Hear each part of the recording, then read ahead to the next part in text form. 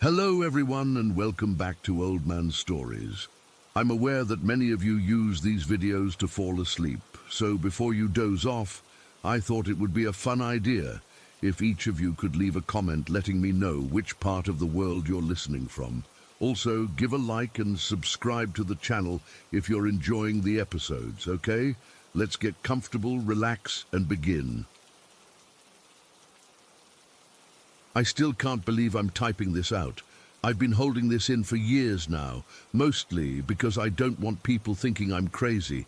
But after what happened last week, I need to get this off my chest. I grew up in rural northern Quebec, about 2 hours from the nearest actual city.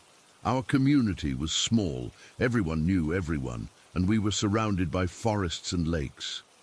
My dad was a hunter, and he taught me everything about the local wildlife from when I was little.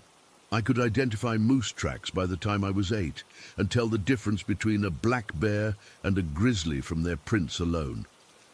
But when I was 14, I started hearing something that didn't match anything my dad had ever taught me. It started in summer. My bedroom was on the second floor of our house, with a window facing the tree line about 50 yards away.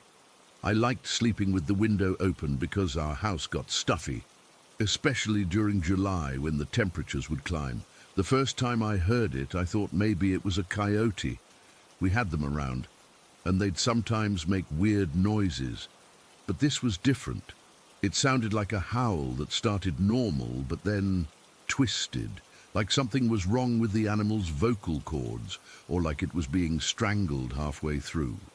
The sound would start as this deep, throaty howl, then break into this choppy, gurgling noise that made my skin crawl.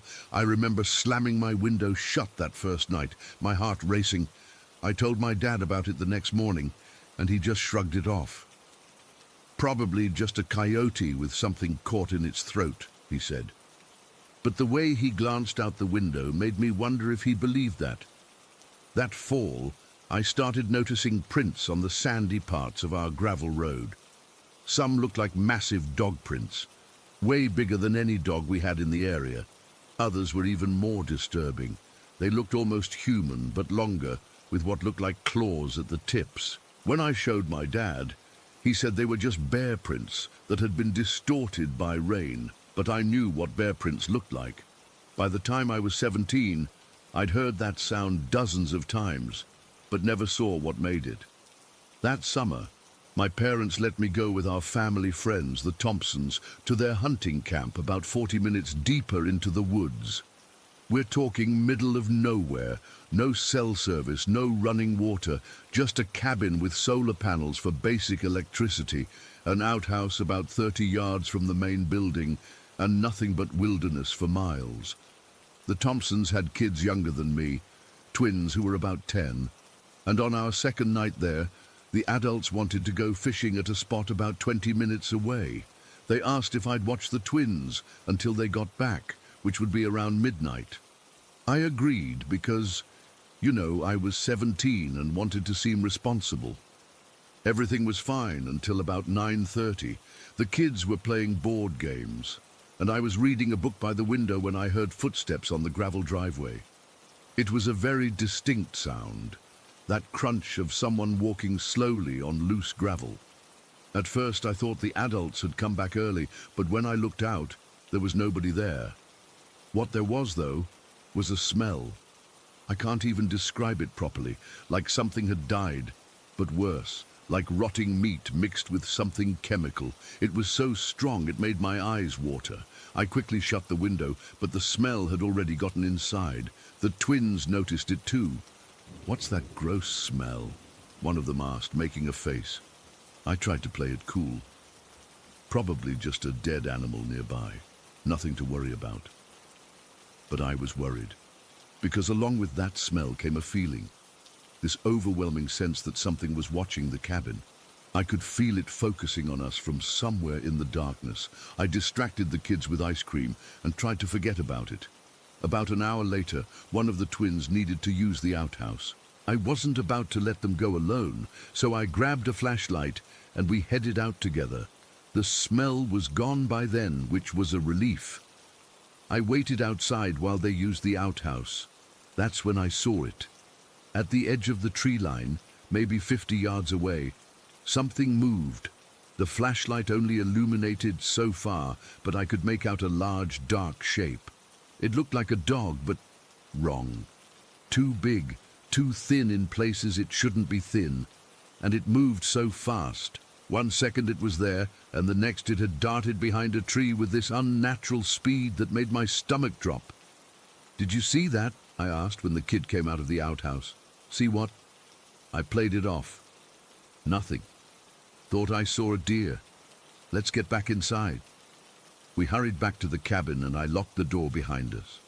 Over the next couple of hours, while waiting for the adults to return, I heard it. That same distorted howl I'd been hearing for years, but closer than ever before.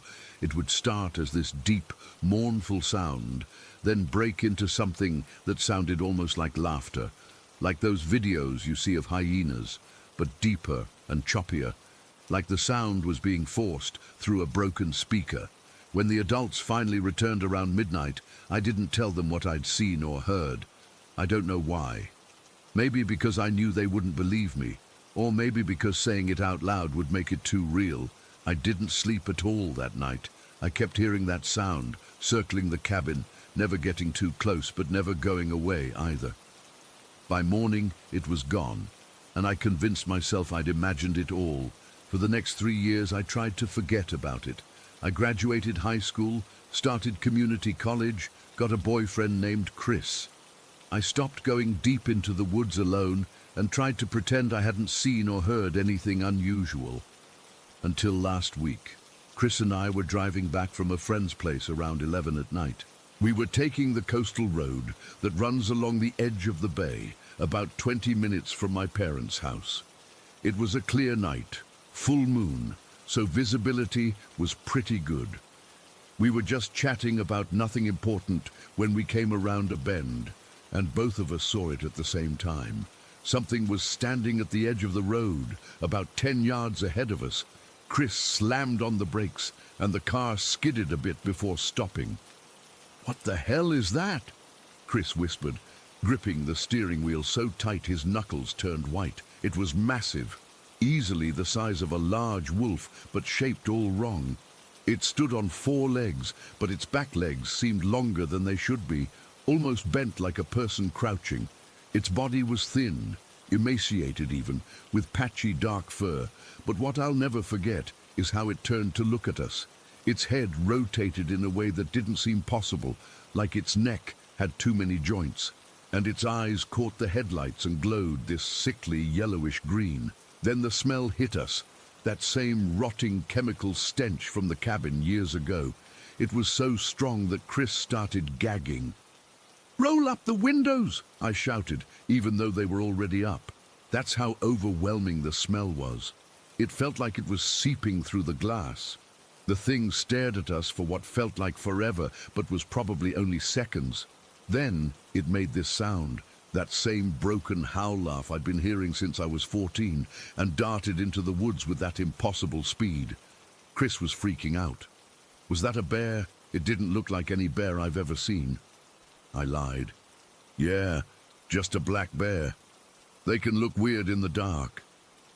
"But that smell." "Probably just rolled in something dead," I said, trying to sound convincing. "Let's get out of here." Chris didn't argue. He hit the gas and we didn't talk much for the rest of the drive.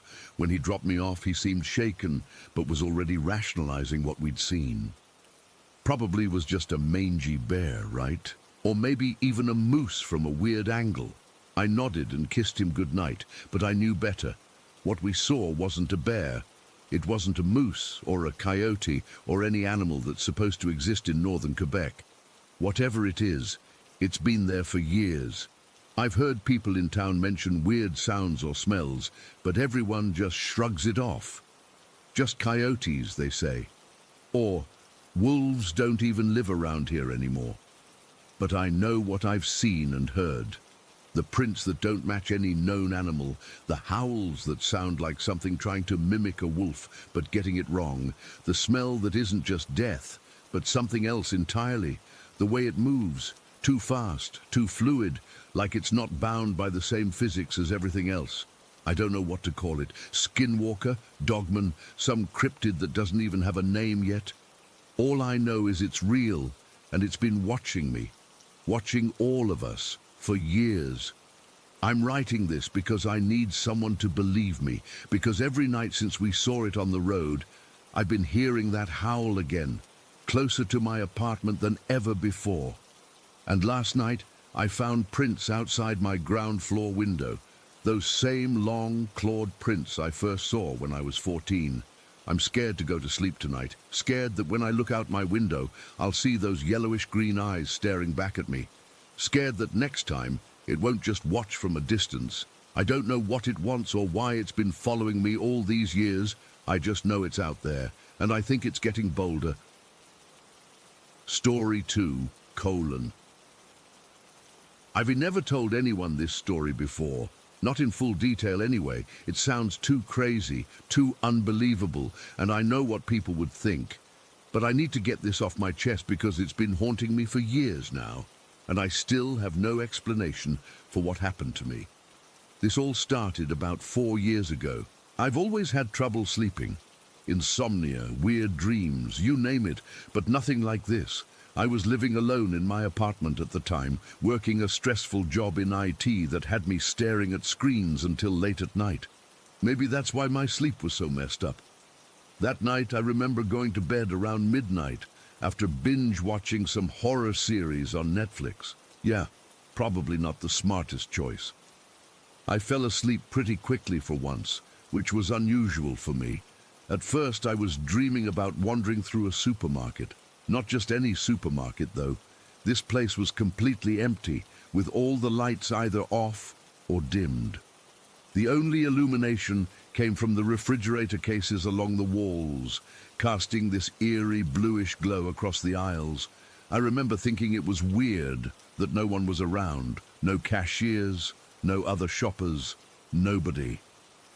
I walked toward the entrance, where there were these huge glass doors. But outside wasn't the parking lot I expected to see. Instead, there was fire, like literal hellfire. Orange and red flames just burning everywhere. I didn't feel scared, though, just confused, like my brain couldn't process what I was seeing. Then everything shifted, the way things do in dreams. Suddenly, I wasn't in the supermarket anymore. I was lying on this ornate bed with dark red velvet covers. It looked like something from a vampire movie, all Baroque style, with wooden carvings on the headboard and these heavy curtains around it. The room was mostly dark, lit only by a few candles. That's when the sleep paralysis hit me. I've had it before, but never like this. I became aware that I was dreaming, but I couldn't move a muscle. Not my arms, not my legs. I couldn't even open my mouth to scream. I was just frozen there, staring up at the ceiling, completely helpless, and then I sensed something in the room with me. At first it was just a presence, a feeling of being watched. But then I saw it move at the foot of the bed, a shadow darker than the darkness around it. The thing that approached me, God, it's still hard to describe. At first glance it looked like a woman. Actually, it looked like someone I'd had a crush on years ago. Then its face shifted to another woman I'd known, then another. It was like it was flipping through my memories, finding faces I'd been attracted to. But no matter what face it wore, there was something wrong, something off about it. Because beneath those human faces I could see something else. The creature had these horns, not like devil horns pointing up, but curved around like snail shells on either side of its head. And I caught glimpses of wings folded behind its back, leathery like a bat's but larger, more like the drawings I'd seen of the Mothman or something from British folklore. I tried to scream, tried to move, but nothing happened. I was completely paralyzed. The thing crawled onto the bed, moving in this jerky, unnatural way. It straddled me, and I could feel its weight on my chest, making it even harder to breathe. Its skin felt cold and slightly damp, like touching a snake. Then it leaned down toward my neck. I felt its breath first, ice cold, with this sickly sweet smell like rotting fruit. Then the pain as it bit into my neck. It wasn't like a vampire bite from movies, quick and clean. This was messy and agonizing, like being stabbed with 2 needles. The worst part was, it was somehow sexual. I don't know how else to describe it. The creature was moving against me, and despite my terror and disgust, my body was responding. I've never felt so violated, so used, so helpless. The whole time I was mentally screaming, begging for it to stop, but no sound came out. I don't know how long it lasted. Time gets weird in dreams, and especially in sleep paralysis. But eventually the weight lifted off my chest. The creature moved away, and I felt myself slipping back into normal sleep. When I woke up the next morning, I felt utterly drained. Not just tired, but exhausted in a way I'd never experienced before. Like something had sucked the life force out of me. My limbs felt heavy, and I had this pounding headache right behind my eyes. I stumbled to the bathroom to splash some water on my face, trying to shake off the dream. That's when I saw it in the mirror. 2 small red marks on the left side of my neck. They were sore to the touch, raised slightly like insect bites, but too large and too perfectly spaced. They looked almost like someone had jabbed me with a red pen, leaving these perfect round dots about 1 inch apart. I told myself it was a coincidence. Maybe I'd scratched myself in my sleep or had an allergic reaction to something, but deep down, I knew that wasn't right. When I went back to my bedroom to get dressed, I noticed something else. There was a small, reddish-brown stain on my white pillowcase. I touched it. It was dry, but definitely hadn't been there when I went to bed. It looked exactly like dried blood. That's when the cold reality hit me. This wasn't just a nightmare or sleep paralysis. Something had actually been in my room. Something had bitten me and drawn blood. I spent the next few days in a state of paranoia. I checked every window and door lock multiple times before bed. I kept the lights on all night. I even considered setting up a camera, but I was honestly too afraid of what I might see. The bite marks faded after about 3 days, and I started to convince myself that maybe I had just had an unusually vivid nightmare combined with some weird coincidences. Life went on. I moved to a different apartment about 6 months later for work reasons. The incident faded in my memory, becoming just a strange, scary story I occasionally thought about but never shared. Then, 2 years after the first incident, it happened again. This time, I dreamed I was in some kind of medieval castle or fortress. Stone walls, narrow windows, torches on the walls. Again, I was alone, wandering through empty hallways. And again, when I looked out the windows, all I could see was fire. Endless flames where there should have been countryside or a courtyard. I found myself in a bedroom. Different from the first dream, but with the same oppressive, ancient feeling. The bed was simpler this time, more like something from a monastery, but still with dark red bedding. The paralysis hit me again. That same helpless feeling of being trapped in my own body, and I knew what was coming. I could sense it approaching before I saw it. This time, the creature didn't bother as much with the faces. It flickered through a few. A woman from work I'd been friendly with, an actress I'd seen recently in a movie, but settled quickly into its true form. Those same snail-shell horns, the wings now partially extended behind it. Its eyes were black pits, completely empty of anything human. I tried to fight it this time. I knew what was happening, and I strained against the paralysis with everything I had. For just a moment, I thought I felt my fingers twitch. But then the thing was on me, its weight pressing down, those cold hands grabbing my wrists. The bite came faster this time, more aggressive, the same spot on my neck, the same burning pain, followed by a bizarre, unwanted pleasure that made me hate myself even as I couldn't resist it. I could actually hear the sound this time, a wet, sucking noise that made my stomach turn. And then something new happened. The creature spoke, not out loud, but directly into my mind. Just 3 words, in a voice that sounded like multiple voices layered on top of each other. "I'll return again." I woke up gasping for air, drenched in cold sweat. Daylight was streaming through my window. I immediately reached for my neck, and sure enough, the same 2 puncture marks, red and swollen and painful to the touch. My hand was shaking as I pulled it away and saw a smear of fresh blood on my fingertips. The pillowcase had a larger bloodstain this time, about the size of a quarter. I ran to the bathroom and threw up. When I looked in the mirror, I could see clear teeth marks around the punctures.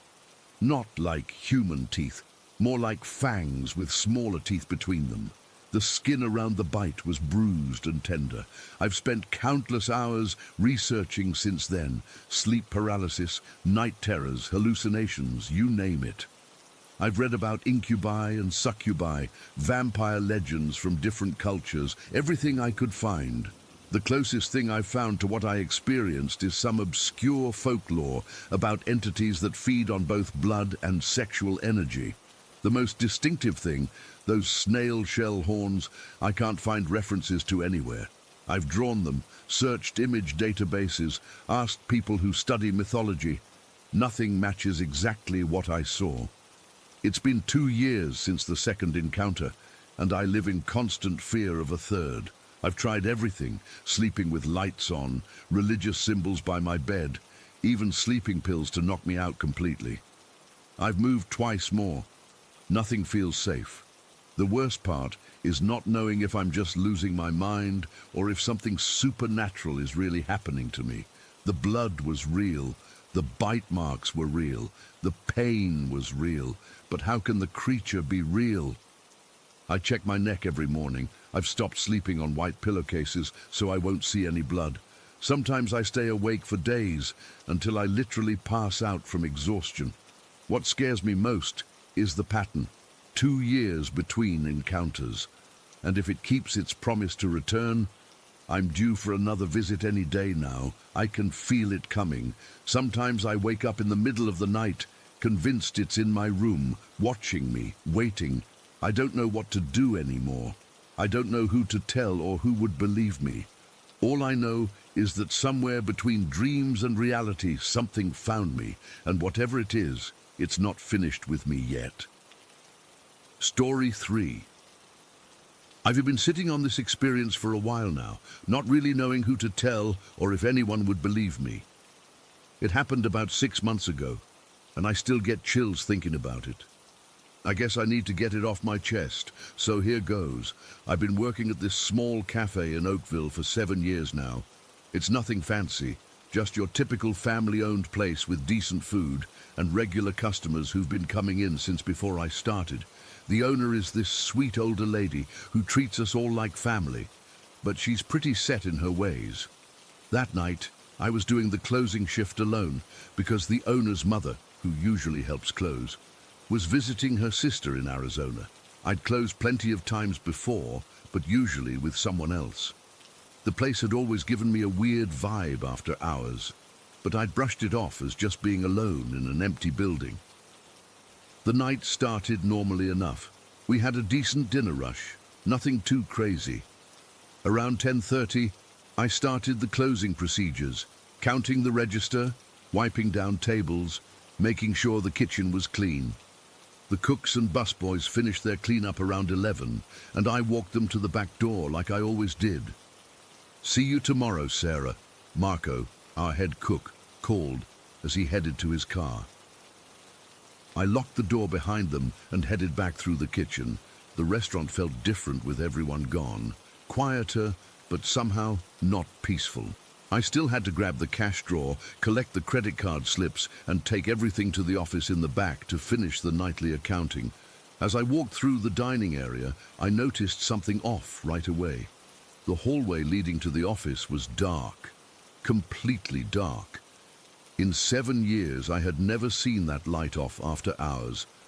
The owner's mother was absolutely religious about keeping that particular light on 24/7, even when the restaurant was closed. It was her thing. She claimed it kept the place safe, whatever that meant. I stood there for a moment trying to make sense of it. Maybe the bulb had burned out, but I had this sinking feeling in my gut. I walked down the hall, feeling my way along the wall until I reached the light switch. I flicked it up, and the light came on immediately. The switch had been physically turned to the off position. My skin crawled. I was the only one with keys to lock up. The owner's mother hadn't been in for days. None of the kitchen staff had any reason to go back to the office area, and even if they did, they knew better than to turn off that light. I tried to rationalize it. Maybe someone hit it accidentally while carrying something, but the switch was recessed into the wall, not the kind you bump into by accident. Look, I should probably mention something here. This cafe has a bit of a history. About 9 years ago, before I started working there, an older man had a heart attack in the bathroom and died before the ambulance could get there. The owner doesn't talk about it much, but the long-term employees do, and weird things have happened over the years. Kitchen pots would click and shift after the kitchen staff had left for the night. Receipt slips would print with no one near the order screen. Toilets would flush after closing time when no one was in the bathroom. But the weirdest part? These things mostly happened when I was around. I grabbed the cash drawer and hurried to the office, trying to shake off the uneasiness. The office felt colder than the rest of the restaurant, even though we don't have separate temperature controls. I sat down at the desk and started counting the day's earnings, working as quickly as I could without making mistakes. Then I heard it, a soft, rhythmic tapping coming from somewhere in the restaurant. Tap, tap, tap. Pause. Tap, tap, tap. I froze, trying to identify the source. It sounded like it was coming from the dining area. My first thought was that someone was at the front door, but we'd been closed for over an hour, and the close sign was clearly visible. Plus, this sounded more like someone tapping a finger on a table. "Hello!" I called out, immediately regretting it. If someone had broken in, I'd just announced my location. The tapping stopped. I sat perfectly still, straining to hear any other sounds. After about 30 seconds of silence, I convinced myself it was just the building settling or the ventilation system making noise. Old buildings make weird sounds, right? I went back to counting, but my hands were shaking so badly I kept losing track. After the third attempt, I gave up and decided to just make a deposit slip for the total amount and sort it out in the morning. As I was writing, the tapping started again, but this time it was louder and faster. Tap, tap, tap, tap, tap. And it was definitely coming from the dining area. I gathered up the cash and receipts, shoved them into the safe and locked it. I needed to get out of there. As I stood up, the lights in the office flickered once, twice, then steadied. My heart was pounding so hard, I could feel it in my throat. This wasn't the first time something like this had happened. About 3 months earlier, I was closing with Jen, another server. We were both in the dining room when the clear glass door that separates the entrance area from the main dining room slammed shut with such force we thought it would shatter. There was no explanation for it. That door is heavy, and it was behind another locked exterior door, so it couldn't have been wind. Jen quit 2 weeks later. Since then, the strange occurrences seem to have intensified, especially when I started closing alone. Chairs would be pulled out from tables I'd just pushed in. The music system would turn on by itself, playing static. Once I found all the sugar containers on one table had been emptied out, the sugar spread across the surface in strange patterns, even though I'd just cleaned that table minutes before. I grabbed my purse and the keys, ready to make a dash for the front door, when the tapping started again. This time it was moving, starting in the dining area, then moving down the hallway toward the office. Tap, tap, tap, getting closer. I stood frozen in place, my eyes fixed on the office doorway. The tapping stopped just outside the door. "Who's there?" I demanded, trying to sound braver than I felt. Silence. Then the temperature dropped so suddenly I could see my breath. In April, in a heated building, I'd had enough. I lunged for the doorway, prepared to push past whatever or whoever was there. But the hallway was empty. I hurried down it anyway, keys clutched in my hand like a weapon, my footsteps echoing on the tile floor. When I reached the dining area, I stopped dead in my tracks. Every single chair in the restaurant had been pulled away from its table. Every single one. I had pushed them all in before I went to the office. It's part of the closing routine. "This isn't funny," I said aloud, my voice shaking. "If someone's here, show yourself right now." In response, one of the chairs at the nearest table slowly, deliberately scraped across the floor, pulling itself further out from the table. I'm not ashamed to admit I screamed. I turned and ran for the front door, fumbling with the keys, dropping them, picking them up again with trembling hands. As I was trying to fit the key into the lock, I felt something cold brush against the back of my neck, like someone had exhaled right against my skin. I whirled around, but there was nothing there. The dining room was empty, the chairs still pulled out from their tables as if set for invisible guests. Then the order screen at the register lit up. It started printing a receipt. I watched in horror as it spooled out, longer than any normal order would be. When it finally stopped, I forced myself to walk over and look at it. It was blank, completely blank. As I stared at it, the lights throughout the restaurant began to flicker, and then one by one, they went out, starting from the back of the restaurant and moving toward the front, like someone was walking through and turning them off as they went. I didn't wait to see what would happen next. I ran back to the door, got it open this time, and burst outside into the cool night air. I didn't stop until I reached my car. With shaking hands, I managed to get the key in the ignition and start the engine. As I was backing out of my parking space, I looked up at the restaurant one last time. In the window of the office, the room at the very back of the building, I could see a light. The office light was on, the same light I had left off when I ran out, and there was a silhouette standing in front of it, just standing there, watching me. I peeled out of that parking lot so fast I'm surprised I didn't crash. I drove straight home, locked every door and window in my apartment, and sat up with all the lights on until morning. The next day, I called in sick. I couldn't face going back there. When I finally did return 2 days later, everything was normal. The chairs were all properly pushed in, the lights worked fine, and there was no evidence of anything unusual having happened. I told the owner I couldn't close alone anymore. I made up some excuse about feeling unsafe in the parking lot at night.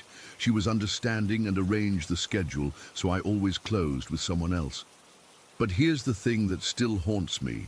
A few weeks after that night, I was looking through some old photos the owner keeps in her album in the break room. It's like a history of the cafe, with pictures of staff and special events going back years. I came across a photo from about 10 years ago showing a birthday celebration for a regular customer. In the background, sitting at a corner table, was an older man I didn't recognize. He was looking directly at the camera with an intense stare that made me uncomfortable even in a photograph. "Who's that?" I asked Maria, one of the long-time servers. She glanced at the photo and her expression changed. "That's Mr. Garland," she said quietly. "He's the one who died in the bathroom. Heart attack." I stared at the photo, a chill running through me. The corner table where he was sitting, it's the same table where the chair had moved by itself that night. I'm still working at the cafe, but I've requested day shifts only. The weird thing is, no one else experiences these things, or at least they don't talk about it if they do. I can't help but feel that whatever is in that restaurant has some kind of connection to me specifically, like it sees something in me that allows it to reach across whatever divides our worlds. I don't know why the spirit of Mr. Garland, if that's who it is, seems fixated on me. I never knew him when he was alive, but sometimes When I'm working and catch movement out of the corner of my eye, I turn to find nothing there. And I get that same cold feeling on the back of my neck. I don't know what to do. I can't explain what happened that night, and I can't prove any of it. But I know what I experienced was real, and I know I'm never closing that cafe alone again. Story 4. I've never shared this with anyone outside my immediate circle. Even typing this makes my hands shake, but I need to get it out there. Maybe someone has experienced something similar and can help me make sense of what's happening in my dorm. It started 3 weeks ago when I got back from spending the weekend at my girlfriend Erin's family farmhouse. I was exhausted after the long drive back to campus and crashed into bed around 11 that Sunday night. My roommate Jay was already asleep in her bed across the room. I remember drifting off almost immediately. I woke up suddenly in the middle of the night. The digital clock on my nightstand read 3:17. The room was pitch black except for the faint glow from my phone charger. I was lying on my side facing the wall when I heard it, a tiny voice, barely above a whisper, coming from somewhere near the foot of my bed. "Erin?" My body went rigid. The voice was so quiet I almost thought I'd imagined it. But then it came again. "Erin." And then, more clearly, "Melissa, I know you're awake." My heart started pounding so hard I could feel it in my throat. The voice wasn't Jay's. It was higher, childlike, with this weird hollow quality that made my skin crawl. I couldn't move, couldn't breathe. I just lay there, eyes wide open in the darkness, listening. Nothing else came. After what felt like forever, I slowly rolled over to look at Jay's bed. She was a motionless lump under her comforter, breathing steadily. I spent the rest of the night staring at the ceiling, too terrified to close my eyes again. In the morning, I convinced myself it was just a weird dream, stress from midterms, probably. I didn't mention it to Jay or our other suite mates, Alice and Danny. We share a bathroom with them in our campus housing setup, but they have their own room across the small hallway. 2 days later, Jay brought it up while we were both studying in our room. "Hey, this is going to sound weird, but have you been coming back to the room between classes lately?" I told her no, I'd been spending my breaks at the library. She looked confused. "That's strange. I swear I heard you in here yesterday. I was in the bathroom and heard you talking on the phone. I even heard your laugh. You know, that snorty one you do." I felt a chill run down my spine. I hadn't been back to our room at all that day until dinner time. And the day before, I heard footsteps in our room when I was in the hallway. I thought it was you, but when I opened the door, nobody was there. That night, I couldn't sleep. I kept thinking about the voice I'd heard and what Jay had said. Around 2 in the morning, I heard it again. Soft footsteps crossing our room from Jay's bed to the door. I lifted my head to look, but Jay was sound asleep, hadn't moved an inch. The footsteps continued into the hallway, then stopped.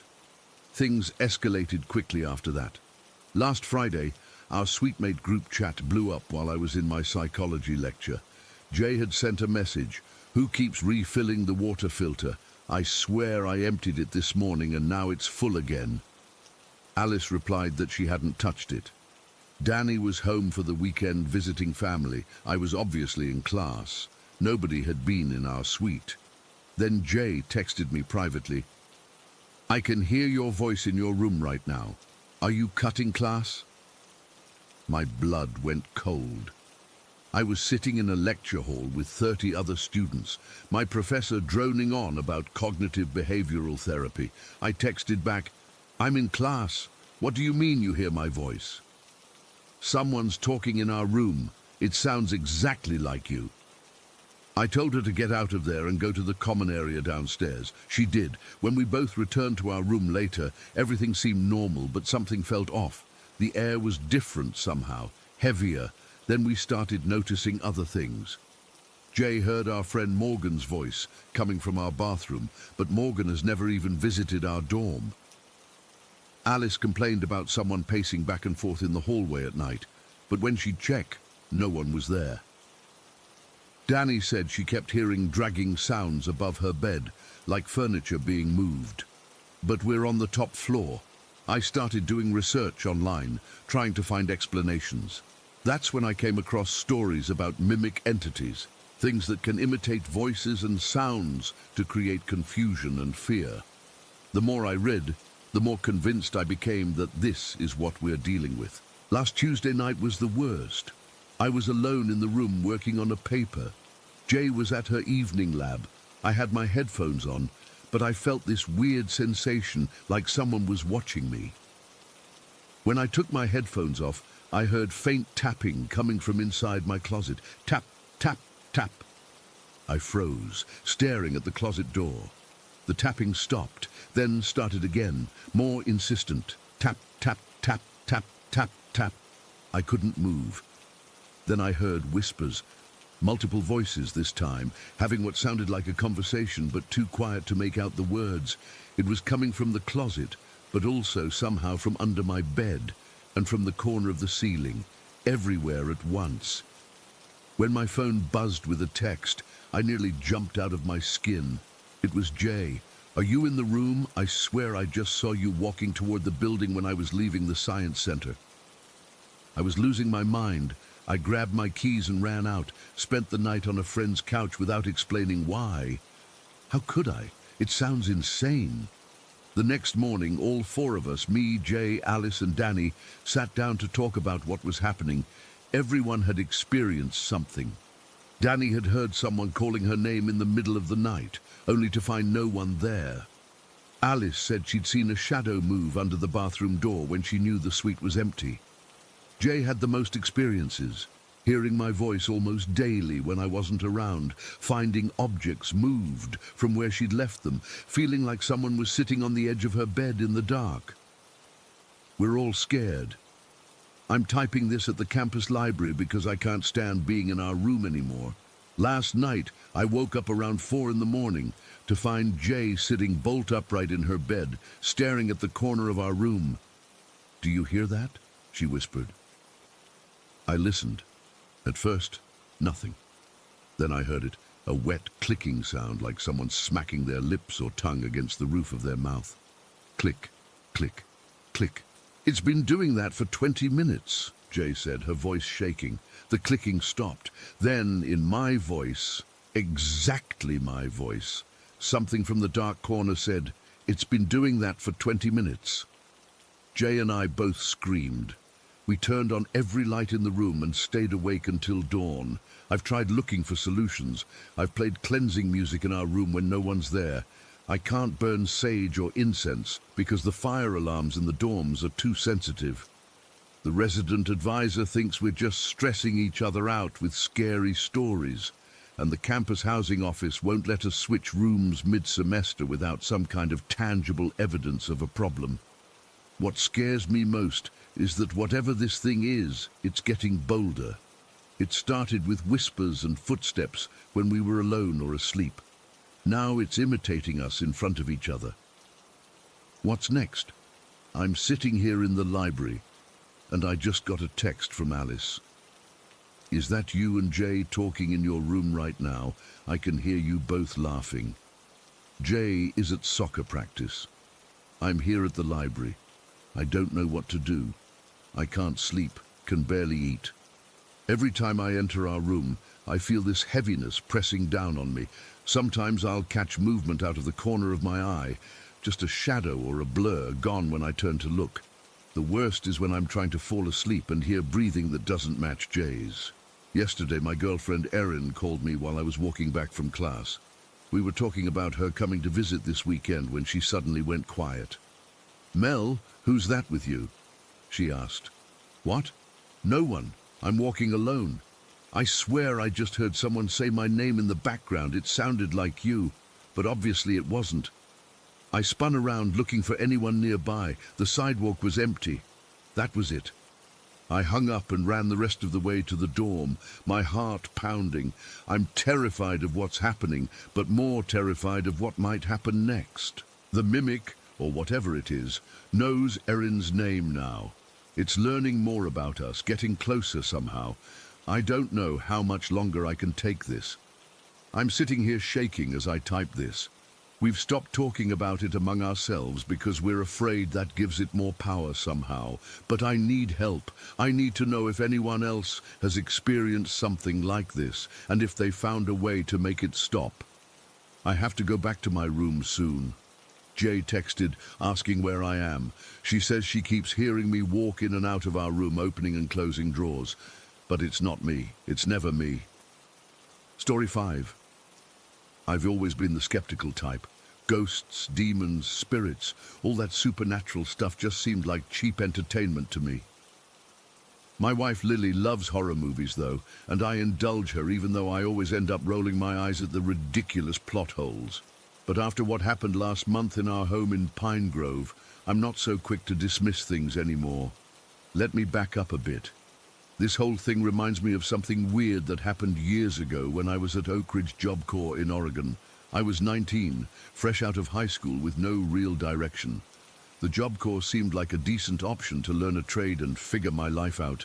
I bunked with this guy everyone called Bacon, not because he loved eating it or anything, but because his last name was something like Bakersfield, and it got shortened to Bacon within his first week there. He was a good roommate, clean, respectful of my space, and we got along well enough.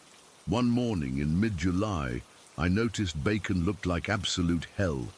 His eyes were bloodshot, hair all over the place. When I asked him what was wrong, he just mumbled something about the heat making it hard to sleep. It was summer in Oregon, sure, but the nights were still cool enough that sleeping wasn't a problem. I didn't push it, though. A few nights later, I had the most terrifying experience of my life, at least until recently. I'd gone to bed around 11, nothing unusual about the night. I remember drifting off pretty quickly. Then suddenly, I was aware. Not awake exactly, but aware. I was lying flat on my back, which was strange because I always sleep on my stomach or side, never on my back. My body felt impossibly heavy, like something was sitting on my chest. I couldn't move a single muscle, couldn't even twitch my fingers. The panic that sets in when your brain is screaming at your body to move and nothing happens. It's indescribable. That's when I noticed the closets. Our dorm room had 3 small closets, one for each of us and a shared one. All 3 doors were standing wide open. I was positive I'd closed mine before bed. I always did. In fact, I'd started shoving a pencil through the handle because the latch was broken and it would drift open during the night. As I lay there paralyzed, I felt something watching me. Not just the vague feeling of being observed, but an overwhelming sense of malevolence directed at me. Whatever was there didn't just see me. It wanted something from me. The air felt thick and cold despite the summer heat. I tried to scream, to call out to Bacon in the bed across the room, but my voice wouldn't work. My lungs felt compressed, like they couldn't expand enough to push air past my vocal cords. I don't know how long it lasted, probably only minutes, but it felt like hours. Finally, I managed to break free. It felt like surfacing after being underwater too long, that desperate gasp for air. I shot up in bed, heart pounding so hard I could hear the blood rushing in my ears. The room was dark, but enough moonlight filtered through the thin curtains that I could see my closet door standing open. The pencil I'd used to secure it was on the floor, snapped cleanly in 2 pieces. Bacon was gone from his bed. I found him in the common room, watching infomercials with the volume barely audible. He didn't seem surprised to see me. Couldn't sleep either, was all he said. We never really talked about it.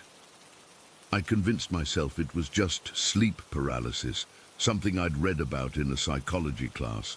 But I never had an episode before or since, and it doesn't explain the broken pencil or the open closet.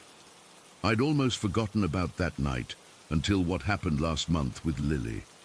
We've been living in our little house in Pine Grove for about 3 years now. It's nothing fancy. A small 2-bedroom with oddly shaped rooms and these weird curtained doorways instead of actual doors in some places. The previous owners were into some bohemian aesthetic, I guess. Lily and I had watched some new horror flick on Netflix. One of those based on true events deals where a family moves into a house and weird stuff starts happening. The usual formula. I spent most of the movie pointing out all the stupid decisions the characters made, which drives Lily crazy, but she puts up with it. After the movie, we went to bed. It was around midnight, and one thing led to another. We were intimate. Sorry for the TMI, but it's relevant to what happened next. I was on top of Lily, facing her, when something made me glance over my shoulder toward our bedroom doorway. We have one of those beaded curtains there, instead of a proper door. Like I said, previous owners had weird taste, and we just never got around to changing it. That's when I saw it. A head. Just a dark silhouette of a human head peeking through the curtain. But here's the thing. It was impossibly high up, almost touching our ceiling, which is a good 8 feet high. I froze completely. Lily noticed and asked what was wrong, but I couldn't speak. The head quickly disappeared, like whoever, or whatever, knew it had been spotted. I jumped up, grabbed the flashlight I keep in my nightstand, and ran out into the hallway. Lily was calling after me, confused and worried. I searched every inch of our house, checked all the doors and windows. Everything was locked from the inside. There was no sign of an intruder. When I finally came back to our bedroom, Lily was sitting up in bed, clutching the sheets to her chest, looking terrified. I told her what I'd seen, and she went pale. "How tall would someone have to be to look in at that height?" she whispered. I measured the next day. Someone would need to be over 7 feet tall to peek through at that level, and that's assuming they were standing on their tiptoes. We didn't sleep much that night, or the next few nights, honestly. I installed a security system the very next day. Cameras, motion sensors, the works. We haven't caught anything unusual on the cameras, but here's where it gets even weirder. About a week after the incident, Lily and I were having breakfast when she casually mentioned that she'd been having trouble sleeping because of the heat. Those were almost the exact words Bacon had used all those years ago. I asked her what she meant. Our house has decent air conditioning, and it wasn't even that hot outside. "I don't know," she said, looking confused. "It just feels hot and heavy in our room at night, like the air is pressing down." That cold feeling of dread washed over me again. I hadn't told Lily the details of what happened at Job Corps. She didn't know about the heaviness, the pressure, the feeling of being watched. I've spent hours researching online, trying to find logical explanations. Carbon monoxide poisoning can cause hallucinations, but our detector is working fine. Sleep paralysis doesn't explain what I saw while wide awake. Break-ins don't explain how someone could disappear from a fully locked house in seconds, or how they could be tall enough to peer in at that height. Last night I woke up around 3 in the morning. Lily was sound asleep beside me, but I was wide awake. That familiar feeling of being watched prickling at the back of my neck. I didn't want to look, but I couldn't help myself. I rolled over to face our bedroom doorway. The beaded curtain was moving slightly, as if someone had just passed through it. There was no breeze, no open windows, nothing that could explain the movement. I lay there, completely still, staring at that doorway until morning came. Nothing else happened, but I couldn't shake the feeling that if I'd gotten up to check, I would have found something waiting for me in the hallway. I still don't believe in ghosts. I can't bring myself to cross that line. But I can't explain what's happening either, and that terrifies me more than any horror movie ever could. We're thinking about moving, but part of me wonders if it would follow us, or worse, if whatever this is has been following me since Oak Ridge. I never believed Bacon about the heat making it hard to sleep. Now I wonder what he really experienced that night. I'm writing this all down because I need to tell someone. Lily and I barely talk about it anymore. I think we're both afraid that acknowledging it will somehow make it stronger. But pretending it's not happening isn't working either. I don't know what to do. I don't know what we're dealing with. I just know that sometimes, when I'm alone in the house, I can feel the air get thick and heavy, and sometimes, just out of the corner of my eye, I see something move that shouldn't be there. And every night before bed, I make sure all the closet doors are firmly shut. Story 6. I've been working as a security guard at Ravenwood Mental Institution for about 8 months now. I usually don't share this stuff, but after what happened last week, I need to get it off my chest. Maybe someone here has experienced something similar. The building itself is a nightmare, a massive brick structure from the 1920s with these tall, narrow windows and this oppressive weight to it. It's built into the side of a hill, which means the 4th floor is completely off the ground on one side. The place has the kind of history that makes your skin crawl. Hangings, murders, patient suicides, staff beatings, deaths from electroshock therapy gone wrong. You name it, it's happened at Ravenwood. I work the night shift, 11 p.m. to 7 a.m. It's usually quiet, just me and a couple nurses on duty. Most of the time I just do my rounds, check the security cameras, and try to stay awake. The pay is decent, and usually it's easy money. Until recently, I'd managed to avoid the 4th floor as much as possible. Everyone who works here knows about it. Even the most hardcore skeptics get quiet when it comes up. The 4th floor has been closed to patients for years now. It's just storage and empty rooms, but there's something about it that feels wrong. The layout is pretty simple. One extremely long hallway with housing units on both sides. Each unit has these 5-inch thick steel doors with small windows. They were designed to keep violent patients contained. Now they just stand empty, or so they're supposed to be. Last Tuesday night, around 3 in the morning, I was feeling particularly brave, or stupid, I guess. The building was dead quiet, and I decided to do a walkthrough of the 4th floor. I'd been putting it off for months, but I told myself I was being ridiculous. It's just an empty floor, right? The elevator ride up felt longer than it should have. When the doors opened, I was hit with this wave of stale, cold air. The hallway stretched out in front of me, dimly lit by emergency lights that cast these long shadows across the floor. The whole place smelled like old paper and disinfectant. I started walking, my footsteps echoing off the walls. Each room I passed was dark and empty. Some still had old hospital beds, others just broken furniture pushed against walls. I tried not to look too closely through the door windows. I'd made it about halfway down the hall when I started to feel watched. You know that feeling where the hairs on the back of your neck stand up? It was like that, but 10 times worse. I kept going, though, telling myself it was just my imagination. Near the end of the hallway, there's this big window that looks out over the grounds. As I got closer, I noticed something that made my heart skip. A handprint on the glass. It wasn't visible from a distance, but up close, it was unmistakable. A small, feminine hand, like someone had pressed their palm against the window. The thing is, this window is on the 4th floor, with nothing below it but a straight drop to the ground. There's no way anyone could have reached it from outside. I stood there for what felt like forever, staring at that handprint. Then I heard it. The sound of someone running behind me, not walking, running. Quick, light footsteps slapping against the tile floor. I froze. Every instinct screamed at me not to turn around, so I didn't. I just stood there, feeling the blood drain from my face as the footsteps got closer, then suddenly stopped. The silence that followed was almost worse than the footsteps.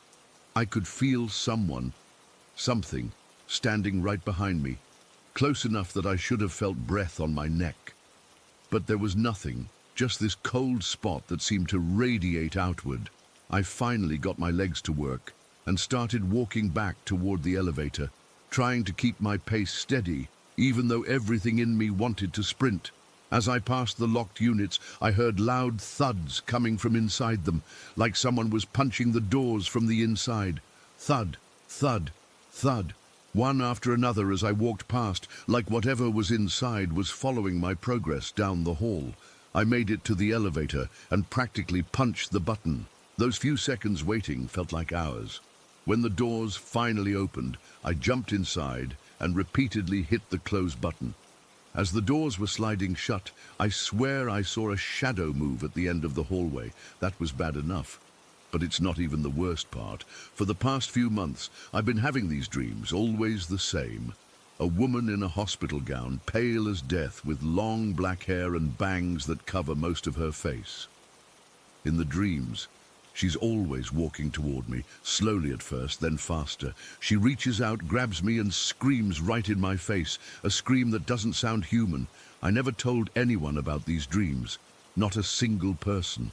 So imagine how I felt when, the morning after my fourth-floor experience, one of the CNAs mentioned seeing the woman during her shift. "What woman?" I asked, trying to keep my voice casual. "You know," she said. "The one with the black hair that covers her face. She wears an old hospital gown. Everyone sees her eventually if they work here long enough." My blood went cold. She described my dreams exactly. Dreams I'd never shared with anyone. "She's been here since the 1950s, the CNA continued, not noticing how pale I'd gone. "Story goes she was a patient who died during electroshock therapy. Some say she was pregnant when they killed her. I couldn't sleep at all that night. I kept seeing that handprint on the window, kept hearing those footsteps. When I finally did doze off around 5 in the morning, the dream came again. But worse this time. In this dream, I saw myself sleeping in my bed. I was watching from above, like I was floating near the ceiling, and there she was, standing next to my bed, looking down at me. I could only see the top of her head, that long black hair. Slowly, she raised her face, and though I still couldn't see past her bangs, I knew she was looking right at me, the real me floating above. She reached up, impossibly fast, and grabbed my floating self. Her hands were ice-cold and strong as steel. She pulled me down to her face, and I caught a glimpse of her eyes through her hair. Black, empty spaces where eyes should be. Then she shoved me back into my sleeping body. I woke up gasping, feeling like I'd been dropped from a height. My chest hurt like someone had been sitting on it, and there were 4 distinct bruises forming on my arm, finger marks like someone had grabbed me. The next night at work, I was a wreck. I couldn't focus, jumped at every sound. Around 2 in the morning, I was in the security office watching the monitors when I noticed something on the 4th floor camera. It shouldn't have been possible. That camera had been broken for weeks. We'd been waiting on maintenance to fix it, but there it was, showing the hallway in grainy black and white. And there was someone walking down that hallway, a woman in what looked like a hospital gown. I radioed the night nurse, asking if anyone was supposed to be on 4. She said no, of course not. The floor was locked. I watched as the figure moved slowly down the hall, stopping at each door. The quality was too poor to make out details, but I knew who it was. I should have stayed in the office. That would have been the smart thing to do. Instead, I found myself heading for the elevator, my heart pounding so hard I could hear it in my ears. I told myself I needed to check it out, that it was my job. The truth was, I needed to know if she was real. The 4th floor was colder than it should have been when I stepped off the elevator. The emergency lights flickered, creating moving shadows that made me flinch. I took out my flashlight and swept it down the empty hallway. Nothing. No movement, no woman, just empty rooms and silence. I walked slowly down the hall, checking each room through the door windows. Empty, all empty. I was almost at the end, starting to think I'd imagined the whole thing, when I heard a soft sound behind me, like bare feet on tile. I turned, swinging my flashlight around, and caught a glimpse of something white disappearing around the corner at the far end of the hall. I followed, my legs moving almost against my will. Around the corner was a small alcove with a maintenance door. It was closed, but as I watched, the handle turned slowly. The door creaked open, revealing a dark stairwell I didn't even know existed. I stood there, flashlight aimed at the open door, paralyzed with fear. From the darkness, I heard a whisper, a woman's voice, barely audible. "Connor." My name. She knew my damn name. I backed away, unable to take my eyes off that dark doorway. As I retreated, I saw a pale hand emerge from the darkness, gripping the edge of the door. Long, thin fingers with dirty nails. Then another hand. Then a face began to emerge, pale, with that curtain of black hair. I ran. I'm not ashamed to admit it. I ran like hell back to the elevator, the sound of bare feet slapping against tile following me the whole way. I made it inside and hit the button for the lobby, and as the doors closed, I saw her at the end of the hall, standing perfectly still. When I got back to the security office, I immediately checked the camera feed. The fourth floor camera was dead again, showing nothing but static. I checked the footage from when I thought I saw her, but there was nothing, just an empty hallway. I quit that job the next day, made up some excuse about family problems. I couldn't tell them the truth, that I was terrified of what was waiting for me on the fourth floor, or worse, what might follow me home. It's been a week now, and I haven't had the dream again. But last night I woke up around 3 a.m. to find my bathroom mirror fogged up, even though I hadn't taken a shower, and there, in the condensation, was a handprint. A small, feminine handprint, exactly like the one on the window. I'm writing this from a hotel room. I don't think I can go back to my apartment. I don't know what she wants from me, but I'm afraid I'll find out soon. The worst part is, I keep feeling like I'm being watched, even now. And sometimes, out of the corner of my eye, I catch glimpses of something moving, something pale with long black hair. Story 7. I still can't explain what happened that morning 6 months ago. I've worked retail for almost 7 years now, so I've seen my share of weird customer behavior, but nothing like this. I'm not one of those people who believes in ghosts or whatever, but this experience at the store where I work as assistant manager has seriously messed with my head. For context, our store is in this older building in Portland that used to be a community grocery store back in the 80s and 90s. It was apparently a big deal in the neighborhood before the chain supermarkets moved in. Now, we're a health and wellness retail shop, selling vitamins, supplements, and natural products. Business hasn't been great lately. We're probably 6 months from closing for good, if I'm honest. So this happened on a Tuesday in January. It was one of those grey, drizzly Portland mornings where it feels like the sun never actually comes up. I arrived at 5:45 a.m. to open with my manager, Diane. She's been with the company for over 15 years and manages everything by the book. Usually we have at least one other person for opening, but with budget cuts, it's just been the two of us lately. The morning routine never changes. We come in through the back entrance, disarm the alarm, turn on all the lights, and then split up to get the registers ready. Diane checks the daily promotions while I count the tills and make sure everything's set up for the day. We weren't expecting many customers. Tuesdays are always slow, especially in the morning, and even more so with the weather being so miserable. By 6:30, we had completed all our opening tasks. The store was ready, but we don't officially open until 7. Diane went to the back office to check emails, and I stayed at the front, organizing some promotional materials on the counter. Our store has these automatic sliding doors at the entrance with motion sensors. They're pretty sensitive. Sometimes they open if a large truck passes by on the street. At about 6:45, I heard the familiar whoosh of the doors opening. I looked up, expecting to see Diane, but the doors had opened and closed with nobody coming through. At least nobody I could see. I figured it was probably just a malfunction, or maybe someone had walked past outside. I made a mental note to have the sensors checked. I went back to organizing the counter when something caught my eye. Standing at the far end of aisle 7, our supplement aisle, was a man. He just appeared. I swear I hadn't seen him walk down the aisle. The store was completely silent, and our floors are the kind that make noise no matter how carefully you walk. But there he was. He looked to be in his 50s, maybe 5'9", with a darker complexion and short black hair with some grey at the temples. Nothing about him was particularly unusual, except for how he'd appeared out of nowhere.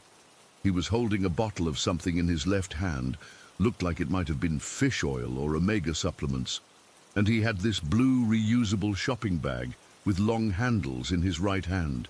The bag had some kind of logo on it. I couldn't make out from where I was standing. The man was just reading the product label, completely normal shopping behavior. He was wearing a brown jacket, jeans, and what looked like work boots. Nothing strange about his appearance at all.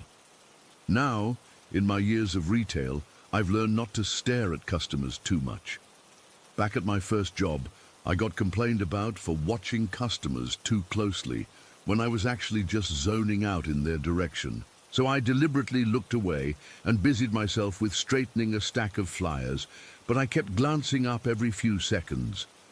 The weird thing was, I never saw him move to a different spot in the aisle.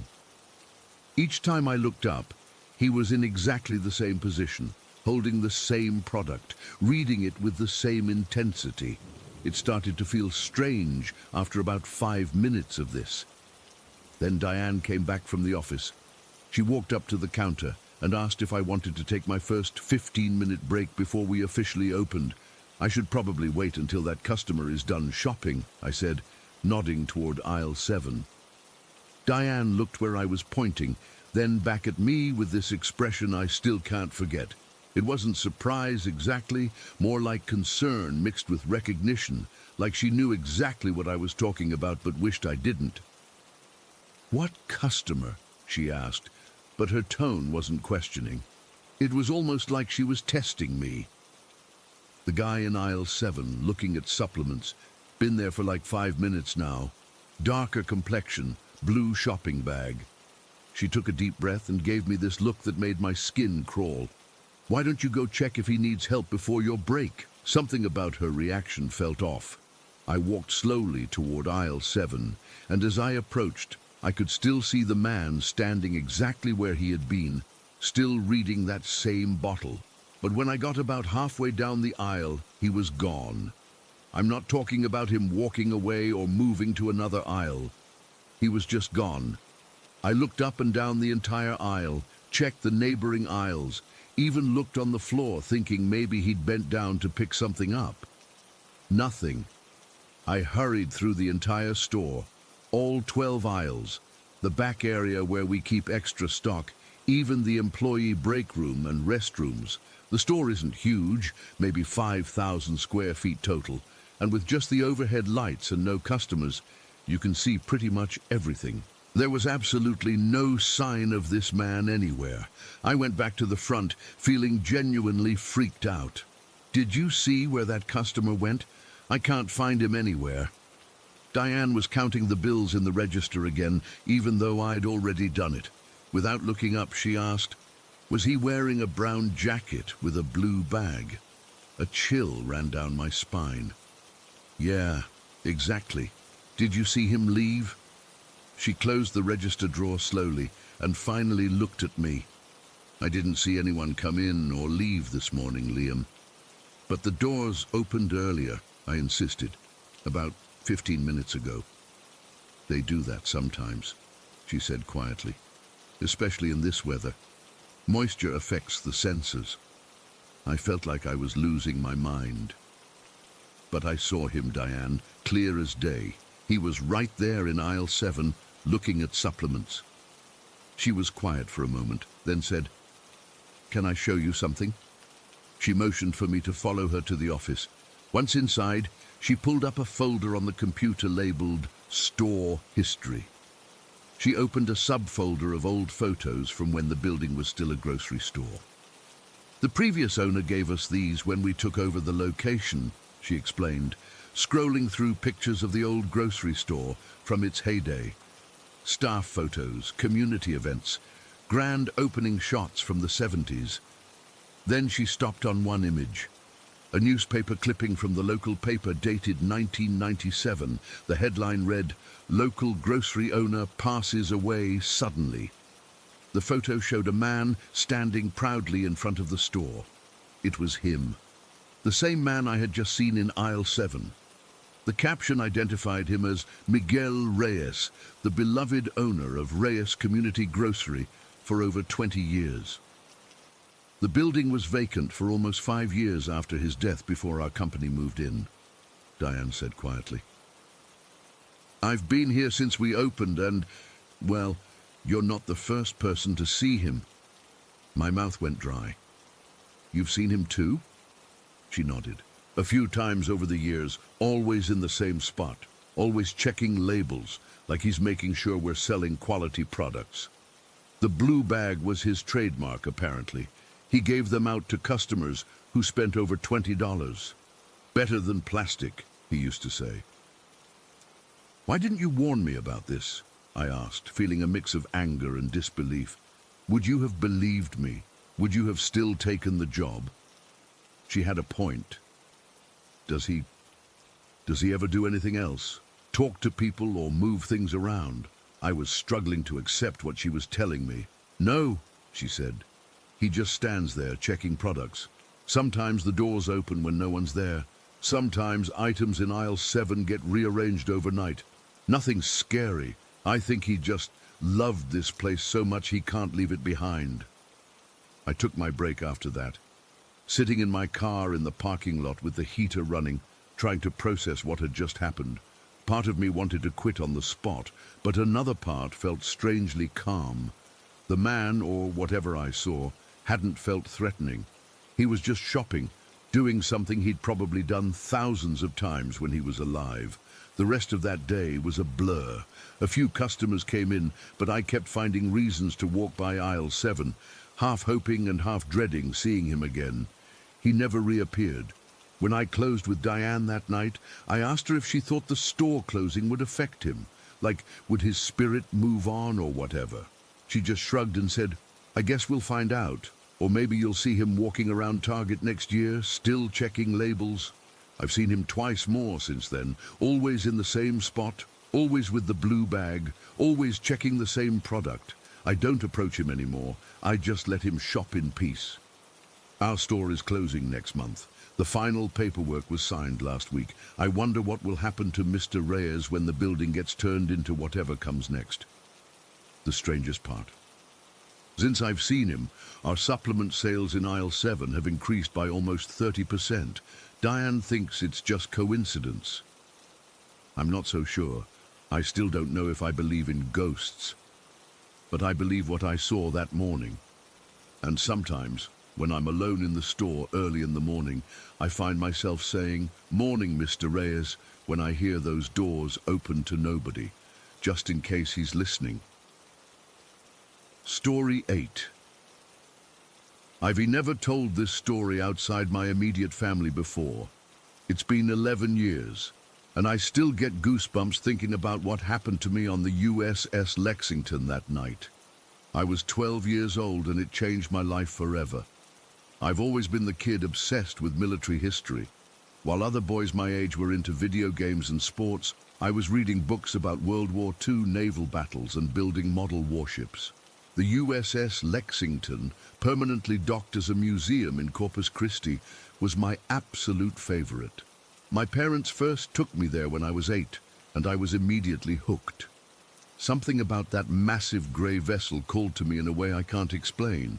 By the time I was 12, I'd visited the Lexington at least 15 times. The tour guides knew me by name.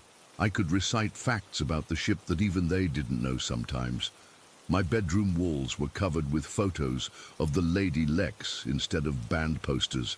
I knew her displacement tonnage, aircraft capacity, battle history. I was that kid.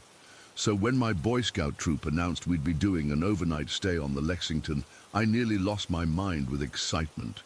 The museum occasionally hosts these overnight programs where groups can actually sleep aboard the ship. My dad was one of the chaperones, which made it even better. The day finally arrived in June 2012.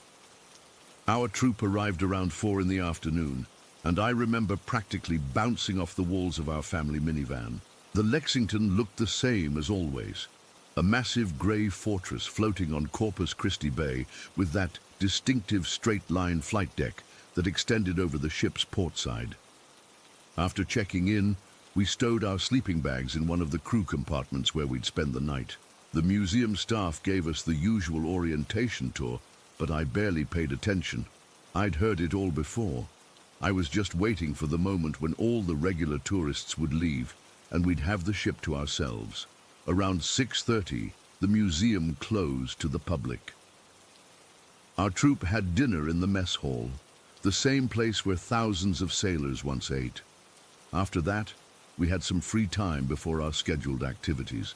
My dad knew how much I loved the flight deck, so he suggested we head up there to watch the sunset. It was a beautiful evening, warm, but not too hot, with a light breeze coming off the water.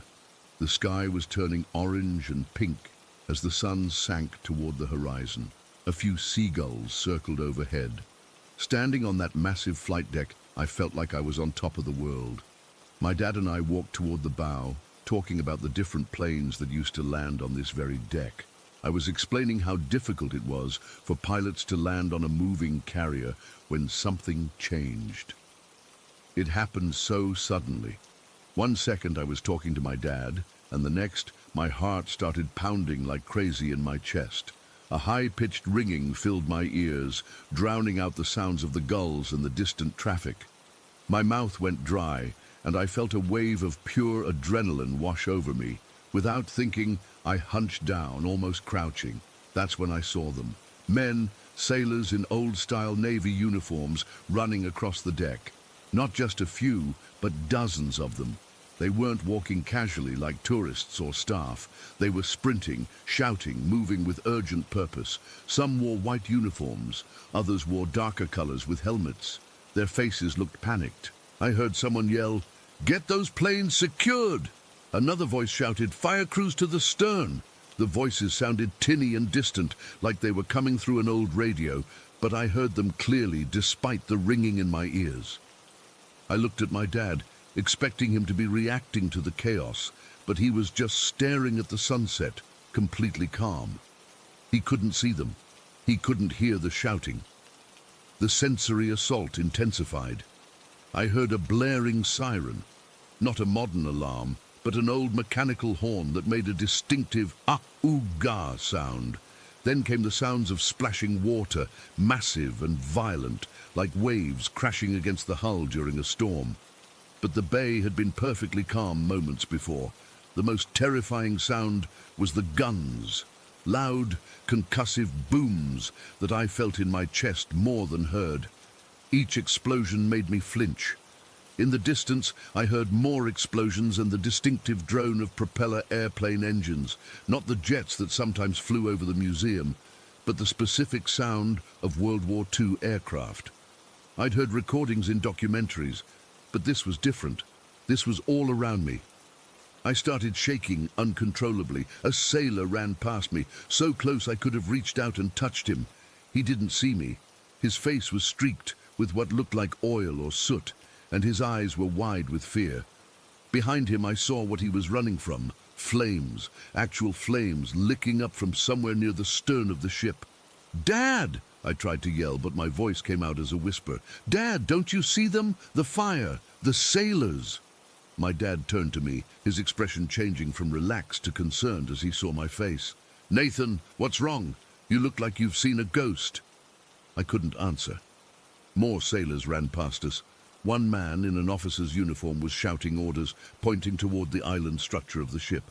I heard the distinctive ping of what I somehow knew was the ship's internal communication system. Pure panic took over. I ran. Not away from the visions, but across the deck, toward the island structure. I wasn't thinking clearly. I just needed to get somewhere else, somewhere away from the chaos and the fire and the men who couldn't see me. I flung open a door, not one of the usual tourist entrances, but a heavy metal door that I somehow knew would lead me inside. I realized later this was the helicopter control room, an area completely off limits to visitors. I have no idea how I knew which door to open or how it was unlocked. Realizing my mistake, I quickly backed out and found the correct doorway that led to the escalator down to the hangar deck. My feet barely touched the steps as I descended. The moment I stepped onto the hangar deck, everything stopped. The sirens, the shouting, the explosions, all gone. The ringing in my ears faded. My heart still pounded, but the overwhelming sensory assault simply vanished. I stood there, gasping for breath, my t-shirt soaked with sweat, trying to process what had just happened. My dad came down the escalator behind me. "Nathan, what the hell was that about? Are you okay?" I couldn't speak at first. I just shook my head, trying to find words. You didn't see them. The sailors, the fire, the look on his face told me everything. He hadn't seen a thing. To him, we'd been having a nice evening on an empty flight deck, and I'd suddenly freaked out and run away. "I think I need some water," I managed to say. We went to the museum's vending area, and I gulped down a bottle of water. My hands were still shaking. My dad kept asking what had happened, and I tried to explain, but the more I talked, the crazier it sounded. Eventually, I just said I'd gotten dizzy and panicked. He seemed to accept that, though he watched me carefully for the rest of the evening. We rejoined our troop for the scheduled activities, but I was just going through the motions. My mind was trying to make sense of what I'd experienced. It wasn't a dream or a daydream. It was too vivid, too detailed, too real. That night, lying in my sleeping bag in the crew quarters, I couldn't sleep. Every time I closed my eyes, I saw those men running, heard those explosions. I kept thinking about the faces I'd seen, especially that one sailor who'd run past me, the one with the sooty face and terrified eyes. Who was he? Did he survive whatever battle I'd glimpsed? The next morning, as we were packing up to leave, I snuck away to the ship's museum section. There was a display about the original USS Lexington, the one that had been sunk in the Battle of the Coral Sea in 1942. This ship, the one I was standing on, was actually the second Lexington, renamed in honor of the first. But some of the artifacts and photos were from the original vessel. Looking at those old black and white photos, I felt a chill run down my spine. The uniforms matched what I'd seen. The layout of the flight deck in the old photos looked exactly like what I'd witnessed. I'm 23 now. I've been volunteering at the Lexington Museum since I was 16. I've learned every inch of that ship, studied its history obsessively, talked to veterans who served aboard her. I've never experienced anything like that night again, though sometimes, when I'm alone on the flight deck at sunset, I feel a strange prickling at the back of my neck, like someone's watching me. I've researched both Lexingtons extensively. The original ship suffered a massive fire after being hit by Japanese bombs in May 1942. The scenes I witnessed, the frantic sailors, the fire crews, the explosions, match eyewitness accounts of her final battle almost exactly. But how could I have seen that? How could I have heard it, felt it, experienced it so vividly? I wasn't just seeing images, I was there somehow in the middle of it all, and that door I opened, the helicopter control room, I had no way of knowing it was there. I'd never been in that section of the ship before. Yet in that moment, I went straight to it. I still don't have answers. Was it some kind of hallucination, a vivid daydream fueled by all the books I'd read, or did I somehow tap into something else? Some residual energy or memory imprinted on the ship itself? All I know is that what I experienced was real to me, as real as anything I've ever felt. And even now, 11 years later, I can close my eyes and see those sailors running, hear those explosions, feel that same terror and urgency. Something happened to me on the USS Lexington that night. Something I can't explain, and I've never stopped trying to understand it. Story 9. I never believed in the paranormal before moving into our cottage. I'm still not sure I do, but what happened to us defies any logical explanation I can come up with. My husband James and I bought the place about 7 months ago. An old blacksmith's cottage built sometime around 1700 in a quiet village in Yorkshire. We'd both hit our late 30s and wanted to escape London for something with character and history. From the moment we first viewed it, the cottage felt right. Unlike those stereotypical haunted old houses, there was nothing creepy about it. The stone walls, low beam ceilings, and the original forge, now converted into a cozy den, gave it this incredible warmth. Our friends joked about ghosts when they heard where we were moving, but honestly, we both felt comfortable from day one. The isolation was perfect, just what we wanted after years of city noise. The first incident happened about 3 weeks after we moved in. We'd spent the day unpacking the last boxes and arranging our bedroom. We were exhausted, and I remember how much I was looking forward to sleeping in our own bed after camping on a mattress on the floor for days. James pulled back the duvet, and there it was, a single metal screw sitting dead center on our fitted sheet. We both stared at it. "Did you put that there?" I asked him. "Why would I put a screw on our bed, Emma?" he replied, looking as confused as I felt. It was just a normal wood screw, maybe 1.5 inches long, silver-colored, nothing special. We assumed it must have fallen out of a box or pocket and somehow landed there, though it seemed oddly placed. James flicked it into his palm and tossed it into our DIY box.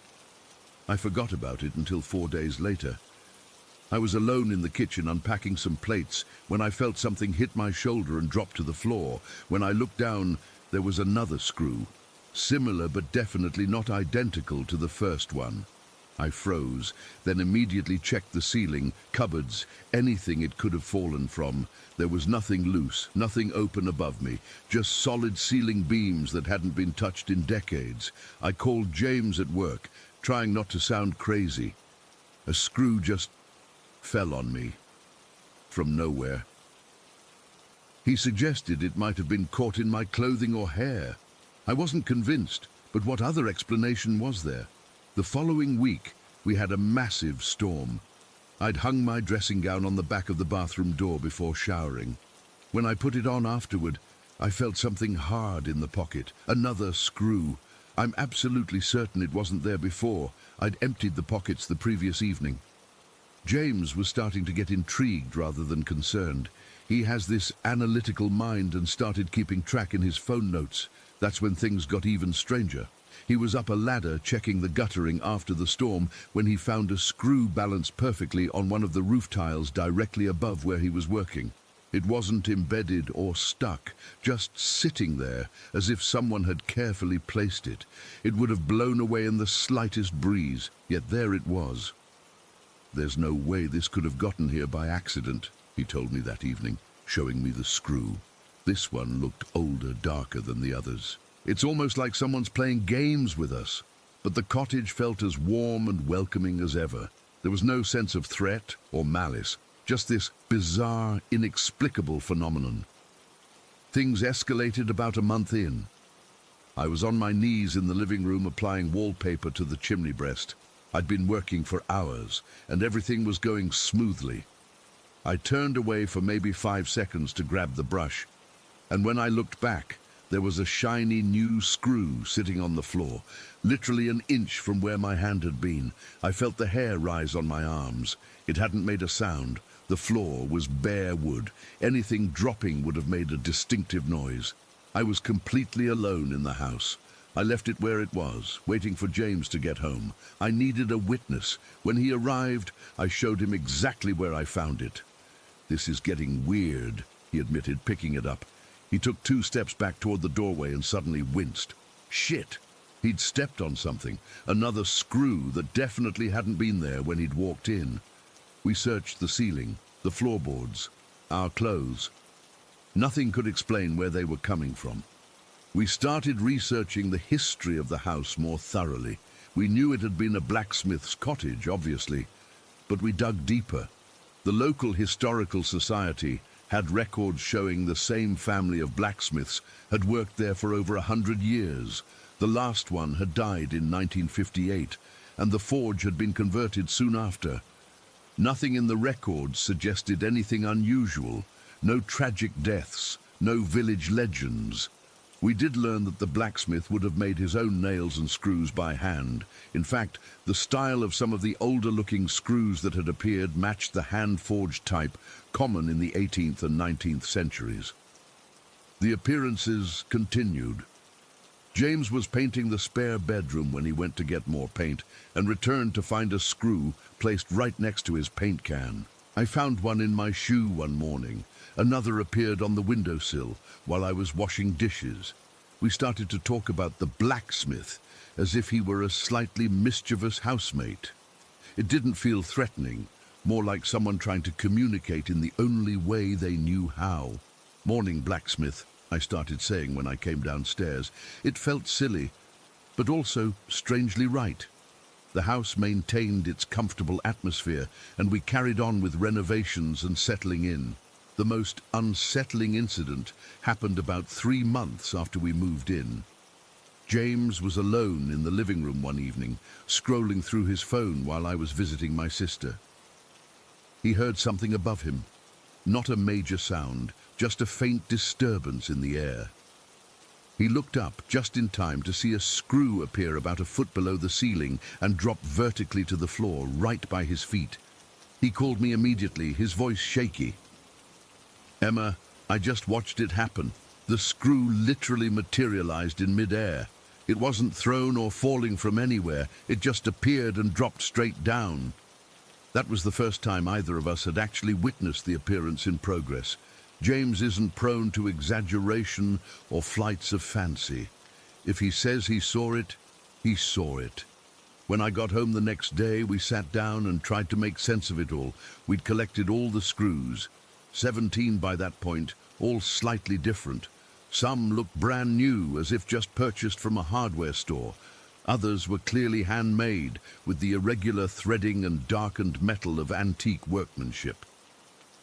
"Do you think we should be worried?" I asked him. James turned one of the older screws in his fingers. "It doesn't feel malicious. If something wanted to scare us, there are much more frightening things it could do than leave screws around." I had to agree. Despite the impossibility of what was happening, the cottage still felt like home. We'd never experienced cold spots, heard strange noises, or felt unwelcome. Just screws appearing in impossible places. We considered reaching out to paranormal investigators, but hesitated. The cottage was our sanctuary away from the world, and we didn't want strangers tramping through with equipment and theories. Plus, what would we even say? "Our house keeps giving us screws." It sounded ridiculous. Instead, we decided to try communicating directly. That evening, James placed his tools from the ongoing renovations neatly on the workbench in what used to be the forge. Hammers, screwdrivers, a box of modern screws, all arranged as a sort of offering or invitation. "If you're trying to tell us something," he said aloud to the empty room, "we're listening." The next morning, we found a perfect circle of 7 screws on the workbench, with the oldest, most clearly hand-forged one in the center. None of them were screws James had left out. I don't mind admitting I got goosebumps. It was unmistakably deliberate, a response to our attempt at communication. That was 2 months ago. The screws still appear occasionally, but less frequently now. We've started to notice patterns. They often appear when we're working on the house, painting, decorating, fixing things, almost like approval, or perhaps guidance. We found one balanced on the thermostat when we were discussing whether to replace the old heating system. Another appeared next to a cracked floorboard we hadn't noticed. Last week I was looking through old property records online and discovered something interesting. The last blacksmith who lived here, Harold Tennant, was known locally for his precision work on small items. His specialty, custom-made screws for furniture makers and clockmakers in the region. I still don't know what to make of all this. We've now found 34 screws in total, all in circumstances that defy explanation. We keep them in a wooden box on the mantelpiece above the old forge hearth. Sometimes, when the light hits just right through our windows, the box seems to glow slightly. Are we living with the ghost of Harold Tennant, or one of his ancestors? Is there some kind of portal or time slip in our house that's bringing objects from the past? Or is it something else entirely that we don't have the framework to understand? I don't know. But whatever or whoever is causing this seems to approve of us being here, taking care of this place that was clearly loved by someone long ago. We've stopped being startled when we find a new screw and instead just add it to the collection. Yesterday, James found a tiny, perfectly made screw next to the crib we've just started assembling. We only told our parents about the baby last week. Somehow it seems our blacksmith already knows. Story 10. I still can't explain what happened that day. It's been 3 months, and I keep replaying it in my head, trying to make sense of it. I'm not someone who believes in ghosts or the paranormal. I'm actually a marine biologist by training, though these days I mostly make my living as a professional dog walker along Scotland's west coast. Science has always been my foundation. But what happened that rainy August day at Ravensport Beach has shaken everything I thought I knew about reality. It was a Tuesday, dreary as hell, with that fine Scottish drizzle that soaks you to the bone without you even realizing it. The kind of day most people avoid the beach entirely. Perfect for me and my pack of dogs who needed their exercise regardless of the weather. I had 5 dogs with me that day. Max, a boisterous Labrador; Pepper, a nervous border collie; Finn, an elderly spaniel; and 2 Jack Russell siblings, Rosie and Rascal. I decided on Ravensport Beach specifically because of the weather. It's a beautiful spot, about 20 minutes from town, down this winding coastal road that eventually turns into a rough, single track leading to the beach. There's no proper car park, just this grassy field that's been flattened over the years by vehicles, with enough space for maybe 15 cars if people park considerately. It's split into 2 separate bays, divided by a rocky outcrop, which is handy when other people show up and you want some space. I remember checking the time as I turned onto the track, 2:12. I was mentally calculating how long I could let the dogs run before the rain potentially got worse. That's when I noticed headlights in my rearview mirror. No, wait, that's not right. The car was actually ahead of me, not behind. That's important. I remember feeling a little annoyed because I'd specifically chosen Ravensport to avoid people. The beach would normally be deserted in this weather. I followed the car down the track, keeping a respectful distance. It was a dark blue Ford Mondeo estate with one of those large roof boxes on top. Nothing remarkable about it, just a regular family car. I figured I'd let them choose which bay they wanted, and I'd take the dogs to the other one. When we reached the parking area, I pulled into the first available space, but the Mondeo continued driving to the far end. There was plenty of room. Like I said, the place was empty otherwise, so I wasn't bothered. I put my van in park and turned off the engine, but kept watching the other car through my windshield, waiting to see which direction they'd head off in so I could go the opposite way. And that's when things got weird. The Mondeo started to park, but it was doing it so slowly, painfully slowly, like imagine someone parallel parking for the first time, but 10 times slower. It kept inching forward, then stopping, then inching forward again. At first I thought maybe they were struggling with the muddy ground, or perhaps they were elderly drivers being extra cautious. I waited for what felt like ages. The dogs were getting restless in their crates in the back. Rosie and Rascal in particular were whining and scratching at their crate door. Max was doing that deep bark he does when he's impatient. I checked my watch. It was now 2:28.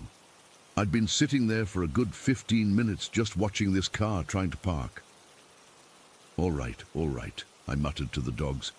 Let's get you sorted and hopefully they'll be done by then. I grabbed my raincoat from the passenger seat, pulled up the hood, and stepped out into the drizzle. I glanced again at the Mondeo, still creeping forward, and walked around to the back of my van. I remember the sound of the gravel crunching under my boots and the smell of salt in the air, mixed with that distinctive wet dog smell already emanating from the back of the vehicle. I reached for the rear doors of my van and pulled them open. It couldn't have taken more than a second. The hinges squeaked. I remember thinking I needed to oil them. The dogs all lurched forward in their crates, eager to be released. I turned my head to check on the Mondeo again, wanting to see if they'd finally parked. It was gone. Just gone. I froze, one hand still on the van door. I blinked hard, thinking maybe the rain was obscuring my vision. But no, the car had completely vanished. My first thought was that I must have missed them driving away somehow, but that was impossible. There's only one way in and out of that parking area, the same track we'd both driven down. For them to leave, they would have had to turn around, drive directly behind me and go back up the track. I would have heard the engine. I would have felt the vibration of a car passing so close. I would have seen it in my peripheral vision. The dogs would have barked at it passing by. But there was nothing. No sound except the waves, the rain, and the whining dogs. I walked to where the Mondeo had been, my heart racing. The ground was wet from the rain, but there were no tire tracks, no sign a car had been there at all. I spun around, scanning the entire parking area, thinking maybe I'd gotten confused about where they'd been. But the lot was completely empty apart from my van. I even walked to both paths leading down to the separate bays, thinking maybe they'd somehow driven onto the beach itself, which would be crazy and impossible for a regular car. But I was desperate for an explanation. Nothing. Just empty stretches of wet sand being lapped by grey waves. I felt cold sweat mixing with the raindrops on my face. The rational part of my brain was frantically trying to make sense of what had happened. Had I imagined the car? No, I'd followed it down the track. I'd watched it for 15 minutes trying to park. I wasn't hallucinating. I wasn't tired or on medication. I'd had a normal morning, a sandwich for lunch, and was completely lucid. The dogs were still barking in the van, pulling me back to reality. I remember standing there, rain soaking through my supposedly waterproof jacket, trying to decide what to do. Should I leave? Should I call someone? Who would I even call? And what would I say? Hello, I just saw a car disappear into thin air. I ended up going through with the dog walk, mainly because I needed to do something normal to calm myself down. The entire time, I kept looking over my shoulder, half expecting to see the Mondeo appear again. I kept the dogs closer than usual, not letting them run as far ahead as I normally would. Every noise made me jump. A seagull crying, a wave crashing louder than the others, the wind whistling through the rocks. The walk was a blur. I don't even remember which bay we went to. I just remember walking mechanically, throwing balls for the dogs, going through the motions while my mind raced. When we got back to the parking area, I half expected to see the Mondeo parked there, as if nothing had happened, but the lot remained empty. The drive home was tense. I kept checking my rearview mirror, irrationally afraid the Mondeo might appear behind me. I dropped off each dog at their respective homes, making small talk with their owners while feeling completely disconnected from reality. When I finally got home, I immediately got on my laptop and started researching time slips, hallucinations, parallel dimensions, things I would have scoffed at before. I found stories from people who claimed to have experienced similar things, moments where reality seemed to glitch. Some talked about seeing people or vehicles that shouldn't have been there, or watching things disappear. I'd always dismissed these accounts as attention-seeking or confused memories. Now, I wasn't so sure. I even drove back to Ravensport the next day, in better weather, half hoping to see the same Mondeo there. The parking area was empty again. I walked around looking for any clue, any explanation. I found nothing. I've told a couple of close friends about what happened. Most of them tried to come up with rational explanations. Maybe the car turned around while I was distracted. Maybe there's another exit I didn't know about. There isn't. Maybe it was hidden by the fog. It wasn't that foggy. My friend Kate suggested I might have experienced a brief absence seizure, but I've never had epilepsy or any neurological issues. The explanation that keeps coming back to me, as scientifically impossible as it sounds, is that I witnessed some kind of overlap between realities. Like for a brief period, a car from another dimension crossed into ours, then slipped back. Or maybe time folded somehow and I was seeing something from the past or future. I've started noticing other small things since then. The clock in my kitchen sometimes seems to jump forward a few minutes. I'll put something down and find it's moved slightly when I come back. Nothing dramatic, just little things that make me wonder if reality is more fluid than we think. I still walk dogs at Ravensport Beach occasionally. The dogs love it there, and rationally I know there's nothing to fear, but I always get this chill when I pull into that parking area. I always watch a little too carefully when other cars are around, and sometimes, when the fog rolls in thick from the sea, I catch myself scanning the mist for the outline of a dark blue Mondeo with a roof box, inching forward eternally, never quite managing to park. Story 11. I'm still trying to make sense of what happened to me when I was little. It's been 22 years, but I remember it like it was yesterday. I've never shared this with anyone outside my family because, well, people think you're crazy when you talk about this stuff, but I need to get this off my chest. I was 3 years old, living in a small brick house with my mom and older sister in a quiet neighborhood. Nothing fancy, just a modest home with an enclosed front patio. You had to go through the patio to reach our front door, which my mom always kept locked at night. She was pretty paranoid about security since it was just us 3 girls living there. That night started like any other. It was autumn, and the sun was setting earlier. Mom had made spaghetti for dinner. I remember because I'd gotten sauce all over my favorite yellow shirt. After dinner, we were all just hanging out in the living room. Mom was folding laundry on the couch. My sister was playing with her toys on the carpet, and I was sort of bouncing between them, doing whatever 3-year-olds do. Our living room had this big window that faced the front patio. With the light fading outside, the window was starting to look more like a dark mirror. I remember sitting on the floor near my sister, then suddenly getting this weird feeling. It's hard to explain how a 3-year-old processes things, but it was like that feeling when you think someone's watching you. Not scary at first, just a presence. When I looked up toward the window, I saw him, clear as day. There was an old man sitting in one of our patio chairs, not standing or moving around, just sitting there calmly with his left ankle resting on his right knee. He was wearing brown pants, a plaid button-up shirt, and had these thick-rimmed glasses. His hair was mostly grey, combed neatly to the side. He wasn't smiling or frowning, just looking in at us. The weird thing was, I wasn't scared at first. Something about him felt familiar. I remember staring at him for a few seconds, then looking at my mom to see if she noticed too. "Do you see that man?" I asked, pointing directly at the window. Mom looked up from the laundry, glanced toward the window, then back at me with a confused expression. "Where? I can't see anyone." I remember feeling confused. He was right there. How could she not see him? I pointed again, more insistently this time. Right there. The old man sitting in the chair. Mom got up now and walked closer to the window, peering out into the darkness. "Honey, there's nobody out there." That's when I started to panic. I could see him plain as day, but my mum couldn't. I started to cry, which I didn't usually do. "Please, Mom, he's right there. You really can't see him." My sister had stopped playing now and was looking at me like I was being weird.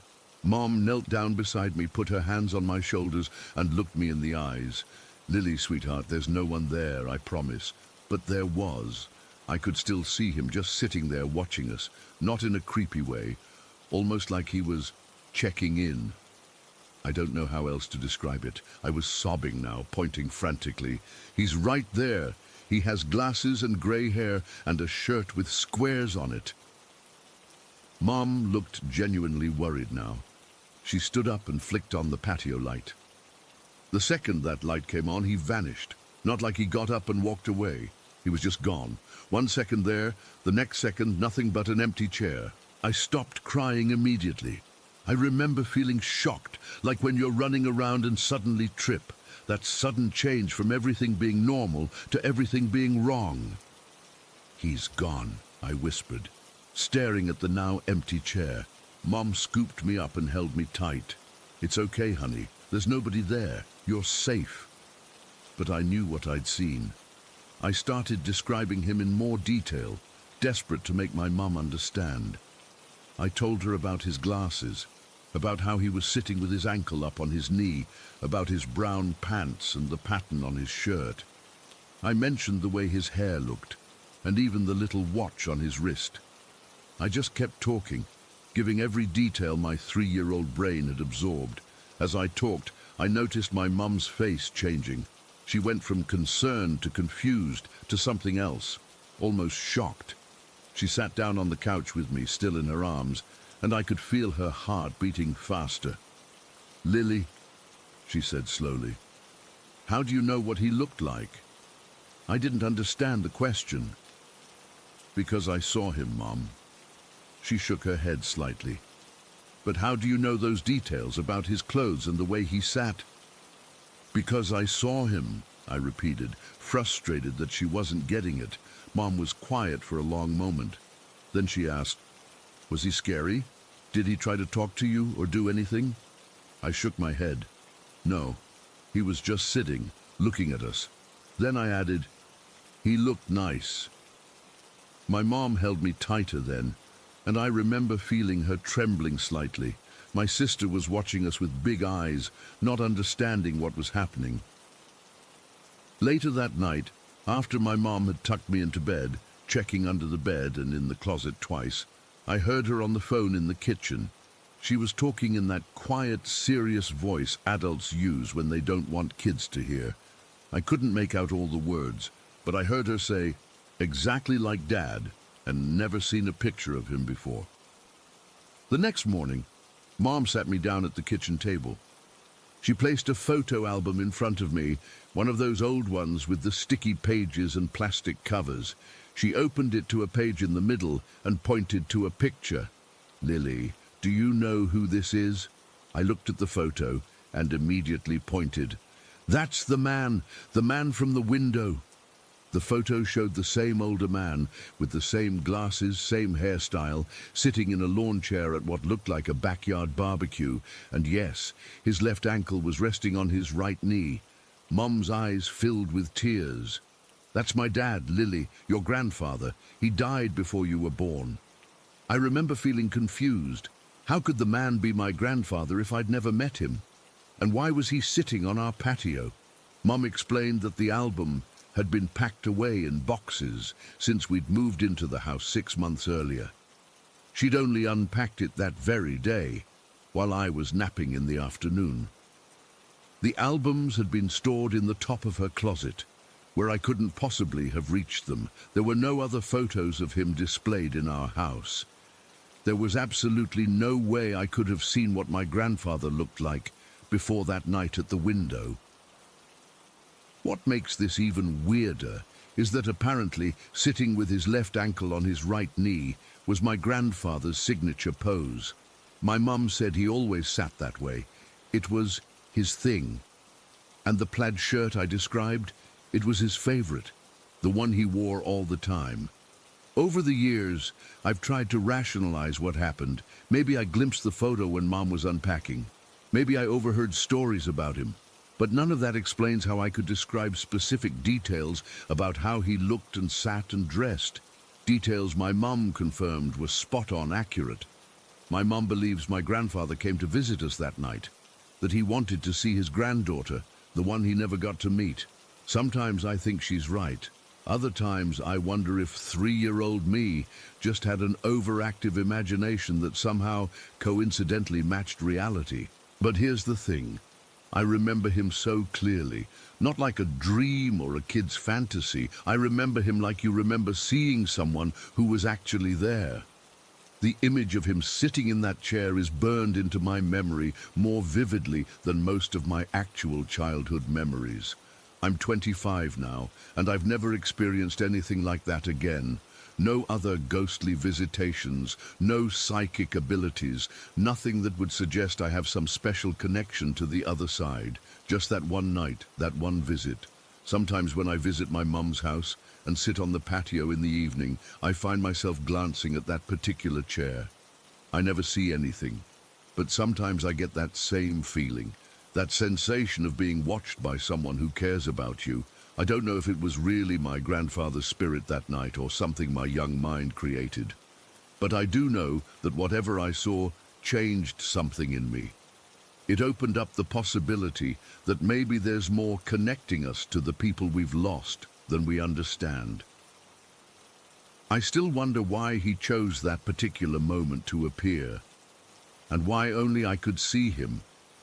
Was there something he wanted to tell me? Was he just checking in on his family? Or was it a random supernatural occurrence that happened to involve my grandfather's image? I'll probably never know for sure. But sometimes, when I look at that old photograph of him in the album, I swear I can feel him looking back at me, just like he did through that window all those years ago. Story 12. I never used to be afraid of the dark. Growing up, I was always the brave one among my friends. I'd be the first to suggest we play Bloody Mary at sleepovers or explore the creepy abandoned shed at the edge of my friend's property. I laughed at ghost stories and rolled my eyes at those who claimed to see apparitions or spirits. That changed last night. I'm 18 and live with my mom in a pretty average house in a quiet suburb outside of Cleveland. Nothing special about our neighborhood, just normal middle-class families in normal houses with normal lives. Our house isn't particularly old either, built in the 90s, I think. No tragic history, no murders, nothing that would make you think haunted house. Last night I was lying in bed scrolling through TikTok, the usual mind-numbing ritual before sleep. It was around 1 in the morning when I finally put my phone down and tried to sleep. My mum was already asleep down the hall. She crashes early because she works at the hospital and has to be up by 5 most days. I was just drifting off when I heard it, a soft humming. At first, I thought it was just the house settling or maybe the furnace kicking on, but then I realized it had a melody, a broken, halting melody, like someone trying to remember a song they'd forgotten parts of. It sounded like, I think it was Green Sleeves, or maybe people know it better as What Child Is This? That Christmas song. The weird thing was, it sounded like a little girl humming, and I don't have any siblings. It's just me and my mom. I lay there for a few seconds, completely frozen. The humming continued, growing slightly louder. It was coming from inside my room, from the corner near my closet. I couldn't see anything there in the darkness, but the sound was unmistakable. No, this isn't happening, I whispered to myself, my heart pounding so hard I could feel it in my throat. I've always told myself I don't believe in ghosts, but in that moment I knew exactly what was happening. Something was in my room. I jumped out of bed so fast, I knocked my phone to the floor. I didn't care. I didn't even turn on the light. I was too scared of what I might see. Instead, I lunged for my desk where my laptop was and frantically opened it. The blue light illuminated my room partially, but I deliberately avoided looking toward the corner where the humming was coming from. My hands were shaking so badly I could barely navigate to my downloads folder. I clicked on the first movie I could find, an old Three Stooges DVD I'd ripped to my computer. I cranked the volume all the way up. The sudden blaring of the intro music and the silly voices of the Stooges filled my room, drowning out the humming, but I could still feel it. Like even though I couldn't hear it anymore, I knew it was still happening. The hairs on my arms were standing straight up, and I had this weird pressure in my ears, like when you're on an airplane. I sat there on my desk chair, hugging my knees to my chest, staring at the stupid comedy playing on my screen, but not really seeing it. I don't know how long I stayed like that. Maybe 20 minutes, 30? The whole time, I was hyper-aware of that corner of my room. Finally, I got enough courage to speak. I don't know why I did this, but it felt right somehow. I said, quite clearly over the noise of my laptop, "I'm sorry, but you need to leave me alone. Please, I can't handle this right now." I felt ridiculous talking to an empty room, but also, I didn't feel like the room was empty at all. There was this heaviness to the air, this sense that something was listening to me. After I spoke, the pressure in my ears suddenly released. It was like when your ears pop after being clogged, that immediate sense of relief. And somehow, I just knew the humming had stopped. Whatever had been there was gone, or at least it had stopped trying to make itself known to me. I was still too freaked out to turn off the Three Stooges, though. I lowered the volume a bit but left it playing. I eventually crawled back into bed, pulling the covers up to my chin like a little kid, and somehow managed to fall asleep with the glow of the laptop and the sound of slapstick comedy as my nightlight. When I woke up this morning, my laptop had died. The room was silent and filled with daylight, and everything seemed completely normal. For a split second, I wondered if I'd dreamed the whole thing, but the residual fear was too real. I knew what I'd heard. I stumbled out to the kitchen, still in my pajamas, to find my mom making coffee. She took one look at me and said, "You look terrible." Rough night? I hesitated. My mom's not exactly the woo-woo type. She's a nurse, very science-minded, but we've had a few weird experiences in this house before. Lights turning on by themselves, things moving from where we left them, the occasional unexplained noise. Nothing as direct as what happened last night, though. "Mom," I said, pouring myself some coffee, "I think I heard a ghost last night." She raised her eyebrows but didn't immediately dismiss me, which I appreciated. "What happened?" she asked. I told her everything, the humming, the song, how scared I'd been, and how I'd drowned it out with the Three Stooges. As I was explaining, I noticed she was looking increasingly uncomfortable. "What was the song again?" she asked when I finished. "You said it was Greensleeves." "Yeah, or at least I think so. It was kind of broken up like this." And without thinking, I started to hum a few bars of what I'd heard last night, trying to mimic the halting, uncertain quality of the melody. I only hummed for about 5 seconds before stopping because my mum's face had gone completely white. And then, and I swear on everything I care about that this is true, as soon as I stopped humming, it started again. The little girl's humming, clear as day in our bright sunny kitchen, but this time it was louder, more insistent, as if correcting me, showing me exactly how she'd sung it. The melody was the same, but there were these little flourishes I hadn't captured in my imitation. It was like she was saying, "No, like this." My mom's coffee mug slipped from her hand and crashed to the floor, shattering and splashing hot coffee everywhere, but neither of us moved. We just stood there, frozen, listening to this ghostly humming that seemed to come from everywhere and nowhere at once. It continued for maybe 15 seconds, though it felt like an eternity. Then it just stopped, cut off in the middle of a note, leaving this weird vacuum of silence behind. My mom and I stared at each other. Her hands were shaking. "You heard that, right?" I whispered, needing confirmation that I wasn't losing my mind. She nodded slowly.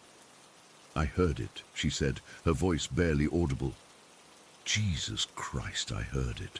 We spent the rest of the morning cleaning up the spilled coffee and broken mug, talking about what had happened. My mum admitted that she'd experienced more in the house than she'd ever told me.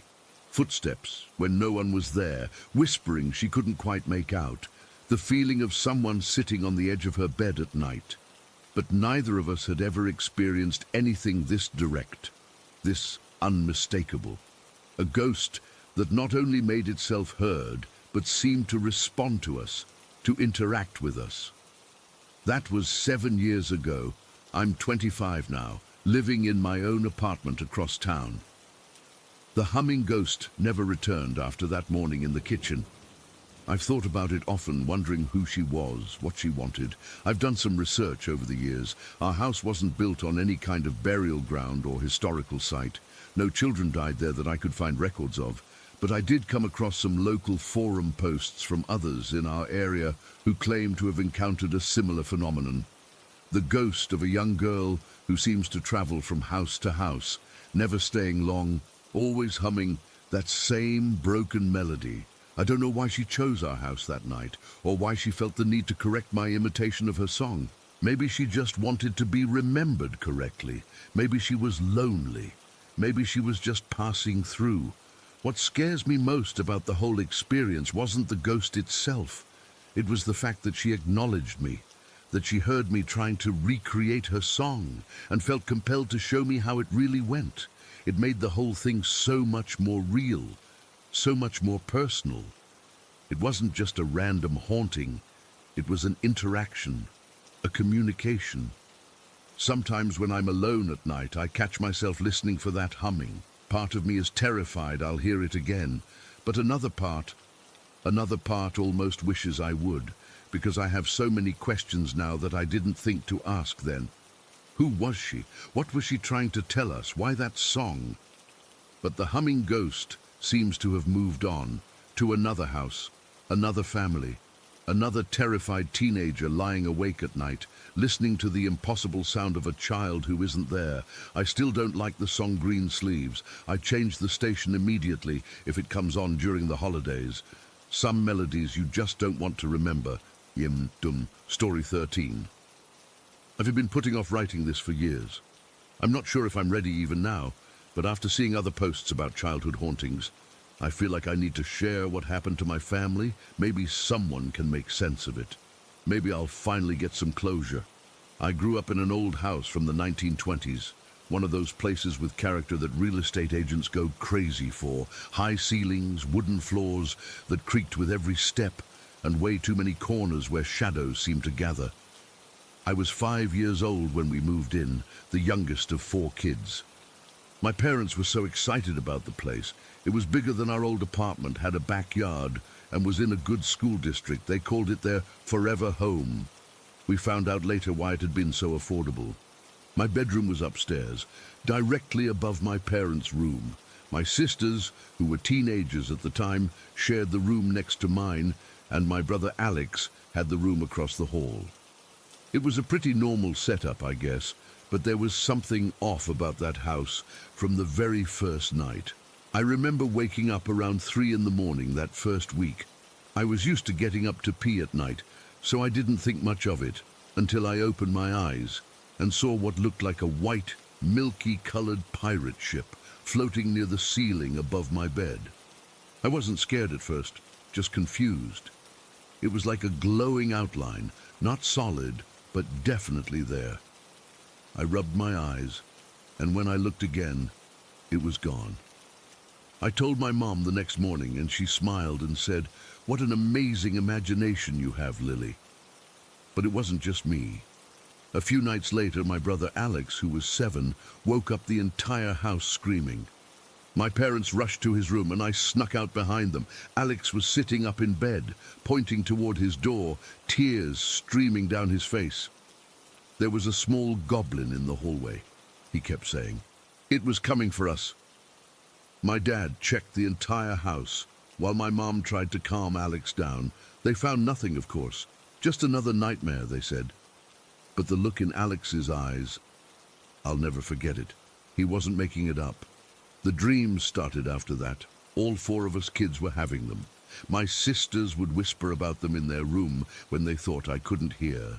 Dreams about small, shadowy creatures chasing us through the house. In my dreams, they were always trying to pull me under the bed. My oldest sister, Emma, dreamed they were trying to drag her down the stairs.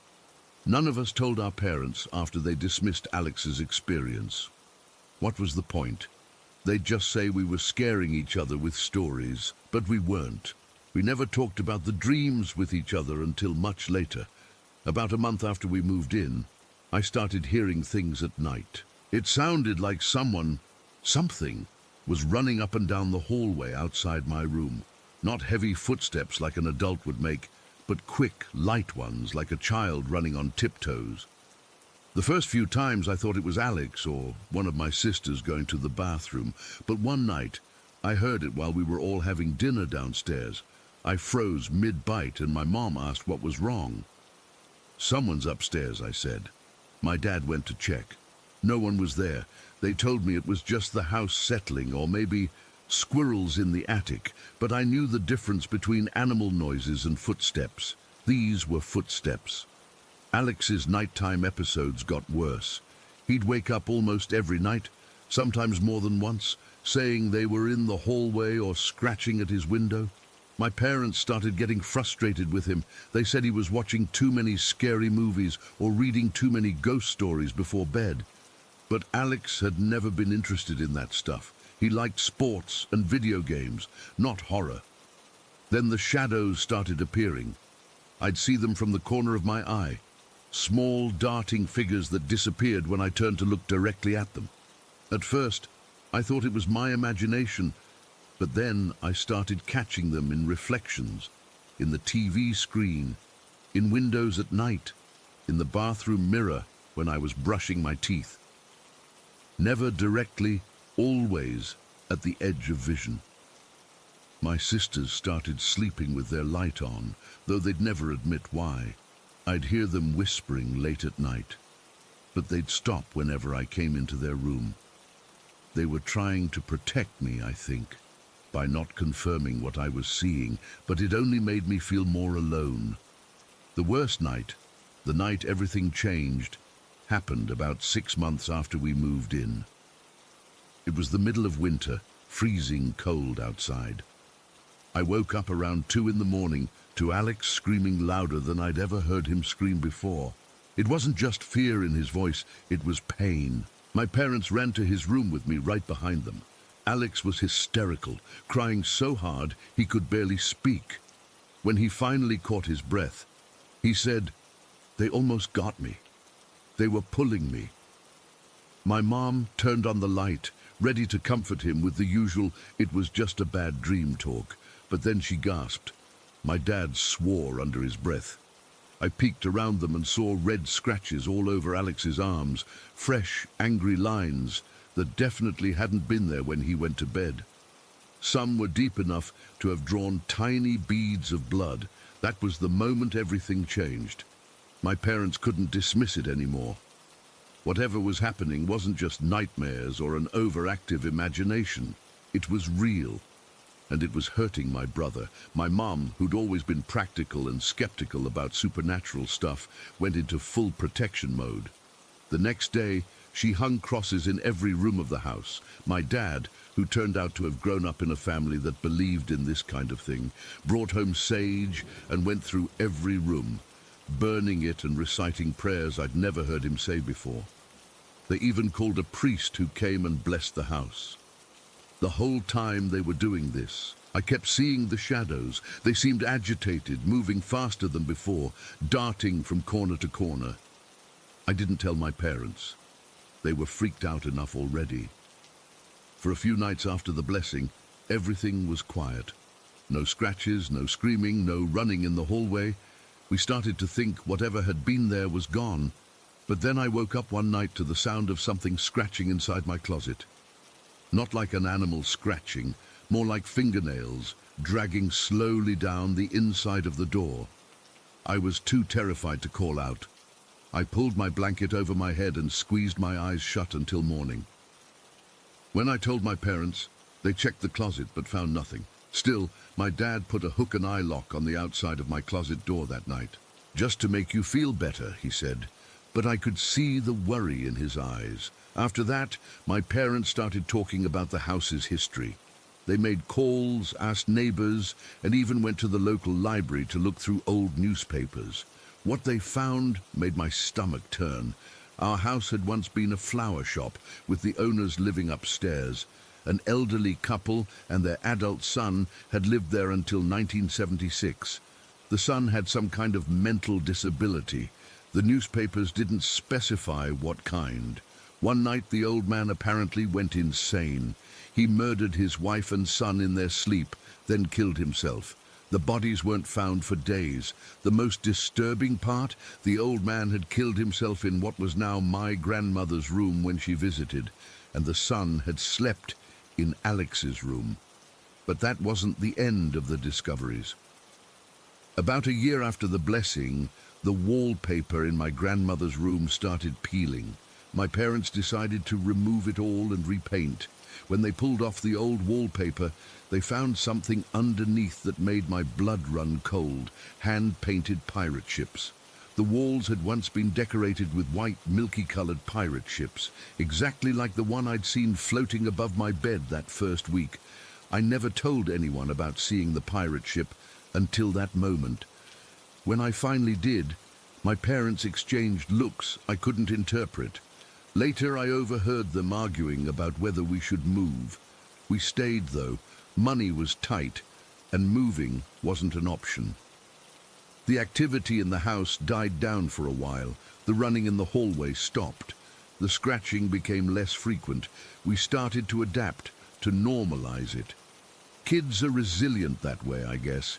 We created rules without ever discussing them.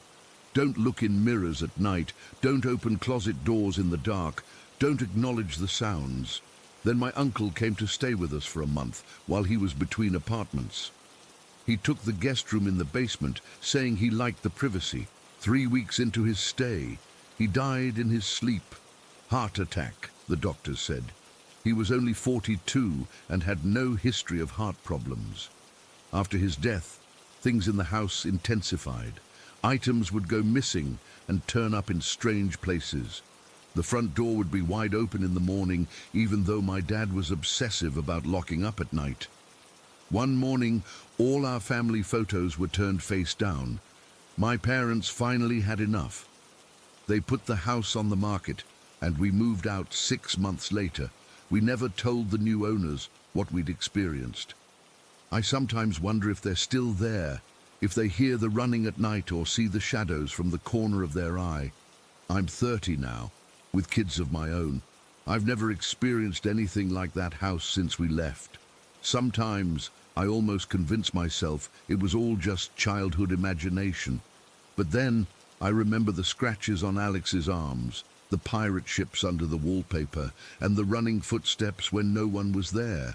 Whatever was in that house, it wasn't human, and it didn't want us there.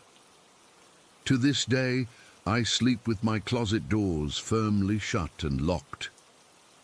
Story 14.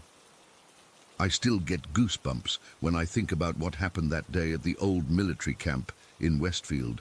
It's been almost 2 years, but sometimes I wake up in the middle of the night sweating, convinced I can hear that tapping sound again. Let me start by saying I've never been the type to believe in ghosts or anything supernatural.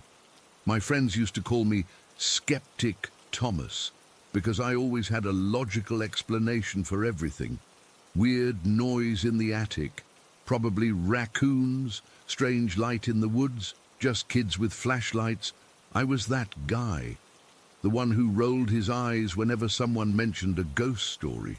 The abandoned military camp was about a 15-minute walk from our middle school. It had been closed down for decades, but everything was still there. Old barracks, administrative buildings, even some vehicles. The fence surrounding it had collapsed in several places, making it easy for us to get in. We weren't supposed to be there, but it became our regular spot during lunch breaks. The teachers never noticed our absence, and we always made it back before 5th period. It was mid-October, unusually warm for that time of year. Mike, Gabriel, CJ and I were sitting on some concrete blocks eating our lunches when Mike suddenly froze, sandwich halfway to his mouth. "Guys," he whispered, "look over there." We all turned to where he was pointing, between 2 buildings about 50 yards away. "What?" I asked, not seeing anything unusual. "There was a woman standing there," Mike insisted, his voice shaking slightly. "A woman in a white dress. She was just watching us." CJ immediately started freaking out, but I laughed. "Come on, Mike. It was probably just the wind moving something." "No, Thomas. I swear I saw her. She was beautiful, long dark hair, white dress. She smiled at me and then just disappeared when I blinked." I remember feeling annoyed. Mike was always trying to spook us with stuff like this. Gabriel, who was usually level-headed, seemed uncertain. "Maybe we should head back," he suggested, checking his watch. "Bell's gonna ring soon anyway." As we gathered our things, I noticed how quiet it had suddenly become. No birds, no distant traffic sounds, nothing. Just a heavy stillness that felt wrong. I shrugged it off, but I remember feeling the hairs on my arms stand up. The next day at lunch, CJ refused to go back to the camp. He claimed he'd had nightmares about a woman in white calling his name. I teased him mercilessly, but Gabriel seemed troubled too. "Let's just go," I insisted. "CJ can eat with the band kids if he's too scared."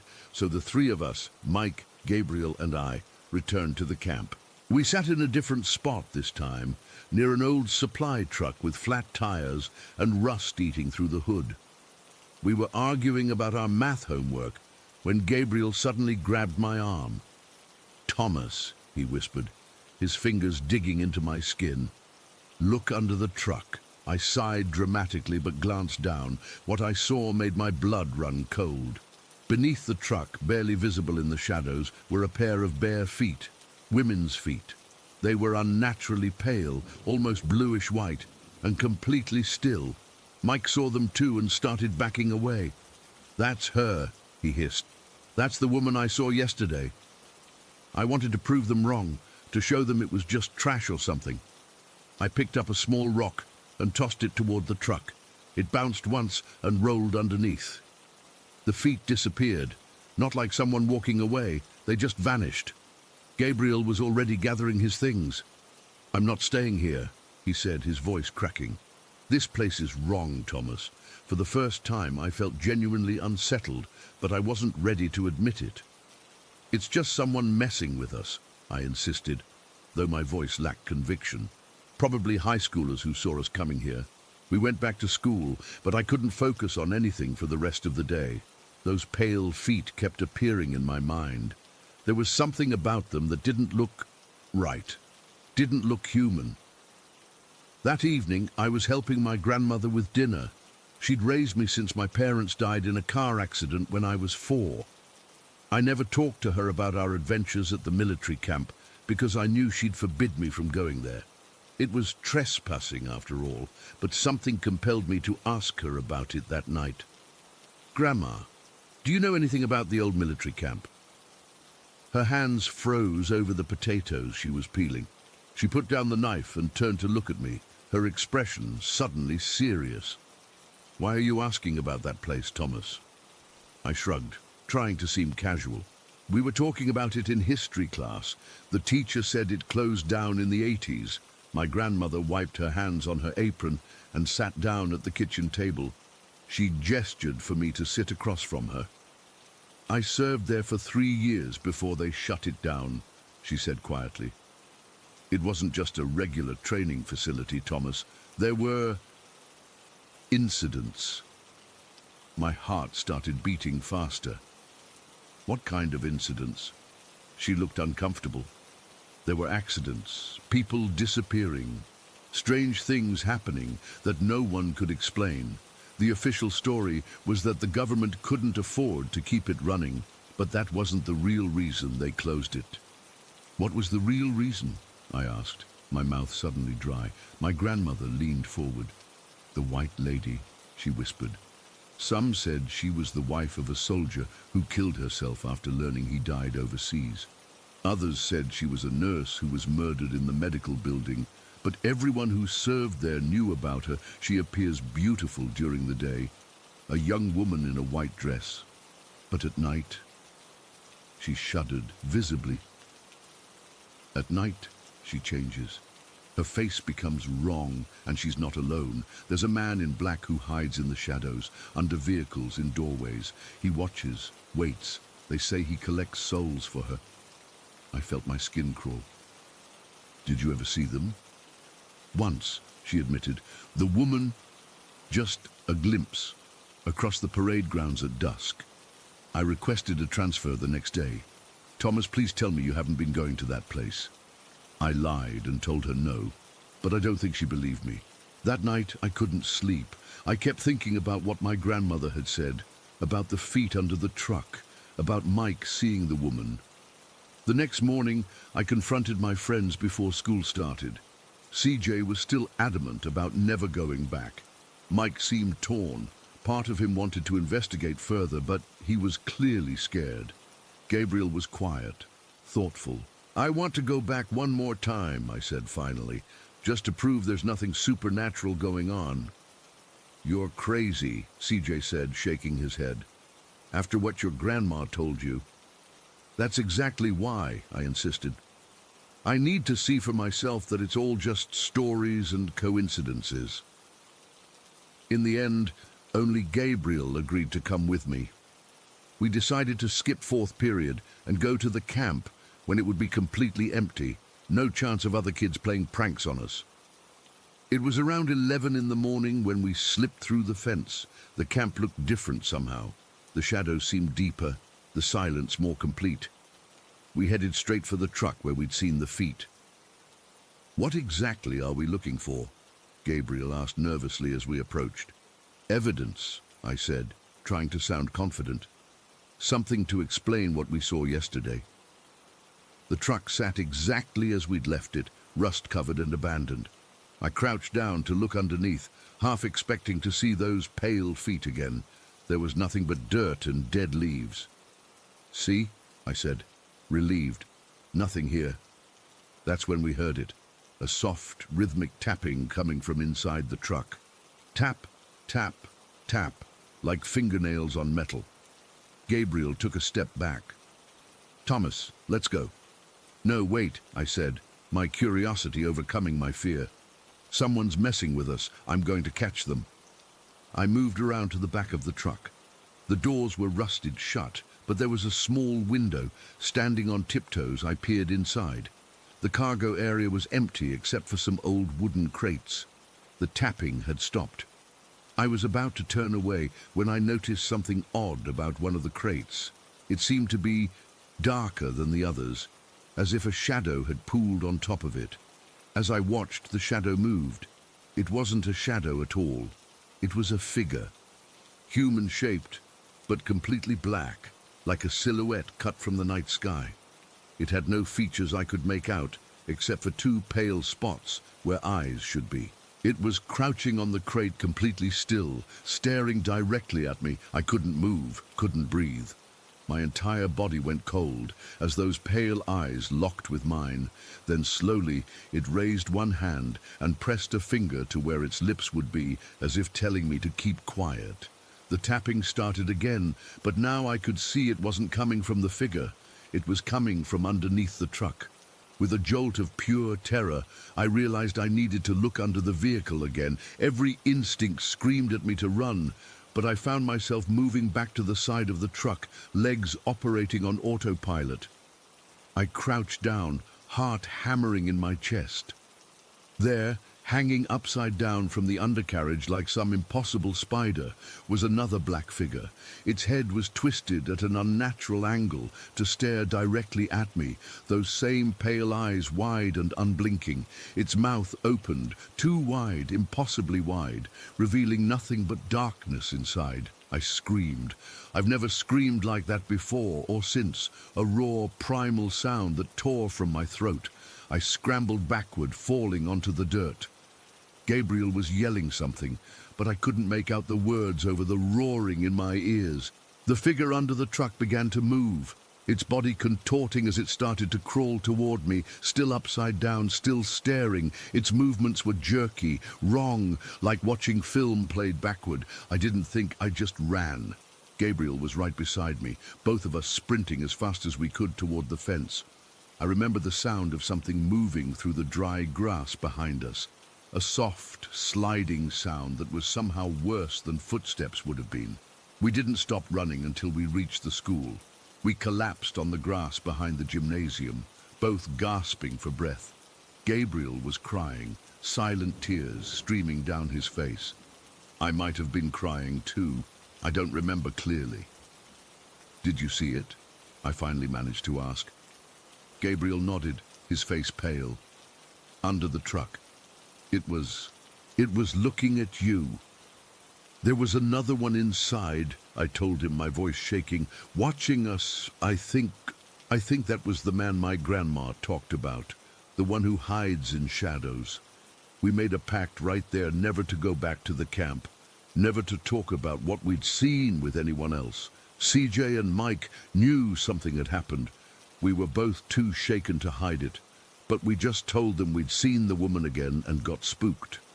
That night, I told my grandmother everything.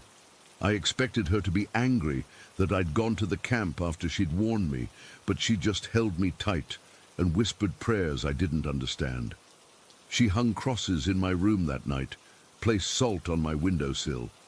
I've never gone back to the military camp. None of us have. Sometimes I drive past it on my way to other places, and I always look away, afraid of what I might see watching from between the buildings. I still don't know what those things were.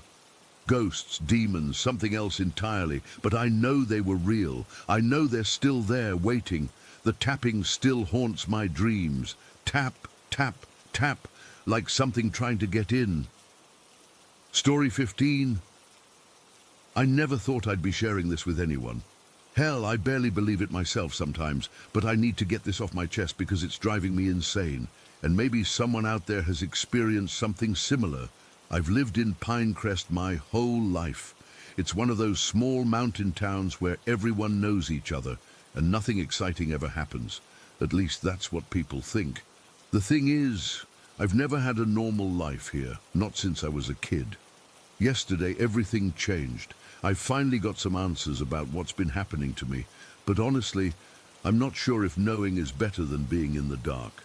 So I bought this dowsing pendulum last week from this weird little shop that opened up downtown. The owner was this old lady who kept staring at me like she knew something I didn't. When I picked up the pendulum, she grabbed my wrist and said, "Be careful what you ask for." I laughed it off at the time, thinking she was just trying to be mysterious to sell her stuff. I'd been researching ways to communicate with spirits because of what's been happening to me. See, I've been haunted by something my entire life. When I was little, I'd see this thing standing beside my bed.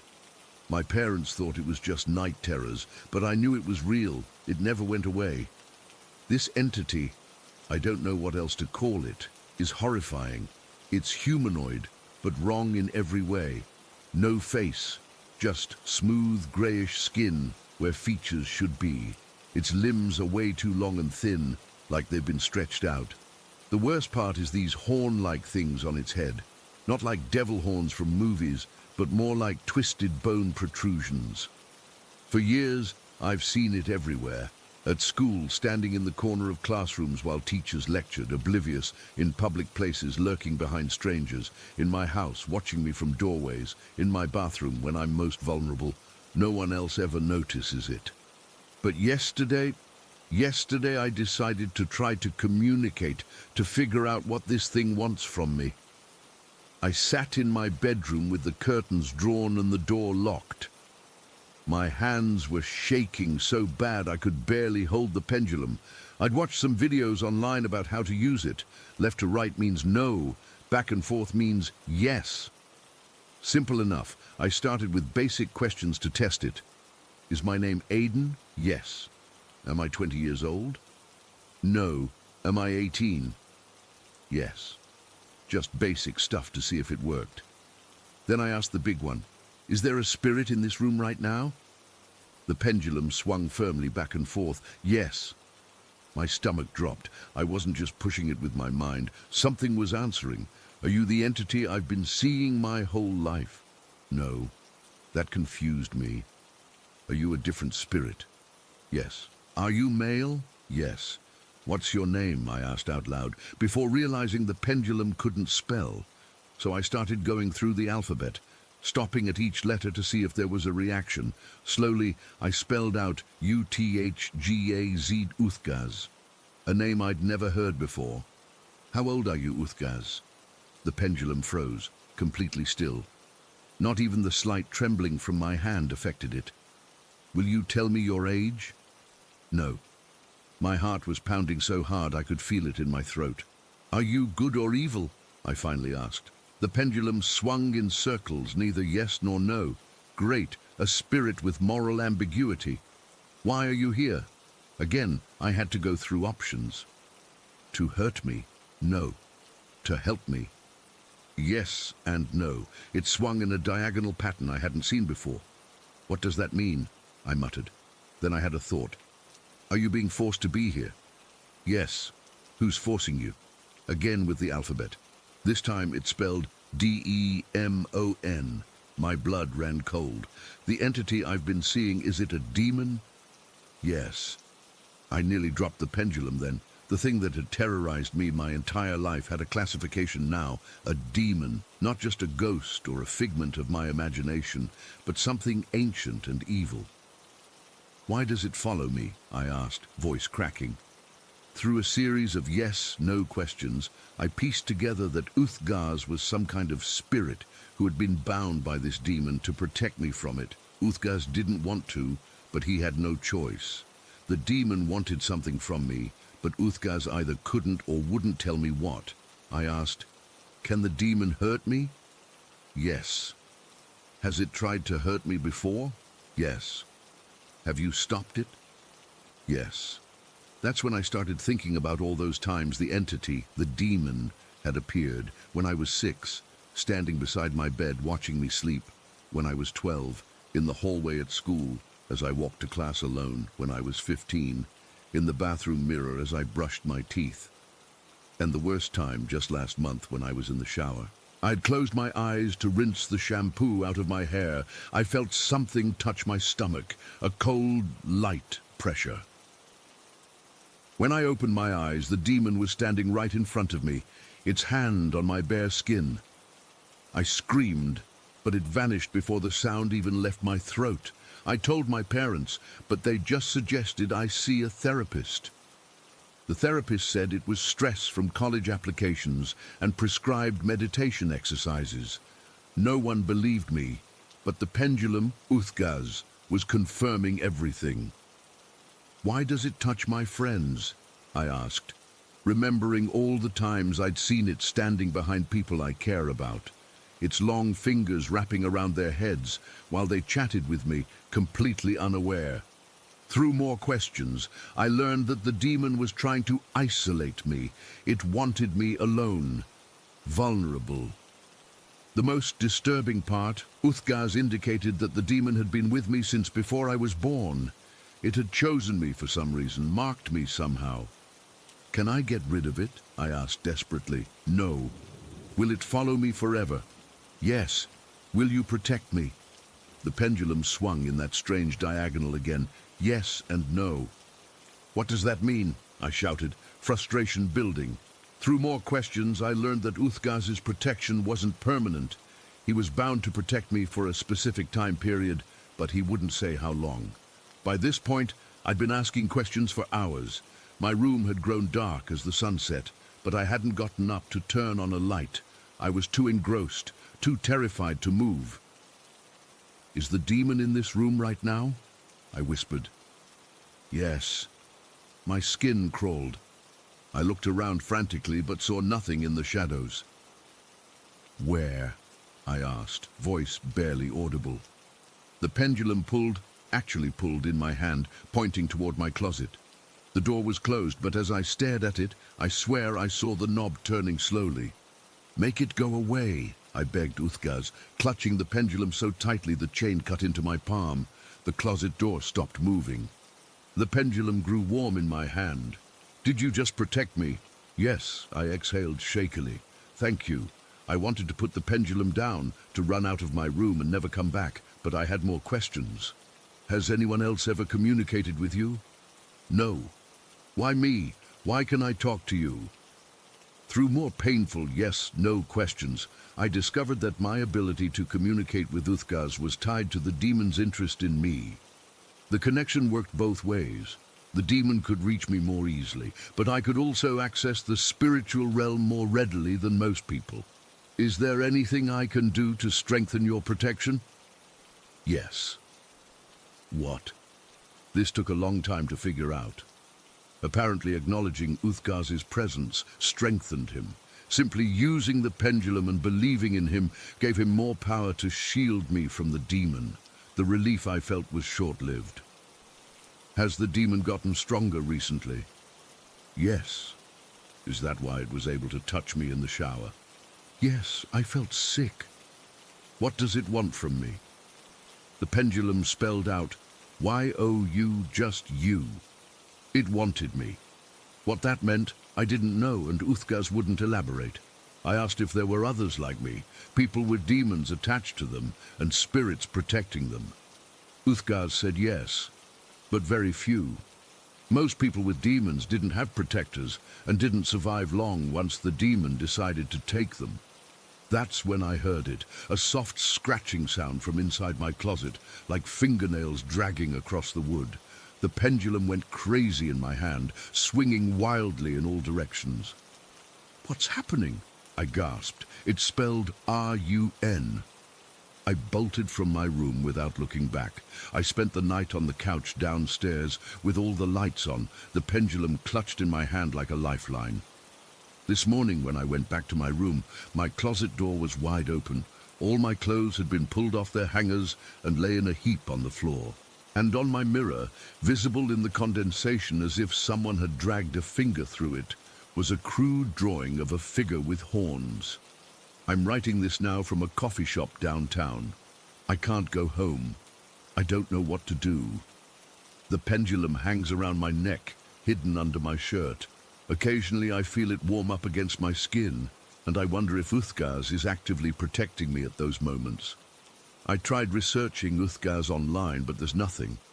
No mentions in any mythology or demonology texts I could find. I don't know if he's real or if my subconscious is somehow controlling the pendulum. But the demon, that thing has been real my whole life. I've seen it too many times to count. So now I'm stuck with these questions. What does the demon want with me? How long will Uthgaz's protection last? And what happens when it ends? I'm looking at the pendulum right now, and it's swinging gently back and forth on its own. Yes. To what question, I don't know, but it makes my blood run cold. Story 16. I've been putting off writing about this for months, but after what happened last night, I just need to get this off my chest. I still can't explain any of it, and honestly, I'm not sure I want to know the truth. I started at Embry-Riddle last fall. Moving to Daytona Beach was a big change for me. First time away from home, new state, new everything. I was excited though. Aviation mechanics has always been my dream, and ERAU is basically the place to be for that. When I got my dorm assignment for Adams Hall, I was just happy to have a decent room with a private bathroom that I'd only have to share with my roommate and the two girls in the connecting room. The first couple weeks were pretty normal. Orientation, figuring out where my classes were, meeting people, all that stuff. My roommate Cassie was cool. She was studying aeronautical science and wanted to be a pilot. We got along well from the start, which was a relief since we'd be sharing a tiny room for the next 9 months. It started about 3 weeks into the semester. Just little things at first. I'd come back to our room and swear I'd left my textbook on my desk, but then I'd find it on my bed. Or I'd wake up in the middle of the night, feeling like someone was watching me. College is stressful, and I figured I was just being forgetful or having weird dreams because of the adjustment. The first real incident happened on a Tuesday night in September. I remember it was Tuesday because I had a physics lab the next morning that I was stressed about. It was around 11:30 at night, and I was at my desk studying. Cassie had gone home for a family thing that weekend and wasn't due back until Wednesday. I was deep into some calculations when I heard it, 3 loud, deliberate knocks on our door. They weren't normal knocks either. They were heavy, like someone was using their fist and really putting their weight into it. The door actually rattled in its frame. I figured it was probably someone looking for Cassie, so I got up to answer it. But when I opened the door, there was nobody there. The hallway was completely empty. I stepped out and looked both ways. Nothing. With 400 freshmen in the building, the halls were never completely empty, so it was weird not to see anyone. I just shrugged it off as someone playing a prank, knock and run. Classic dumb college stuff. I went back to studying, but about 15 minutes later, it happened again. 3 heavy knocks, same pattern, same intensity. This time, I jumped up immediately and yanked the door open, thinking I'd catch whoever was messing with me. Again, empty hallway. I even called out, "Very funny, guys," but there was no response, no giggling. Nothing. I closed the door, now a little annoyed, and went back to my desk. I'd barely sat down when it happened a third time. Knock, knock, knock. The knocks were so forceful that I could feel the vibration through the floor. This time, I was freaked out but also angry. I shouted, "Stop it!" through the door before opening it. Once again, empty hallway. I was officially creeped out now.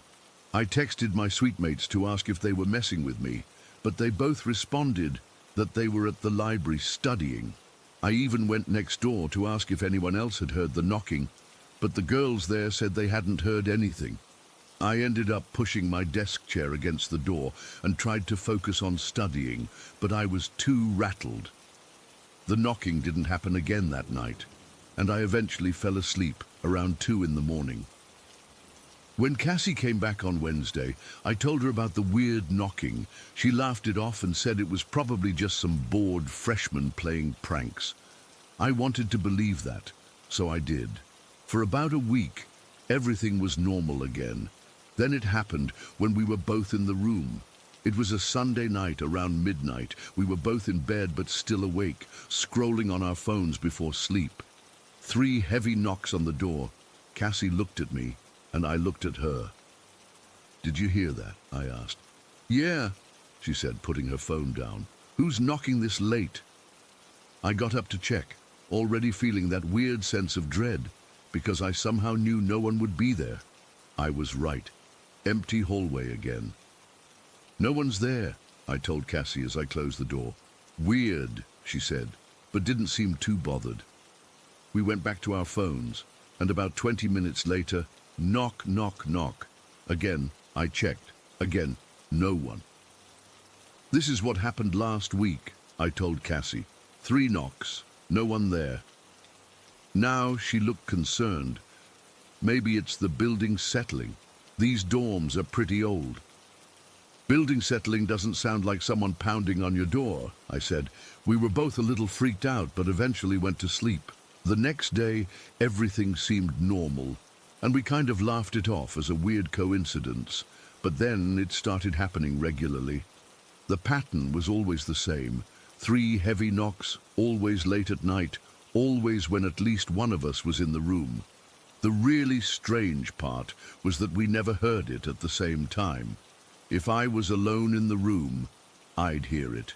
If Cassie was alone, she'd hear it. But never when we were both awake together. By mid-October, it was happening 2 or 3 times a week. We'd started keeping a log of when it happened and who heard it. We noticed another pattern. It was most frequent when Cassie came back from visiting home. Like whatever it was, noticed her absence and was acknowledging her return. I tried to rationalize it. Maybe it was the way air moved through the vents, or some weird acoustic thing with the building structure. But deep down, I knew that wasn't it. The knocks were too deliberate, too intentional. They felt conscious. Then came the night that changed everything. It was a Thursday in late October. Cassie had just gotten back from another weekend at home, and we were both in our rooms studying. Around 10:30, we both heard it, but it wasn't a knock. It was a wail. I don't know how else to describe it. It wasn't like any human sound I've ever heard. It was high-pitched, but somehow deep at the same time, like multiple voices layered together, and it seemed to be coming from inside our room. We both froze. Cassie's face went completely white. "Did you hear that?" she whispered. I nodded, unable to speak for a second. "Where did it come from?" "It sounded like it was right next to me," she said, pointing to the space between our beds. "No, it was over by the bathroom," I argued, pointing to the opposite side of the room. We were still debating this when there was a knock on our door. A normal human knock this time. It was the girls from next door, looking as freaked out as we felt. "Did you guys just scream or something?" one of them asked. "We heard it too," I said, "but we thought it came from in here." "No way," the other girl said. "It was definitely in the hallway, right outside our door." Then the girls from across the hall showed up, asking the same thing. According to them, the sound had come from near their room. We all stood there trying to make sense of it. How could all of us have heard the same sound but each thought it came from a different location. It wasn't possible. Sound doesn't work that way. That night, several of us slept in the common room together. No one wanted to be alone after what we'd heard. The next day, we reported it to our RA, who just said the building was old and had weird acoustics. She clearly thought we were overreacting. For a few days after that, things were quiet. No knocking, no wailing. I started to think maybe it was over, whatever it was. Then came the bathroom incident. This was just last month, early November. Cassie was at a late flight simulator session, and I was alone in our room working on a paper. It was around 9 at night, earlier than the usual activity. Our bathroom connected our room to our suite mate's room.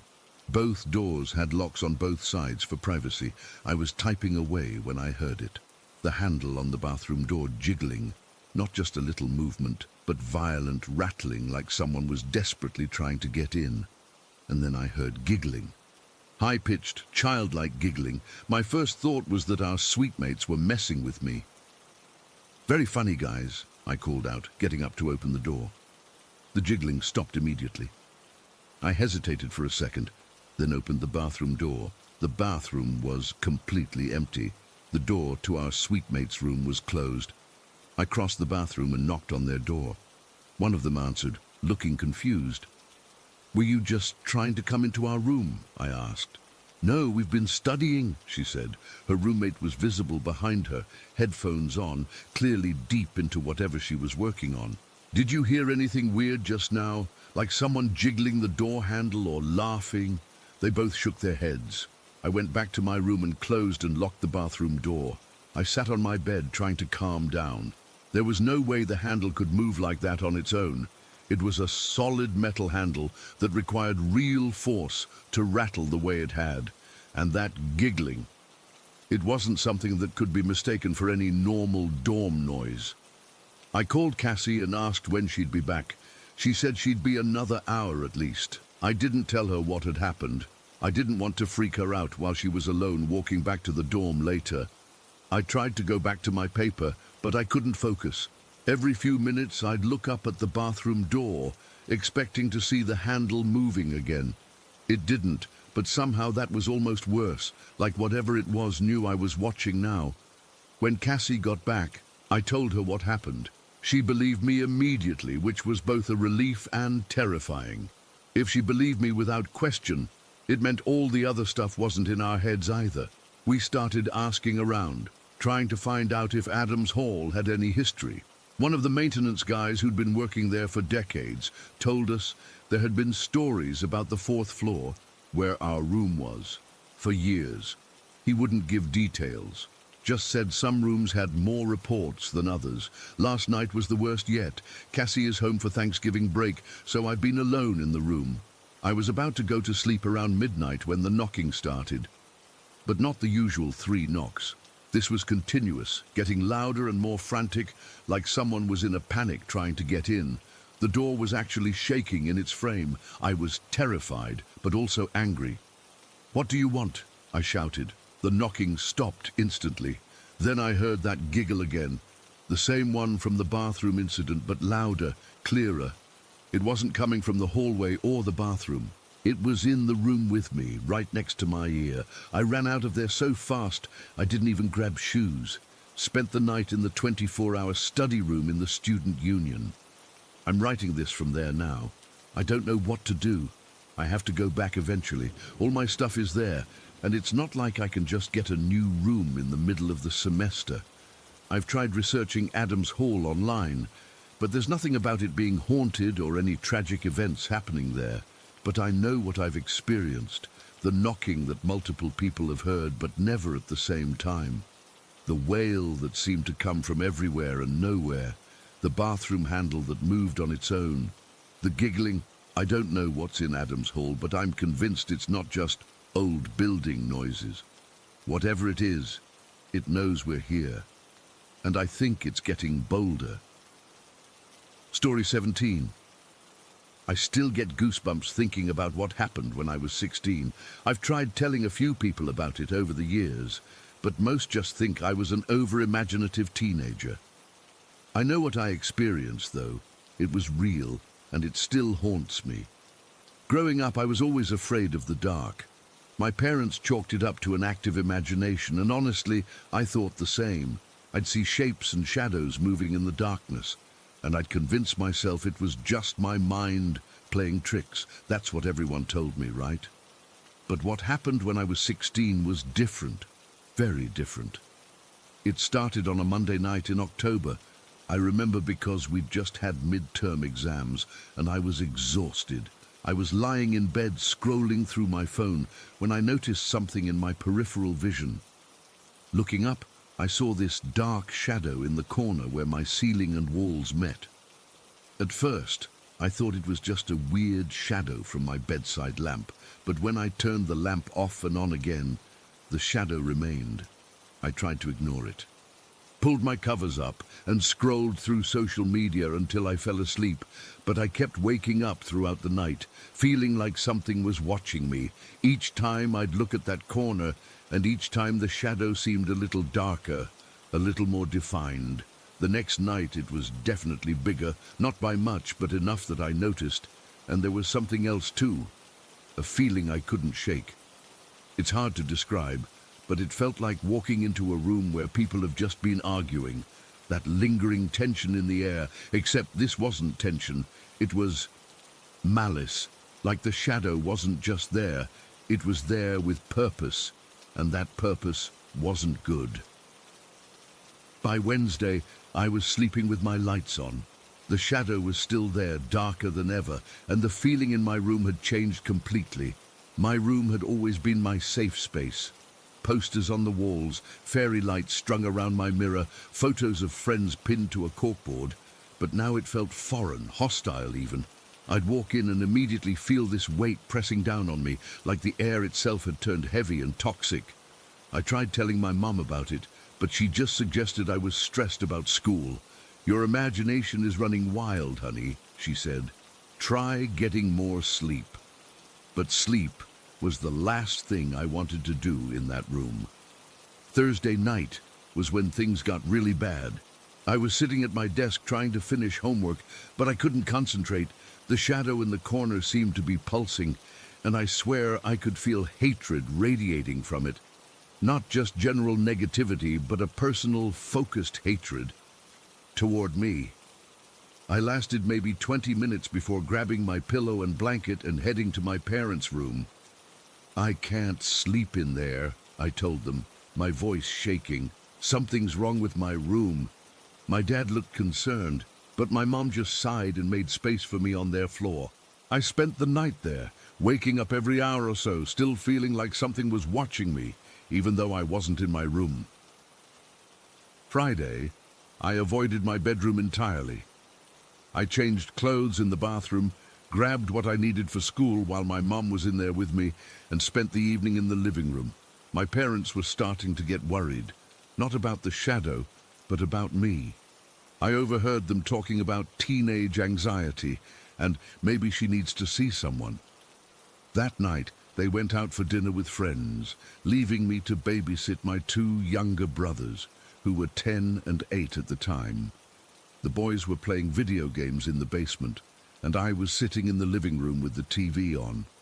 Though I wasn't really watching it, our living room connected to the kitchen, and I was sitting with my back to it, scrolling through my phone. And then it happened.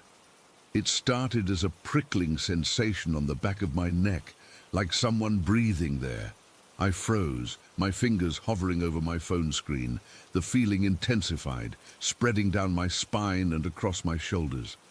I suddenly had this overwhelming certainty that if I looked at the TV screen, which was slightly reflective when showing darker scenes, I would see someone standing behind me. But it wasn't a someone. I knew that instinctively. This wasn't a person. This was the thing from my room, and it had followed me downstairs. The air around me changed. It felt thick, charged with something that made my skin crawl, and the malice. Oh God, the malice. It was like being submerged in pure hatred. I could feel it hovering behind me, this presence that was so evil, so fundamentally wrong, that my body physically reacted to it.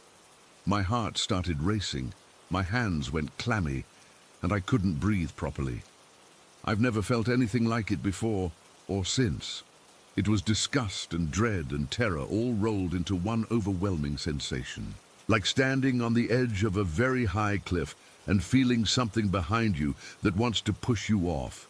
Not because it's practical or beneficial, but simply because your fear and pain would bring it pleasure. I couldn't move, couldn't turn around, couldn't call out to my brothers downstairs. I was completely paralyzed with fear, convinced that if I acknowledged this thing's presence, if I turned or looked at the TV reflection, something terrible would happen. It would be an invitation somehow, a recognition that would give it power. The presence moved closer. I didn't see it move, but I felt it, like when someone moves toward you in a dark room and the air shifts. It was right behind me now, so close that if it had been a person, I would have felt their breath on my neck. The malice was suffocating. My chest felt tight. My vision started to blur, and I realized I was having a panic attack. With shaking hands, I managed to grab my phone and call my parents. When my mom answered, I couldn't even form coherent sentences. I was just sobbing, gasping for air between words. "Something's here, please. Come home." She must have heard the genuine terror in my voice because they left immediately. The whole time I waited, I sat there rigid, phone clutched in my hand, that presence hovering behind me. I kept the line open with my mom, who kept trying to calm me down while my dad drove. "Where are the boys?" she kept asking. "Downstairs," I managed to say. "Don't come up," I wanted to tell them, but I couldn't get the words out. All I could think was that I needed to keep this thing focused on me, not on them. When I finally heard my parents' car in the driveway, the presence retreated. Not completely, but it backed off enough that I could breathe again. By the time they rushed through the door, I was huddled on the couch, knees pulled up to my chest, still crying.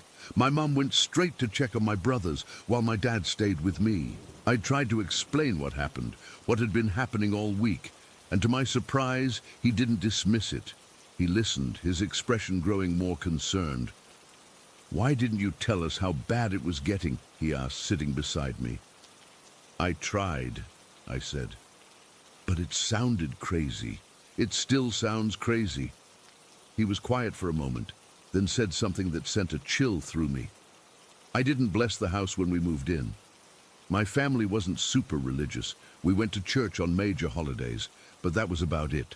But my dad had grown up in a very religious household, and he told me that whenever his family moved to a new home, his father would say a prayer in each room to bless the space and keep negative energies out. It was a tradition my dad had followed with our previous homes, but had forgotten when we moved to Rochester. "I'm going to your room," he said, standing up. "I need to do this now." I couldn't bring myself to go with him. I stayed on the couch, listening as his footsteps went up the stairs and down the hall to my bedroom. My mom came back up with my brothers, who were confused and a little scared because they'd picked up on the tension. She sat with us, keeping things calm, while my dad was upstairs. I don't know exactly what he did in my room. He was up there for maybe 15 minutes. When he came back down, he looked tired but relieved. "I said a prayer," he told me, "asked for protection and peace in the house, especially in your room. I think it will be better now." I didn't believe him. How could a simple prayer fix what I'd been experiencing? But I was too exhausted to argue. I slept on the couch that night, with my mom sitting nearby until I fell asleep. The next morning I approached my bedroom with dread. My dad came with me, standing in the doorway as I stepped inside. The difference was immediate and undeniable. The heavy, toxic feeling was gone. The air felt normal again. And when I looked at the corner where the shadow had been, it was just a corner. No darkness, no malice. Over the next few days, the feeling continued to fade. By the end of the week, my room felt like my room again. The presence was gone, and with it, the overwhelming sense of evil that had pervaded the space. I've thought about that week many times over the years. I'm in my 30s now, and I've become more of an atheist with some spiritual leanings. I don't go to church, don't really believe in God the way my dad does, but I've never been able to explain what happened. What was that shadow? Why did it grow stronger each night? And most importantly, why did it leave after my dad's prayer? I don't have answers. All I know is that I experienced something profoundly evil, something that felt ancient and malicious in a way that nothing human could be. Whatever it was, it wanted to harm me. I felt that with absolute certainty. To this day, I sleep with a small light on, and sometimes, when I'm alone at night, I still get that prickling sensation on the back of my neck, that feeling of being watched. I never turn around to check. Some things I've learned are better left unacknowledged. Story 18. I've never told this story to anyone outside my family before. I'm not even sure why I'm sharing it now. Maybe because I need to know if anyone else has experienced something similar, or maybe I just need to get it off my chest. Whatever the reason, this is completely true, every word of it, even though I know how crazy it sounds. My dad was in the military when I was little. He was this big, tough guy with the gentlest heart you could imagine. Before his last deployment, when I was 6 years old, he took all of us kids to the mall to make Build-A-Bears. It was one of those special dad days that you remember forever. He let each of us pick out our own bear and stuff it ourselves. Mine was brown with a little pink bow, and I named her Honey. But the special part came when Dad recorded messages for each of our bears. For mine, he sang, "You are my sunshine." It wasn't just any song to us. It was our song. Whenever I had nightmares or was scared of thunderstorms, he'd sing it to me until I fell asleep. His voice wasn't anything special, kind of deep and a little scratchy. But to me, it was the most comforting sound in the world. So anyway, we got these bears, and for the first few weeks while he was deployed, I'd press Honey's paw every night before bed to hear Dad sing. Then he came home, and things were great for a while. But then one day, I pressed Honey's paw, and nothing happened. I tried again and again, but the recording just wouldn't play anymore. Mom took the bear back to the store, but they said the voice box was completely dead. They offered to put in a new one, but it wouldn't have been Dad's voice. So what was the point? We tried changing batteries, opening it up to see if something was disconnected. Nothing worked. For 2 years, Honey was just a regular stuffed bear. Then Dad got sick. It was quick. Cancer that had already spread everywhere before they caught it. Within 3 months, he was gone. I was 8 years old. About 2 weeks after the funeral, I was running down the stairs to get breakfast before school. I was always racing around, even though Mom constantly told me to slow down. That morning, I tripped near the bottom and tumbled down the last few steps. I wasn't seriously hurt, just scared and crying from the shock of it. I had landed near the living room couch where Honey was sitting, and then it happened. "You are my sunshine, my only sunshine." Dad's voice, clear as day, coming from the bear that hadn't worked in 2 years. I froze completely. Mom came running when she heard me fall, and she froze too when she heard the singing.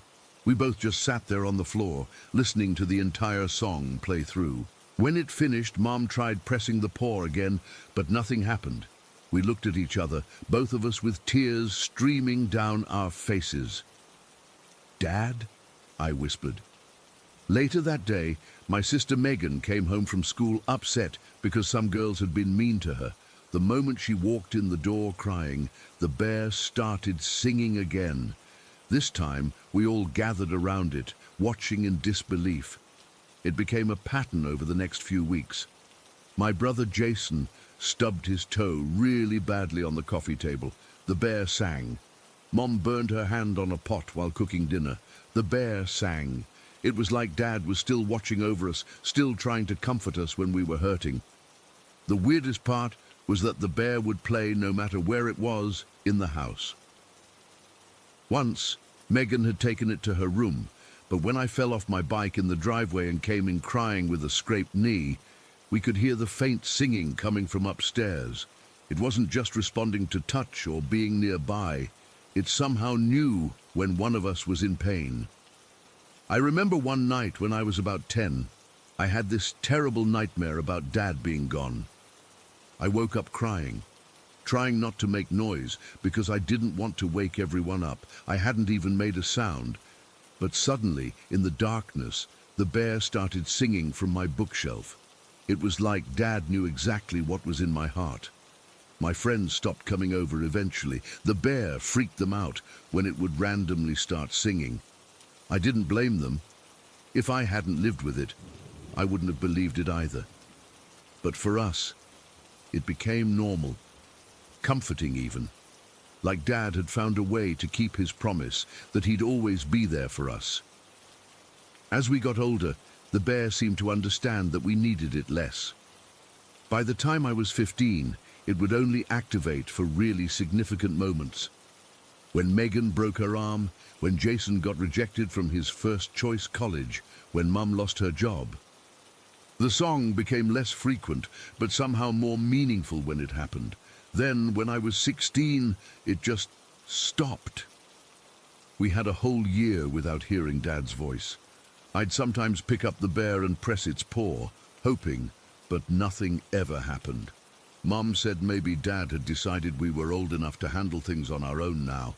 Maybe his spirit had finally moved on to wherever spirits go. I'm 18 now, getting ready to leave for college in the fall. Last week, I got my acceptance letter from State University, my top choice. I wasn't even sure I'd get in with my grades, but somehow I did. Mom insisted on making a special dinner to celebrate, so we were all gathered in the kitchen. Me, Mom, Megan, and Jason. Mom was pouring sparkling cider into glasses for a toast when it happened. From the living room, where Honey sat on the shelf with some family photos, came the familiar scratchy recording, "You are my sunshine, my only sunshine." We all went completely silent. It had been 2 years since we'd heard it. Mom put down the bottle, and we all moved to the living room, gathering around the shelf where the bear sat. "You make me happy when skies are gray." This time was different, though.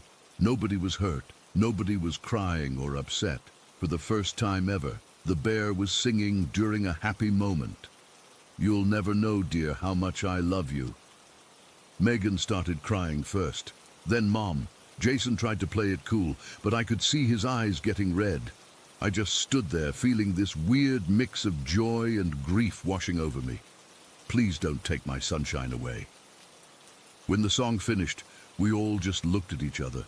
Mom was the one who finally spoke. "He's still here," she said. "He's still watching."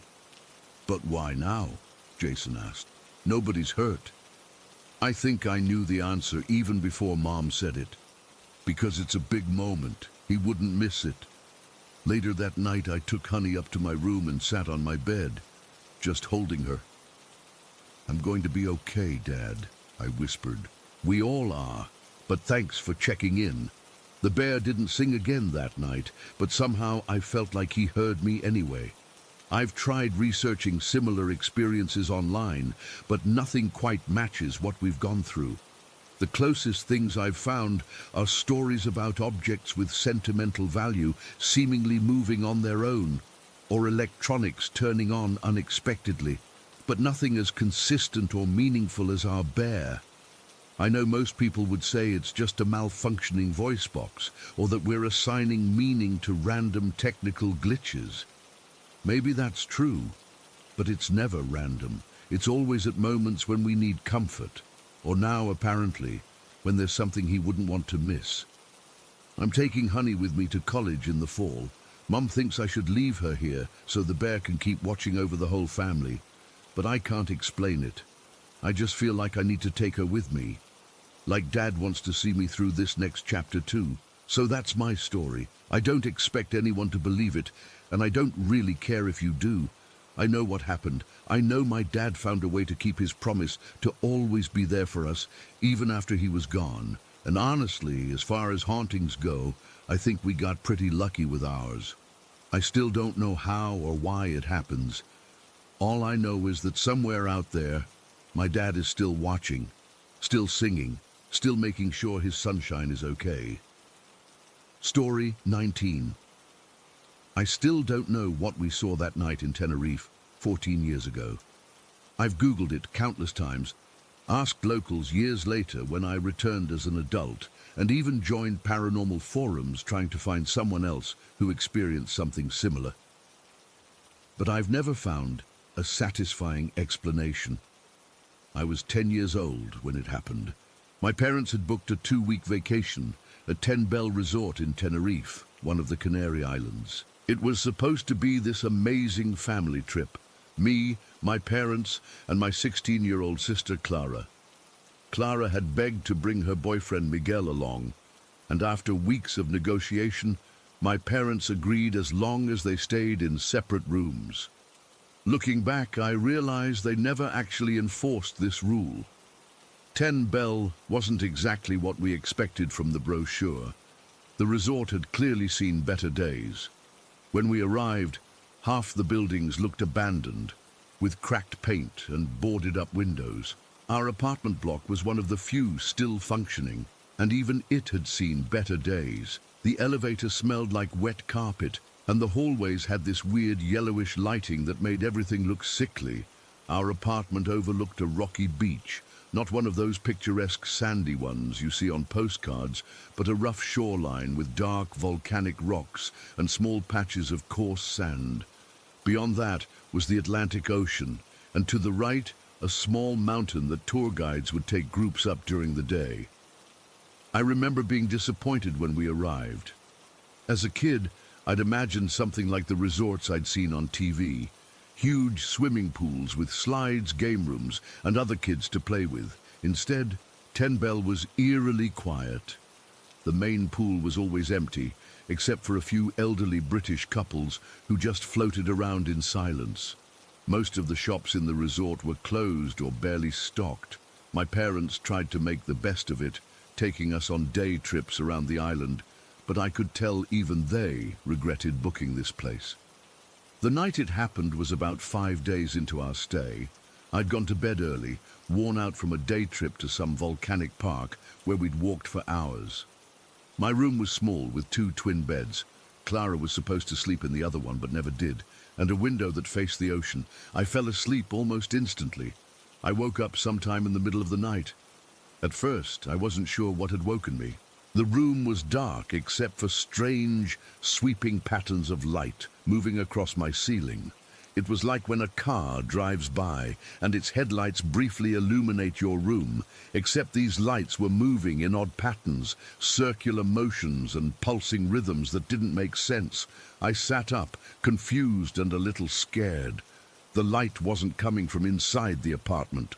I looked toward my window and noticed the curtains were partially open. The strange lights seemed to be coming from outside. Climbing out of bed, I went to the window. Our apartment was on the 4th floor, giving a clear view of the beach and ocean beyond. But I couldn't see anything unusual from my angle.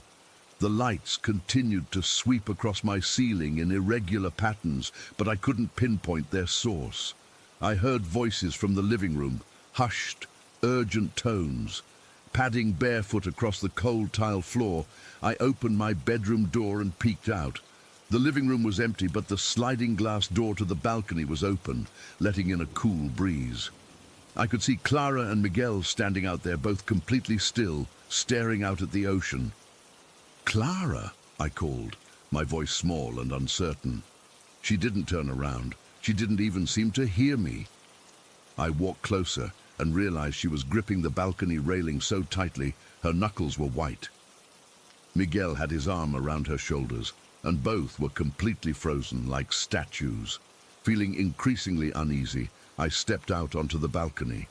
The night was cool but not cold, with a slight breeze carrying the scent of salt and something else, something metallic and strange. "What are you looking at?" I asked, moving to stand beside my sister. Clara flinched, finally noticing me. She looked down at me with an expression I'd never seen on my confident older sister's face before. Pure, unfiltered fear. "Sophia," she whispered, her voice shaking, "look at the water." I turned toward the ocean, following her gaze. At first, I didn't see anything unusual. The beach was dark, the water a black expanse stretching to the horizon. The moon was nearly full, casting a silvery path across the surface. Then I saw it. About 50 yards from shore, there were lights underwater, not reflections of the moon or distant boats. These were beneath the surface, pulsating with an intensity that made my skin crawl. They were greenish blue, like the bioluminescent plankton I'd seen in a nature documentary, but much brighter and more deliberate in their movements. "What is that?" I whispered. Miguel shook his head slowly. "We don't know. They appeared about 15 minutes ago." I couldn't look away. The lights weren't fixed in one spot. They moved in patterns, sometimes spreading out in a circle, sometimes condensing into a tight cluster. They illuminated the rocks beneath the water, revealing the underwater landscape in brief, eerie flashes. "Could it be divers?" I suggested, trying to make sense of what I was seeing. "With underwater flashlights?" Clara shook her head. "The water's too shallow there, and look how bright they are. Those aren't flashlights, Sophia." She was right. The lights were too intense, too strange in their movement patterns. Sometimes they would pulse in unison, creating a single massive glow that illuminated a large area beneath the surface. Other times, they'd separate and dance around like fireflies underwater. "Should we wake Mom and Dad?" I asked. "I tried," Clara whispered. "They took sleeping pills. I couldn't get them to wake up." We stood there, the three of us, watching in silence. No one suggested going down to the beach for a closer look. Something about those lights told us to stay where we were, to observe from a distance. After about 20 minutes, the lights began to change. They started moving further out to sea, maintaining their strange, pulsating rhythm, but gradually distancing themselves from the shore. We watched as they retreated, growing smaller but no less bright. Then something happened that I still see in my nightmares. The lights suddenly converged into a single, blindingly bright point. There was a moment of absolute stillness, as if the whole world was holding its breath. Then a beam shot upward from the water, a column of the same greenish-blue light, but concentrated and intense, extending straight up into the night sky as far as we could see. The beam lasted for maybe 5 seconds, though it felt much longer. Then it vanished, along with all the underwater lights, leaving the sea dark and ordinary again, as if nothing had happened. We stayed on the balcony for at least another hour, waiting to see if the lights would return. They didn't. Eventually, Miguel suggested we go inside. Clara was shivering, though the night wasn't particularly cold. Back in the apartment, we sat in the living room, speaking in hushed voices about what we'd seen.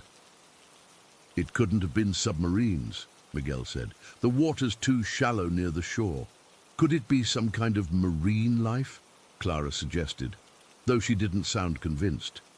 "Like those glowing jellyfish or something?" I shook my head. "Jellyfish don't shoot beams into the sky." We fell silent again. None of our explanations made sense. "Maybe it was aliens," I said finally, voicing what I think we'd all been thinking but afraid to say. Clara didn't laugh or dismiss my suggestion like she normally would have. She just looked at me with those same frightened eyes. "Maybe," she whispered. We eventually went to bed, though I don't think any of us slept. I kept getting up to check the window, half expecting to see those lights again, but the ocean remained dark and ordinary for the rest of the night.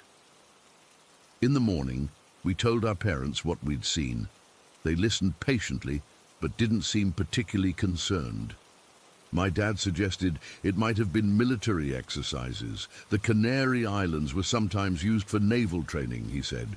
My mom thought it could have been a fishing boat using special lights to attract certain fish. None of their explanations felt right, but I was almost grateful for their skepticism.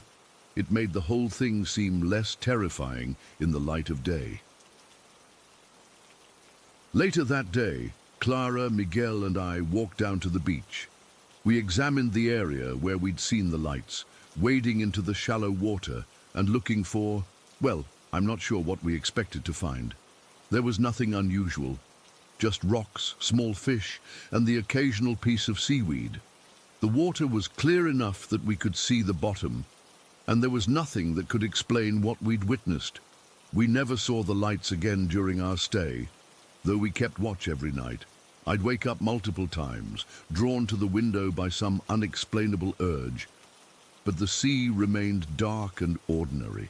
When we returned home, we tried researching similar phenomena. This was before smartphones and easy internet access, so our resources were limited. Clara found a book about UFO sightings in the Canary Islands at our local library. Apparently, there had been numerous reports of strange lights around Mount Teide, Tenerife's volcano, but nothing specifically about underwater lights. Years passed, and the memory remained vivid but somehow distant, like a movie I'd watched rather than something I'd experienced firsthand. I went to college, started a career, built a life. Clara changed after that trip. She broke up with Miguel within months of returning home. She became more serious, more focused on school and then her career. She never wanted to talk about what we saw. Whenever I brought it up, she'd change the subject or make an excuse to end the conversation. Now I'm 24 and Clara is 30. We're both adults with our own lives, but sometimes when we're together at family gatherings and the conversation lulls, I catch her looking at me with a certain expression. A look that says she remembers too, that the memory hasn't faded for her either. Last year, I returned to Tenerife on a work trip. I took a day off and visited Ten Bell Resort. It was completely abandoned now, the buildings crumbling and covered in graffiti. I stood on the beach, looking out at the same stretch of water where we'd seen the lights. It looked so ordinary, so innocent in the daylight. I asked some locals about strange lights in the area. Most just shrugged or gave me confused looks. But an old fisherman paused when I mentioned underwater lights. "The sea has its secrets," he said in heavily accented English. "Some things are better not to know." He wouldn't elaborate, no matter how much I pressed. I still don't have answers. Scientists would probably say we saw bioluminescent marine life, or some natural phenomenon caused by specific mineral concentrations in that area. Skeptics might suggest it was a shared hallucination, or a misinterpretation of something mundane, but I know what I saw. Those lights moved with purpose, with intelligence, and that beam shooting into the sky. There's no natural explanation for that. Clara won't talk about it. She's married now, with a baby on the way. When I visited her last month and carefully brought up Tenerife, she cut me off. "Sophia, please," she said, her hand protectively covering her pregnant belly. "Some things are better left in the past. But I can't leave it there. Whatever we saw that night at Ten Bell Resort, it wasn't natural, and it wasn't human. And sometimes, on nights when I can't sleep, I find myself staring out my window at the sky, wondering if those lights are out there somewhere, beneath other waters, waiting to be seen again."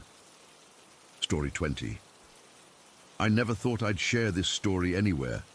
It's been 30 years, but the memories still wake me up in cold sweats. Some nights, I still hear the crackling of flames that aren't there. I come from a small village in Andhra Pradesh.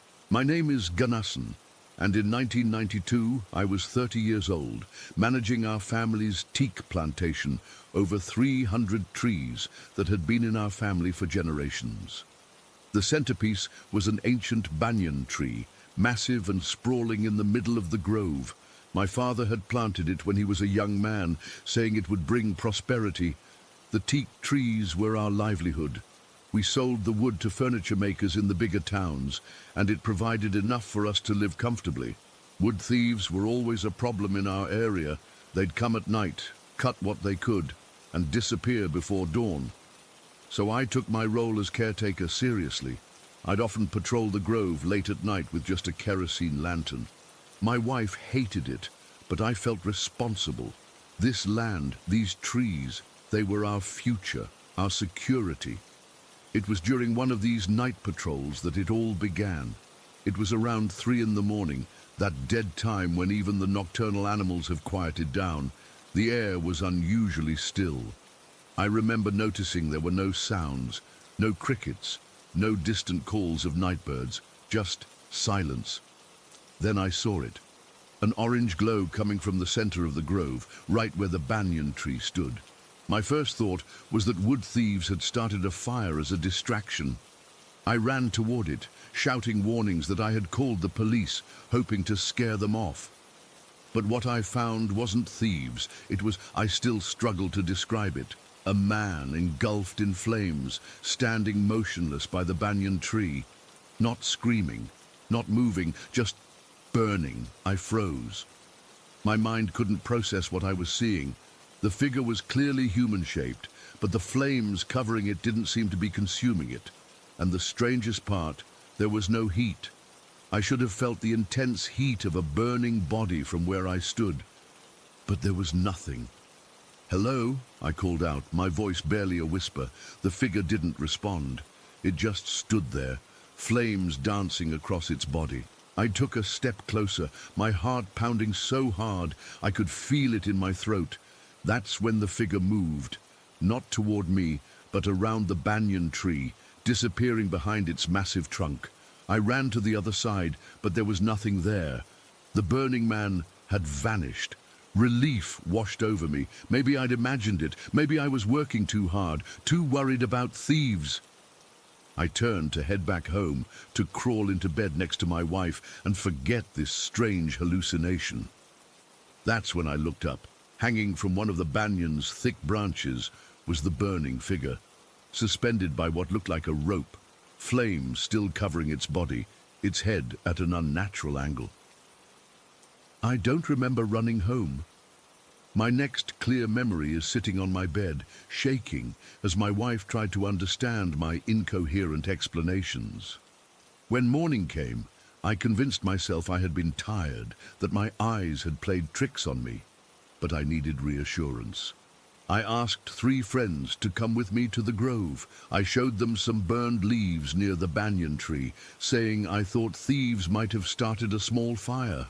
I couldn't bring myself to tell them what I'd really seen. "You need to hire a night watchman," my friend Ravi suggested, "someone to help you protect the trees." It seemed like a good idea. There was a man in the village, Mahesh, who needed work. He was young, strong, and reliable. I hired him that same day, gave him a lantern and a whistle, and told him to patrol the grove through the night. I didn't mention what I'd seen. I told myself it wasn't real, so there was no point in frightening him with stories of burning men. That night I slept better knowing someone else was watching the grove, until the pounding on my door started. It was around 2 in the morning. The frantic knocking jolted me awake. My wife clutched my arm as I went to open the door. Mahesh stood there, his face pale, eyes wide with terror. He was shaking so badly he could barely speak. 4, he finally managed to say. 4 burning men. I felt the blood drain from my face. "What did you see?" I asked, though I already knew. In the grove, by the banyan, 4 men on fire, and another man. He was doing something to the tree. I grabbed my lantern and a heavy stick. "Show me," I said, trying to sound braver than I felt. We walked to the grove together, Mahesh jumping at every sound. As we approached the banyan tree, I saw a faint orange glow. My steps slowed.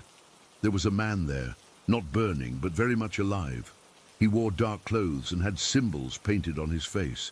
He was placing small items around the base of the tree, bones, feathers, small clay pots. And around him, just as Mahesh had said, were 3 burning figures standing motionless. "Black magic," Mahesh whispered. "He's a sorcerer." We stayed hidden, watching. The man was chanting something, his voice too low to make out the words. Then Mahesh grabbed my arm, his fingers digging in painfully. "Look," he hissed. A 4th burning figure had appeared behind us. Its face was the most horrifying thing I've ever seen. One eye was missing, just a black charred socket, and it was staring directly at us. Mahesh screamed. We both ran, not stopping until we reached my house. I locked the door behind us, pushing a heavy chair against it for good measure. "I can't go back there," Mahesh said, his voice breaking. "I won't." I gave him some water and told him to sleep on my floor. I'd pay him for the night's work, and in the morning, we'd figure out what to do. But Mahesh wasn't there in the morning. My neighbor came to tell me the news. Mahesh had been found hanging from the banyan tree at dawn. He had used his own belt. I felt sick with guilt. I should have warned him. I should have told him what I'd seen the night before. Now he was dead, and it was my fault. I gave money to Mahesh's family for the funeral expenses, then I went to the village elders. I told them everything, the burning man I'd seen, the sorcerer, the 4 burning figures, and now Mahesh's death. To my relief, they didn't dismiss my story as the ravings of a madman. "The banyan is old," said Jadhav, the oldest among them. "Such trees can become homes to spirits. We will come tonight and see for ourselves." That night, 5 elders came with me to the grove. We brought offerings, coconuts, flowers, incense, and sat in a circle around the banyan tree. Hours passed with nothing happening. Some of the elders began to doze. Then around midnight, 2 of them began to scream, clutching at their skin. "Burning," they cried. "I'm burning." When we examined them by lantern light, they had angry red welts on their arms and faces, second-degree burns that had appeared from nowhere. At 2 in the morning, he appeared, the sorcerer, with his 4 burning companions.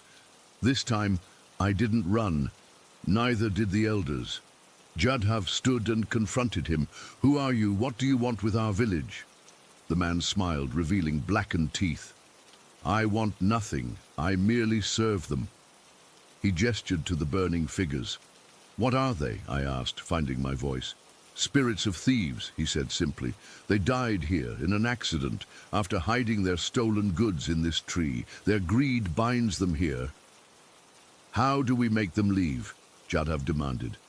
"The tree must be cut down and burned after proper rituals. I can perform them, but it will take a week. During this time, the spirits will be angry. They may cause people to take their own lives, as the watchman did." "Why would they do that?" I asked. "They need life energy to manifest. They take it from the living." We agreed to his terms. He would perform the rituals, and after a week, we would cut down the banyan tree. What followed was the darkest week of my life. The sorcerer was right. People began to die. First, it was an old man who lived alone, then a young mother. By the end of the week, 12 villagers had hung themselves from the banyan tree, including a 6-year-old girl. How does a child even know how to do such a thing? And a pregnant woman in her 7th month. And my father's sister, who was 82 and could barely walk without help. Each death was the same. They would walk to the grove in the middle of the night, hang themselves from the banyan, and be discovered at dawn. We tried locking doors, taking turns keeping watch, but somehow they still found their way to the tree. Finally, the week ended. The sorcerer said his rituals were complete. 20 men, including myself and my father, came with axes and saws. It took us all day to bring down the massive banyan. As it fell, I swear I heard screams coming from inside the wood. We burned it that night, the flames reaching high into the sky. The sorcerer stood watching, his face expressionless. "It is done," he said, when only ashes remained. "The spirits are released." We should have been relieved. Instead, more horror followed. Exactly 1 week after we burned the tree, everyone who had participated in cutting it down hung themselves, all on the same day at the same time, 2 in the afternoon. My father, my friends, the sorcerer himself, all gone. I alone survived, only because I had traveled to the city that day to sell some wood. When I returned, I found my village in chaos. 20 men, dead by their own hands. The aftermath was a nightmare. Crops would spontaneously catch fire in the fields. People would hear crying in the streets at night, but when they looked, no one was there. We consulted priests, holy men from different religions, even other sorcerers. Nothing helped. And then, just as suddenly as it had started, it stopped. The fires ceased. The crying ended. Life slowly returned to normal. To this day, I don't know why it ended or why I was spared. I've rebuilt my life, replanted the teak grove, though never another banyan, and tried to move forward. But I still wake up sometimes, feeling phantom flames on my skin, and I never ever go out at night if I can help it. Whatever was in that banyan tree, whatever those burning men were, I fear they're still out there somewhere waiting. Story 21. I still wake up some nights thinking I heard my name being called. Even after 58 years, the memories of that house in Carmel haven't faded. I was 15 when my mom moved us there in '65, just me and my 5 sisters.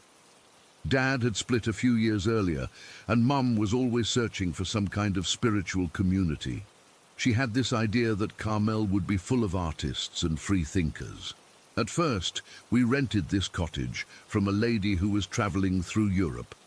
It was tiny but cozy, and for a few months, things were okay. Mom was working as a seamstress, taking in alterations and teaching yoga on the weekends. Money was always tight with 6 kids, so when she found this 3-story townhouse that didn't need a down payment, just mortgage payments, she jumped at it. It seemed like a miracle. The townhouse was this narrow building wedged between 2 others, kind of Victorian looking but not as fancy. The basement was finished. Nothing special, just a big room with a bathroom that Mom turned into her bedroom. The main floor had the kitchen, living room and dining area. The second floor had 2 bedrooms. I got one to myself since I was the only boy, and 2 of my sisters shared the other. The weird part was that the stairs to the attic ran through my bedroom, like you had to walk through my room to get to this narrow staircase that led to the attic where my other 2 sisters, April and Charity, slept. The first few weeks were normal. We were all adjusting to the new place, settling in. I remember thinking how lucky we were to have so much space after being crammed in that cottage. Then things started happening. Small stuff at first. I'd put my school books down on my desk and find them on the floor later. Mum would leave her knitting on the couch and find it in the kitchen. We all blamed each other, of course.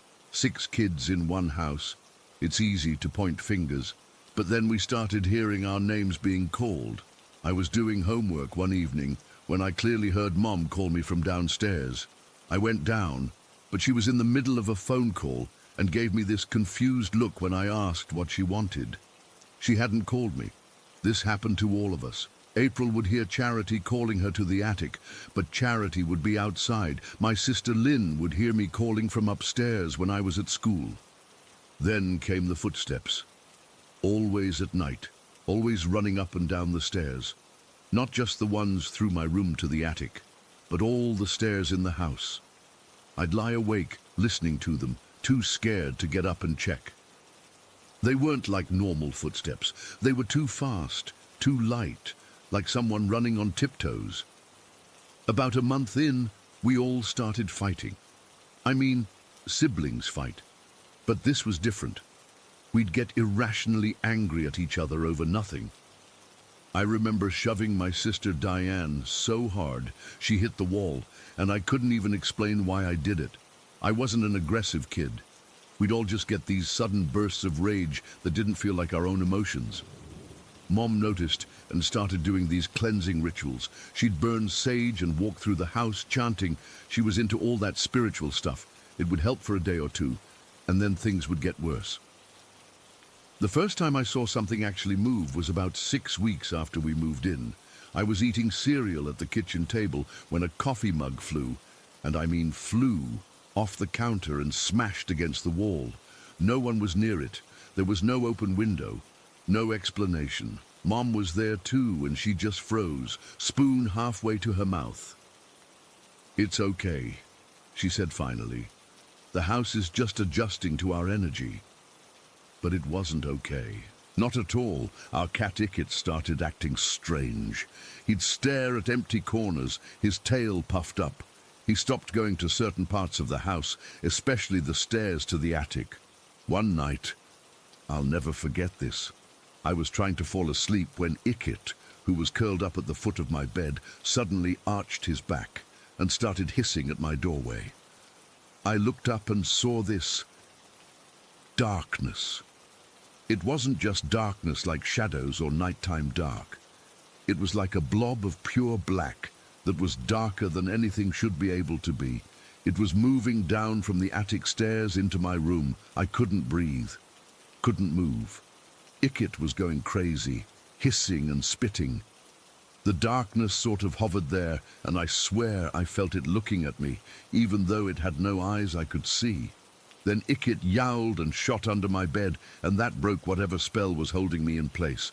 I bolted out of my room and down the stairs. The thing followed me. I could feel it behind me, this cold pressure pushing at my back. As I ran down the second-floor hallway, the framed photos on the wall started swinging wildly. One flew off and shattered right behind my feet. I screamed and kept running until I reached Mom's room in the basement. She was awake, sitting cross-legged on her bed with these crystals arranged around her. She didn't seem surprised to see me burst in, terrified. "It's following me," I gasped. She pulled me onto the bed and put her hands on my shoulders. "Visualize white light around yourself," she instructed. "Picture it like a shield. Now chant with me. I felt ridiculous, but I was so scared I'd have done anything. We sat there chanting for what felt like hours. Eventually, I fell asleep in her room. When I woke up the next morning, she told me we were dealing with negative energy and that she'd find someone to help us clear the house. Things got worse after that night. Cabinet doors would rattle violently. Objects would fly at us, not just fall, but actually be thrown. My sister Lynn got hit in the back of the head with a book that launched off a shelf. April woke up one morning with scratch marks on her arm that she couldn't explain. We were all sleeping badly, having nightmares. I kept dreaming about a man standing over my bed, his face twisted into an impossible smile, blood dripping from his hands. The worst change was in my sister Charity. She was 12 and had always been this sunny, chatty kid. But she started to withdraw. She'd spend hours in the attic alone, whispering to herself. Mom found her one day inside this small crawl space in the wall between the attic and my room. She'd somehow pried open a panel none of us had noticed, and she was in there playing with mice. Mice. When Mom asked what she was doing, Charity just smiled and said, "They tell me things." She started talking to trees when we'd go out. She'd press her ear against the trunk and nod like she was having a conversation. When we'd ask what the trees said, she'd give us this pitying look and say, "They're not talking to you."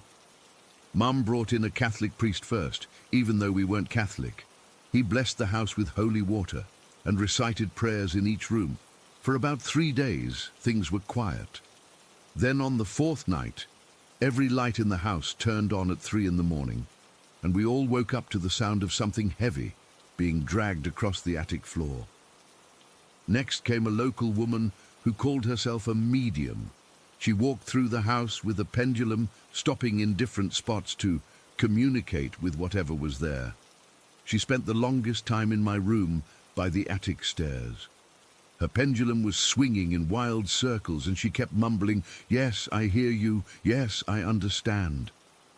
When she finished, she told Mom there were multiple spirits in the house, that something terrible had happened there, and the spirits were angry. She tried some ritual with candles and herbs, and again, we got a few days of peace before things escalated. Mom was getting desperate. She contacted some occult group from San Francisco, and 2 men came to perform what they called a banishing ritual. They drew symbols on our doors with some kind of oil and buried small cloth bags at the corners of the property. The whole thing gave me the creeps, but Mum was willing to try anything by that point. The night after they left was the worst yet. We heard what sounded like a crowd of people running up and down all the stairs. Objects flew around the house without stopping. The temperature in my room dropped so low I could see my breath. Something unseen kept tugging at my blankets, trying to pull them off me. I fled to the basement again, only to find all my sisters already huddled with Mom. The next day, Mom called a different priest, one she'd heard dealt with these kinds of situations. He was an older man, very serious. He didn't say much when he arrived, just asked us to wait outside while he went through the house alone. He was in there for over an hour. When he came out, his face was ghostly pale. He took Mom aside, but I was close enough to hear him say, "Get your children out of this house, today. Don't come back." Mom asked what he'd found, but he just shook his head and said, "Evil has made a home there. This is beyond my abilities." We went to a motel that night.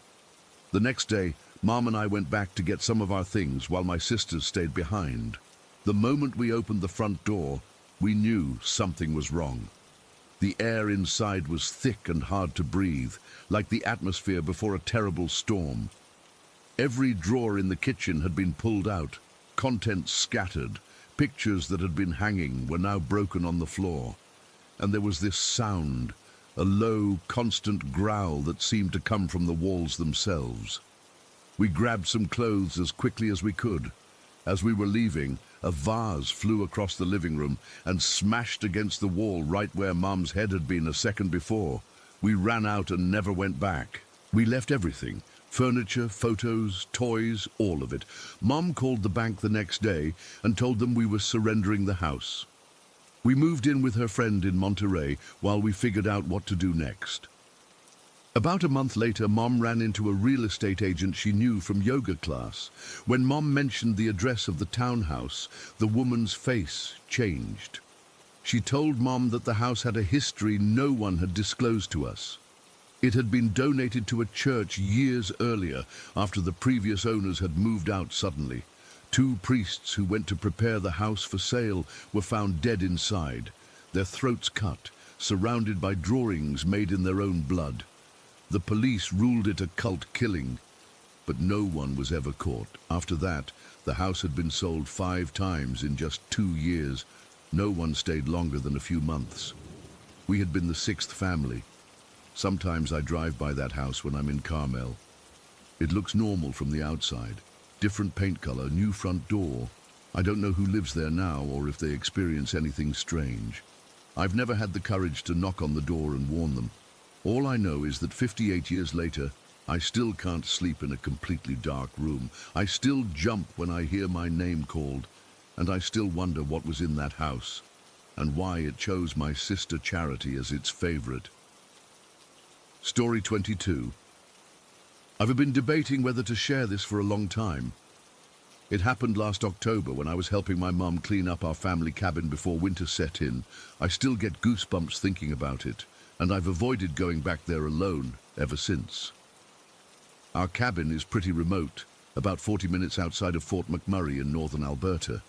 It's been in our family for 3 generations. My grandfather built it in the 1960s, and we've been maintaining it ever since. It sits on the edge of a small lake, surrounded by thick pine forest that seems to go on forever. Beautiful place in summer, but as winter approaches, it gets dark early, and the isolation becomes much more noticeable.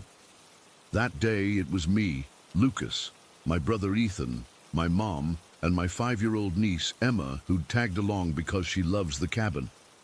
Dad wasn't with us because he was in Brazil visiting his side of the family and getting some tests done at a specialist clinic there. He's been having some health issues, nothing too serious, but his doctor recommended seeing this specialist who happened to be in São Paulo, where most of Dad's family still lives. We arrived around noon and spent most of the day doing the usual end-of-season stuff, draining pipes, covering furniture, securing windows, and hauling anything that might attract animals back to town. It was exhausting work, especially with the temperature dropping rapidly as evening approached. By around 6 in the evening, the sun was already setting, and we were just finishing up loading the last few boxes into my truck. The whole day had been completely normal. We were joking around, complaining about the cold, and Emma was running around collecting pine cones, even though Mum kept telling her we needed to leave soon. Nothing strange or out of the ordinary at all. I was strapping down a tarp over some stuff in the truck bed when Ethan, who was standing near the cabin porch, suddenly turned his head sharply toward the back of the cabin and said, "What?" I didn't think much of it at first. Figured he might have heard an animal or something. But then he turned to me with this weird look on his face and asked, Did you say something? No, I replied, still focused on securing the tarp. Why? Ethan's face had gone really pale. I just heard Dad call my name from behind the cabin. That got my attention. I stopped what I was doing and stared at him. Dad? Dad's in Brazil, Ethan. I know that, he said, his voice dropping to almost a whisper.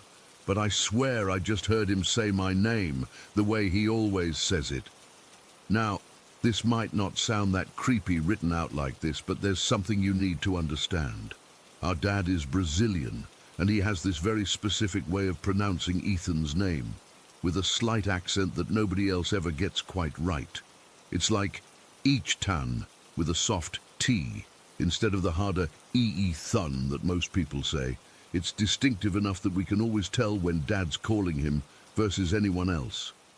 Are you messing with me? I asked, but I could already tell from his face that he wasn't joking.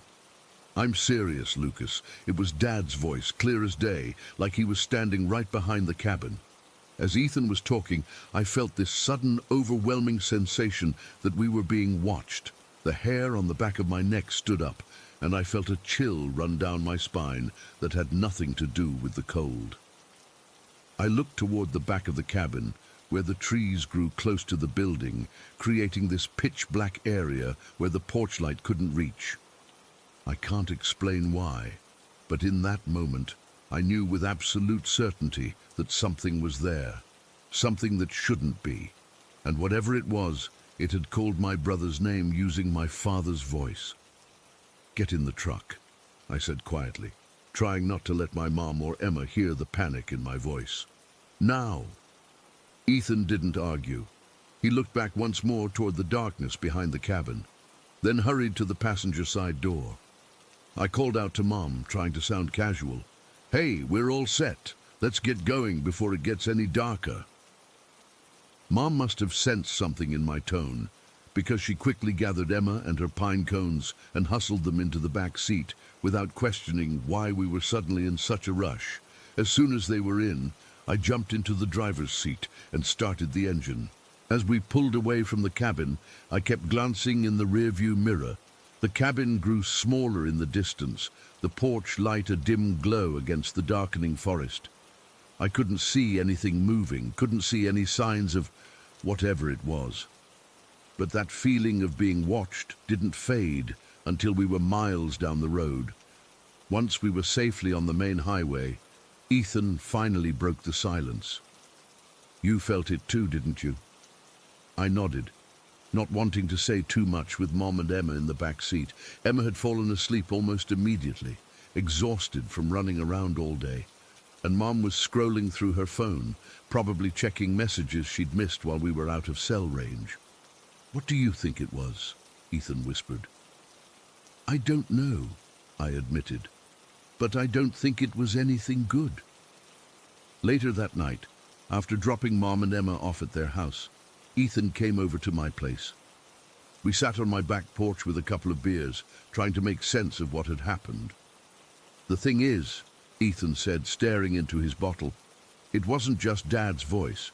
It was the way he calls me when he wants me to come see something, you know? That exact tone he uses when he's discovered something in the garage or found an interesting bird outside, like, Ethan, come look at this. I nodded. I knew exactly what he meant. Dad has these specific ways of calling each of us, depending on what he wants or how he's feeling. It's subtle, but if you've grown up with it your whole life, you notice. And it came from exactly behind the cabin, Ethan continued, where the old tool shed used to be before it collapsed. That detail made me uncomfortable. Our grandfather's old tool shed had collapsed during a heavy snowfall about 5 years ago, and we'd cleared away the debris, but never rebuilt it. It was just an empty space now, overgrown with weeds in summer, but Dad had always talked about rebuilding it someday. Why would it call just you? I asked. I was right there, but I didn't hear anything. Ethan shrugged. Maybe because I'm the youngest? Maybe because I'm the one who always goes running when Dad calls? I don't know, man, but it freaks me out. We called Dad that night just to check on him. He was fine, of course, watching soccer with his brothers in Sao Paulo, completely unaware of what had happened back in Canada. We didn't mention the incident to him, didn't want to worry him while he was dealing with his health stuff. The next day, I called our Uncle Jack, who lives on the Cree Reservation, about an hour from our cabin. Jack's been like a second father to us since we were kids, teaching us hunting and fishing and all the old stories and traditions. I figured if anyone would know what to make of this, it would be him. When I told him what happened, he was quiet for a long time. Then he said, "You were right to leave, Lucas." "So you know what it was?" I asked. "There are things in the old forests," he said carefully. "Things that have been there long before us. Some of them, they can take voices that aren't theirs. They use them to lure people away." "Like a skinwalker?" I asked. I'd heard stories, of course, but had always thought of them as just that, stories. "Different nations have different names," Jack replied. "But the principle is the same. They mimic. They call to you with voices you trust. And if you go to them..." He didn't finish the sentence. He didn't have to. "The thing is," I said, "it only called to Ethan. I didn't hear anything." "That's how they work," Jack explained. "They're selective. They choose who they want, and they're patient." "But why our cabin? Why now? We've been going there our whole lives." Jack sighed. "These things. Sometimes they're dormant for years. Sometimes they're triggered by changes. A death. A birth, a sickness. Your father's illness, maybe. Or maybe it's just been waiting for the right moment." After talking with Jack, I did some research online. Found all kinds of stories about mimics and skinwalkers and other entities that can copy human voices. Some of the accounts were so similar to our experience that it made my skin crawl. People hearing loved ones calling them from empty rooms or dark forests, only to discover later that the person couldn't possibly have been there. It's been 4 months now, and I still haven't gone back to the cabin alone. Mom and Dad, who's back from Brazil now, thankfully with a clean bill of health, think I'm being ridiculous. They've been back several times to check on things during winter, and nothing strange has happened. Ethan won't go either, though. He understands. The thing that keeps me up at night isn't just what happened, it's thinking about what might have happened if Ethan had answered that call, if he'd walked around behind the cabin, following our father's familiar voice into the darkness. What would have been waiting for him there, and why did it want him specifically? I've gone over it 1,000 times in my head, trying to rationalize it. Maybe it was just the wind playing tricks. Maybe Ethan misheard something. Maybe we were both just tired from a long day of work. But deep down, I know what I felt. That sense of being watched by something ancient and hungry. That absolute certainty that whatever called my brother's name wasn't human. Dad's planning a big family gathering at the cabin this summer. Says we need to make use of it more, not less. I haven't told him I'm not going. Haven't figured out how to explain it without sounding crazy. But I know one thing for certain. I'm never setting foot in those woods after dark again, and if I ever hear someone calling my name from the shadows behind that cabin, I don't care whose voice it is. I'm not answering. Story 23. I never believed in ghosts or the supernatural. I'm a practical guy, always have been. I work in accounting, pay my bills on time, and try to be a good husband and father. But what's been happening in our house these past few months has shaken everything I thought I knew about reality. We've lived in our suburban home for almost 7 years now. It's nothing fancy. A 3-bedroom place built in the early 90s, with a decent yard for the kids and pets. My wife Jane and I have 2 boys, Ethan, who's 12, and Kyle, who's 8. We also have our cat Luna, who's been with us for about 3 years. Before Luna, we had 2 other cats.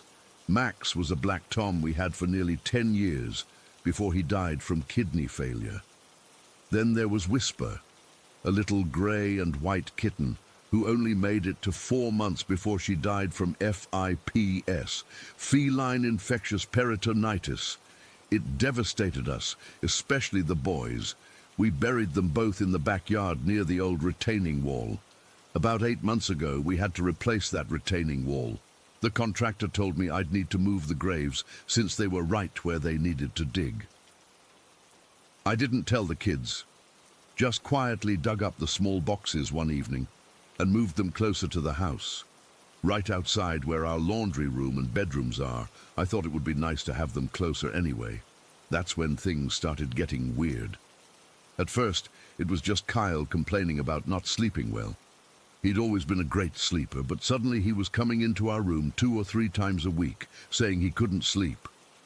When we asked why, he'd say things like, "Something's sitting on me," or "I feel like someone's watching me."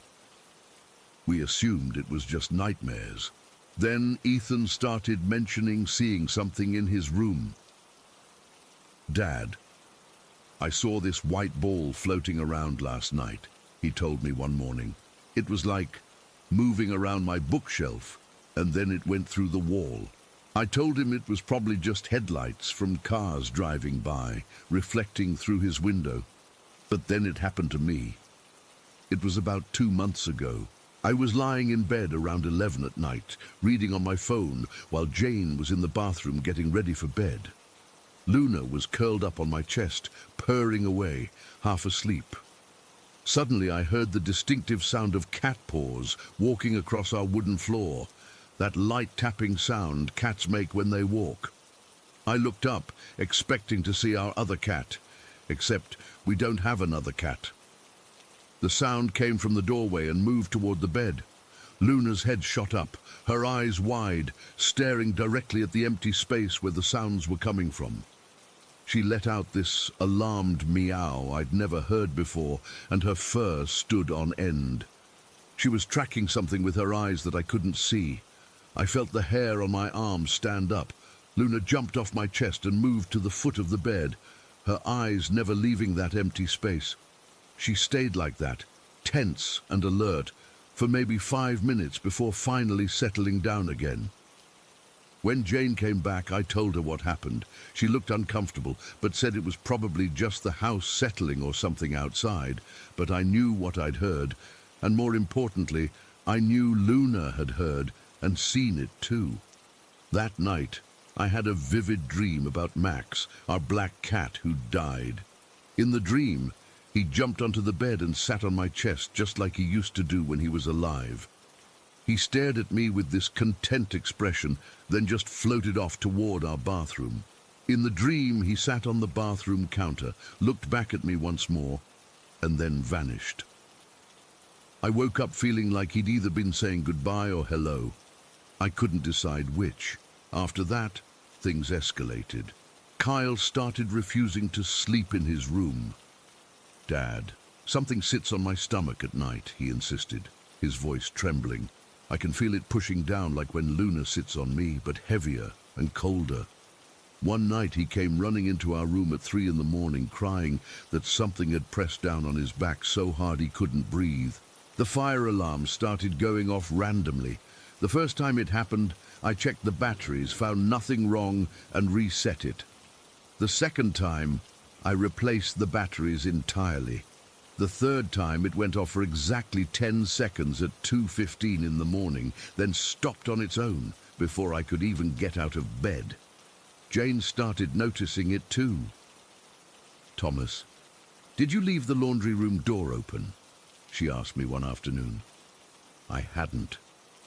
We found it wide open when both of us distinctly remembered closing it. This happened several times. Doors we'd closed would be open or vice versa.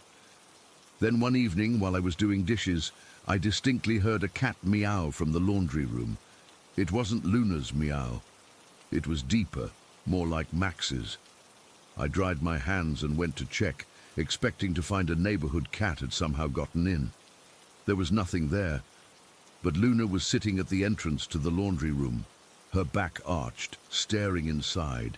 Ethan had the most disturbing experience about 6 weeks ago. He came downstairs one Saturday morning looking pale. "Dad, I saw Whisper last night," he said quietly. "She was sitting outside my window looking in. His room is on the 2nd floor, and there's no way a cat could be outside his window." When I pointed this out, he just shrugged and said, She wasn't really there, Dad. I could see through her. I've started noticing that most of these incidents happen near the relocated graves. The laundry room exit is right beside where I reburied them, and both boys' rooms have windows facing that side of the house. Luna's behavior has changed dramatically too. She used to freely roam the entire house, but now she avoids the laundry room and the hallway leading to Kyle's room. Sometimes she'll sit at the edge of these areas, staring intently like she's watching something move around. Other times, she'll hiss at empty air and run away to hide under our bed. Jane had her own experience a few weeks ago. She was in the kitchen making dinner when she suddenly dropped a plate. When I ran in to see what happened, she was pressed against the counter, white as a sheet. "I saw someone," she whispered. "A man. He looked angry, and he rushed toward me, then just disappeared." She described him as middle-aged, wearing dark clothes. This was different from our other experiences, which all seemed connected to the cats. The strange thing is, Jane's experience happened before I moved the graves. Last night was the worst yet. We were all in the living room watching a movie when every single light in the house flickered off for about 3 seconds, then came back on. The TV stayed on, which was weird. Then Kyle pointed to the hallway and said, "Who's that?" We all looked but saw nothing. "There's a cat," he insisted, "a black cat."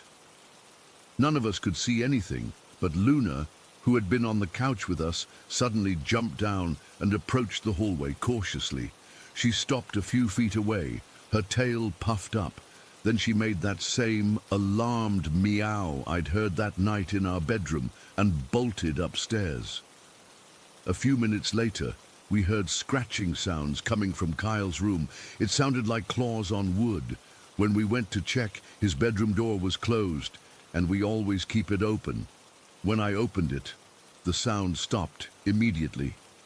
That night, I couldn't sleep. Around 2 in the morning, I heard Kyle cry out. I rushed to his room to find him sitting up in bed, shaking. "It was sitting on me, Dad," he sobbed.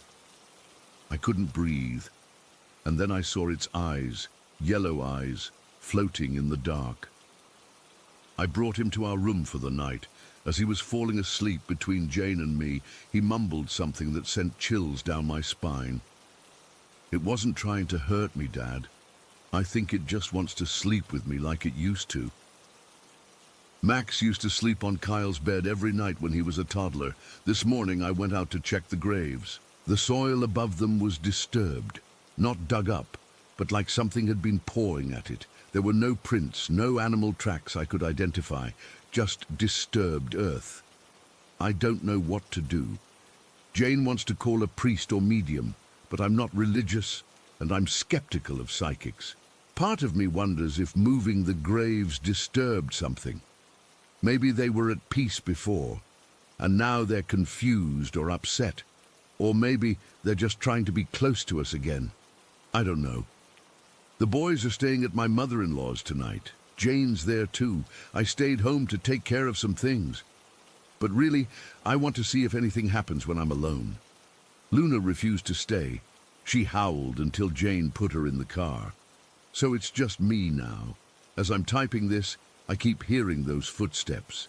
Tap, tap, tap across the floor behind me. Sometimes I feel something brush against my leg under the desk. Twice now, I've felt the distinctive sensation of a cat jumping onto the couch beside me, but nothing's there when I look. The scratching at Kyle's door has started again, and now I can hear a faint meowing coming from the laundry room. I'm going to go check it out. Maybe I'll finally see them for myself. Wait. The laundry room door just slammed shut by itself. I can hear something moving around in there, and now there's scratching at the door, like something wants to get out. I'm going to open it. I need to know what's happening in my home. Story 24. I've been wanting to get this off my chest for months now. I still get goosebumps thinking about what happened to me and my family on that hiking trip last New Year's Eve. I'm not typically superstitious or someone who believes in the paranormal, but what we experienced that day in southern Brazil has completely changed my perspective. I'm Victoria, 27 years old. and I went on this trip with my younger sister Isabella, 19, and our parents Elena, 48, and Gabriel, 52. We're an active family that loves the outdoors, and we'd planned this particular hike as part of our New Year's celebration. The hill we chose to climb is a well-known local landmark, about 500 meters tall, with trails stretching roughly 5 kilometers. What I didn't know at the time was the area's rich indigenous history and archaeological significance. We arrived around 2 in the afternoon, planning to reach the summit and be back down well before dark. The weather was perfect, warm but not too hot, with a light breeze and clear skies. The trail started off easy enough, winding through dense vegetation typical of southern Brazil. I remember feeling excited as we began our ascent, taking photos and joking around with Isabella. About 30 minutes into the hike, I started feeling off. It wasn't sudden, more like a gradual onset of discomfort that I couldn't quite place. My head felt fuzzy. I was getting nauseated and my muscles were aching in a way that didn't make sense for the minimal exertion so far. I tried to shake it off, drinking some water and taking deep breaths, but the feeling only intensified as we continued climbing. "Are you okay?" Isabella asked me, noticing I'd fallen behind. "Yeah, just feeling a bit weird," I replied, trying to sound casual. I didn't want to ruin the hike for everyone else. Dad was up ahead, setting the pace as usual, while Mom stayed closer to Isabella and me. We continued up the trail, passing a small waterfall and some interesting rock formations.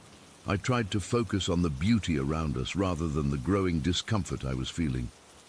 About halfway up the trail, I noticed Mom acting strangely. She kept looking behind us, her expression tense.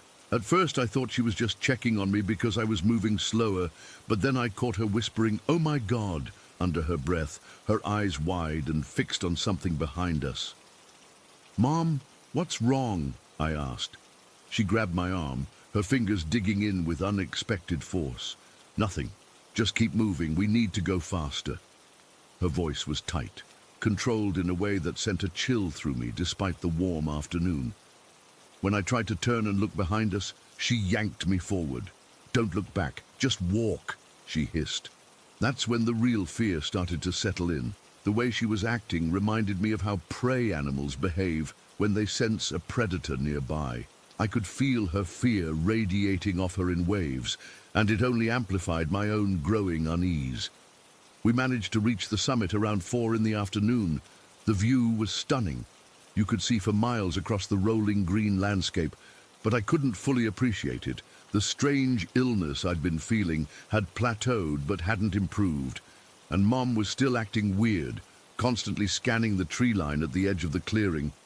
Dad suggested we take some photos and have our packed snacks before heading back down. Isabella seemed oblivious to the tension, happily posing for pictures and chattering about how she wanted to post them on Instagram. I tried to act normal, but kept glancing at Mom, who was barely touching her food and kept her back firmly against a large rock, as if ensuring nothing could sneak up behind her. When I finally got her alone for a moment, I whispered, "Mom, seriously, what did you see back there?" She shook her head quickly. "Not now, when we get back to the car." Her eyes darted around nervously. "We need to start heading down. It'll be getting dark soon." Dad checked his watch and agreed it was time to start our descent. The sun was still up, but it would be setting in about 2 hours, and none of us wanted to be on the trail after dark. As we started down, the atmosphere changed perceptibly. The birds that had been singing all around us fell silent.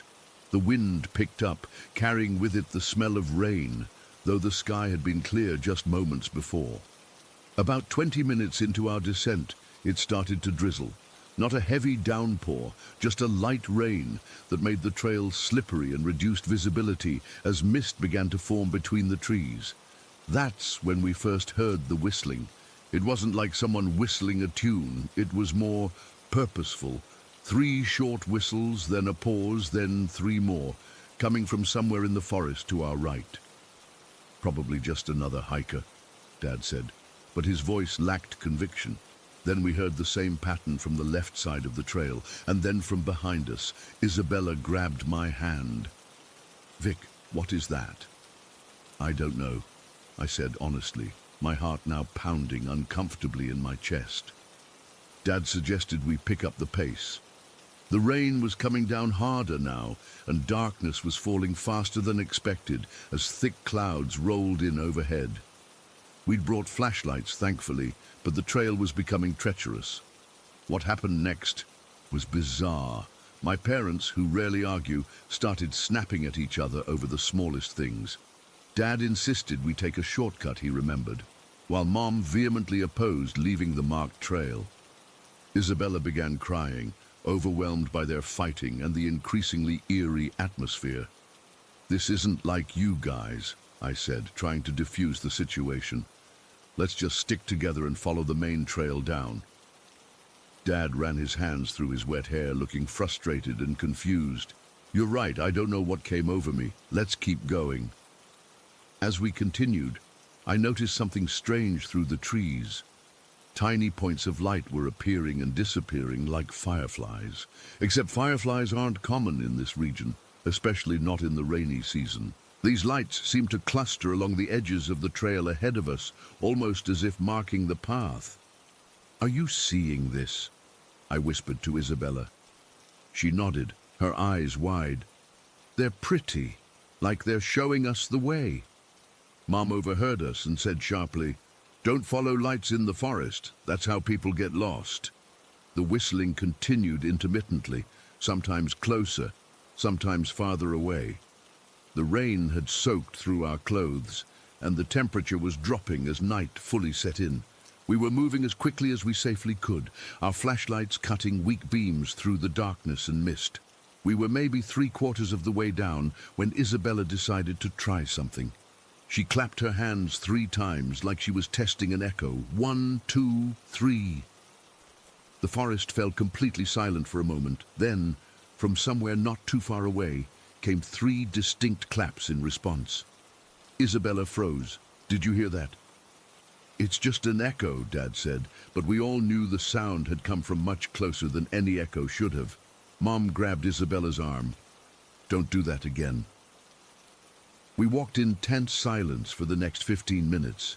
The only sounds our footsteps on the wet path and our increasingly labored breathing as fear pushed us to move faster than was probably safe. Then it happened. Mom and I saw it at the same time. A figure crouching on the trail about 20 meters ahead of us. In the dim light and rain, I could only make out its silhouette, but what I saw made my blood run cold. It was humanoid but wrong somehow. Too thin, too still, and completely pitch black, as if it was absorbing what little light there was, rather than reflecting it. I couldn't discern any features, not even eyes, just a solid black mass in a vaguely human shape. Mom let out a strangled gasp. Dad, reacting to our obvious fear, pointed his flashlight directly at the figure. It vanished, not ran away, not moved aside. Vanished. 1 second it was there, and the next it was gone like a mirage. "What the hell was that?" Dad's voice cracked. "Run," Mom said, and none of us argued. We sprinted down the remainder of the trail, slipping and sliding in the mud, branches whipping at our faces and arms. I fell once, badly scraping my knee, but the adrenaline was so intense I barely felt it. Isabella was sobbing openly now, and even Dad, who I've never seen truly scared, had a look of absolute terror on his face. The whistling intensified around us as we ran, now coming from all directions at once. The strange lights flitted through the trees, sometimes seeming to dart directly at us before veering away at the last second. As we neared the end of the trail, something large and black flew directly into my face. A moth, bigger than any I'd ever seen. I screamed and batted it away, but when I looked down at my hands and clothes, there was no trace of it. It had disappeared as completely as the figure on the trail. We finally burst out of the forest and onto the parking area. We didn't stop running until we reached our car, piling in and locking the doors immediately. Dad started the engine with shaking hands and peeled out onto the highway, driving well above the speed limit until we were several kilometers away. Only then did we stop, pulling over at a gas station to catch our breath and try to process what had happened. We were all soaking wet, covered in mud and scratches, and trembling both from the cold and from fear. "Mom," I said when I could finally speak normally, "what did you see on the trail earlier when you kept looking behind us?" She closed her eyes for a moment, as if gathering her courage. A man, at least it looked like a man, very thin, pale, with indigenous features. He was wearing some kind of mask or headdress made of banana leaves and straw. He would appear on the trail behind us, then disappear when I turned to look directly at him. He was following us the whole way up. Isabella's eyes widened. "That's what was making the whistling sounds." "I don't know," Mom admitted. "But I've never felt anything like that before, like we were being watched, hunted." Dad, always the rational one, tried to find logical explanations: stress, poor visibility, overactive imaginations. But even he couldn't explain the figure that had vanished before our eyes, or the clapping response to Isabella. Later, after we'd returned to our hotel and somewhat recovered, I researched the area online. The hill we'd hiked has deep connections to indigenous history, with archaeological sites and artifacts dating back centuries. Local legends speak of guardian spirits that protect these sacred places, sometimes by scaring away intruders. I still can't explain what happened to us that day, why I felt so sick on the trail, why we all experienced such intense emotions, or what exactly we saw in the forest. Sometimes I wonder if it was some kind of collective hallucination, triggered by suggestion and fear.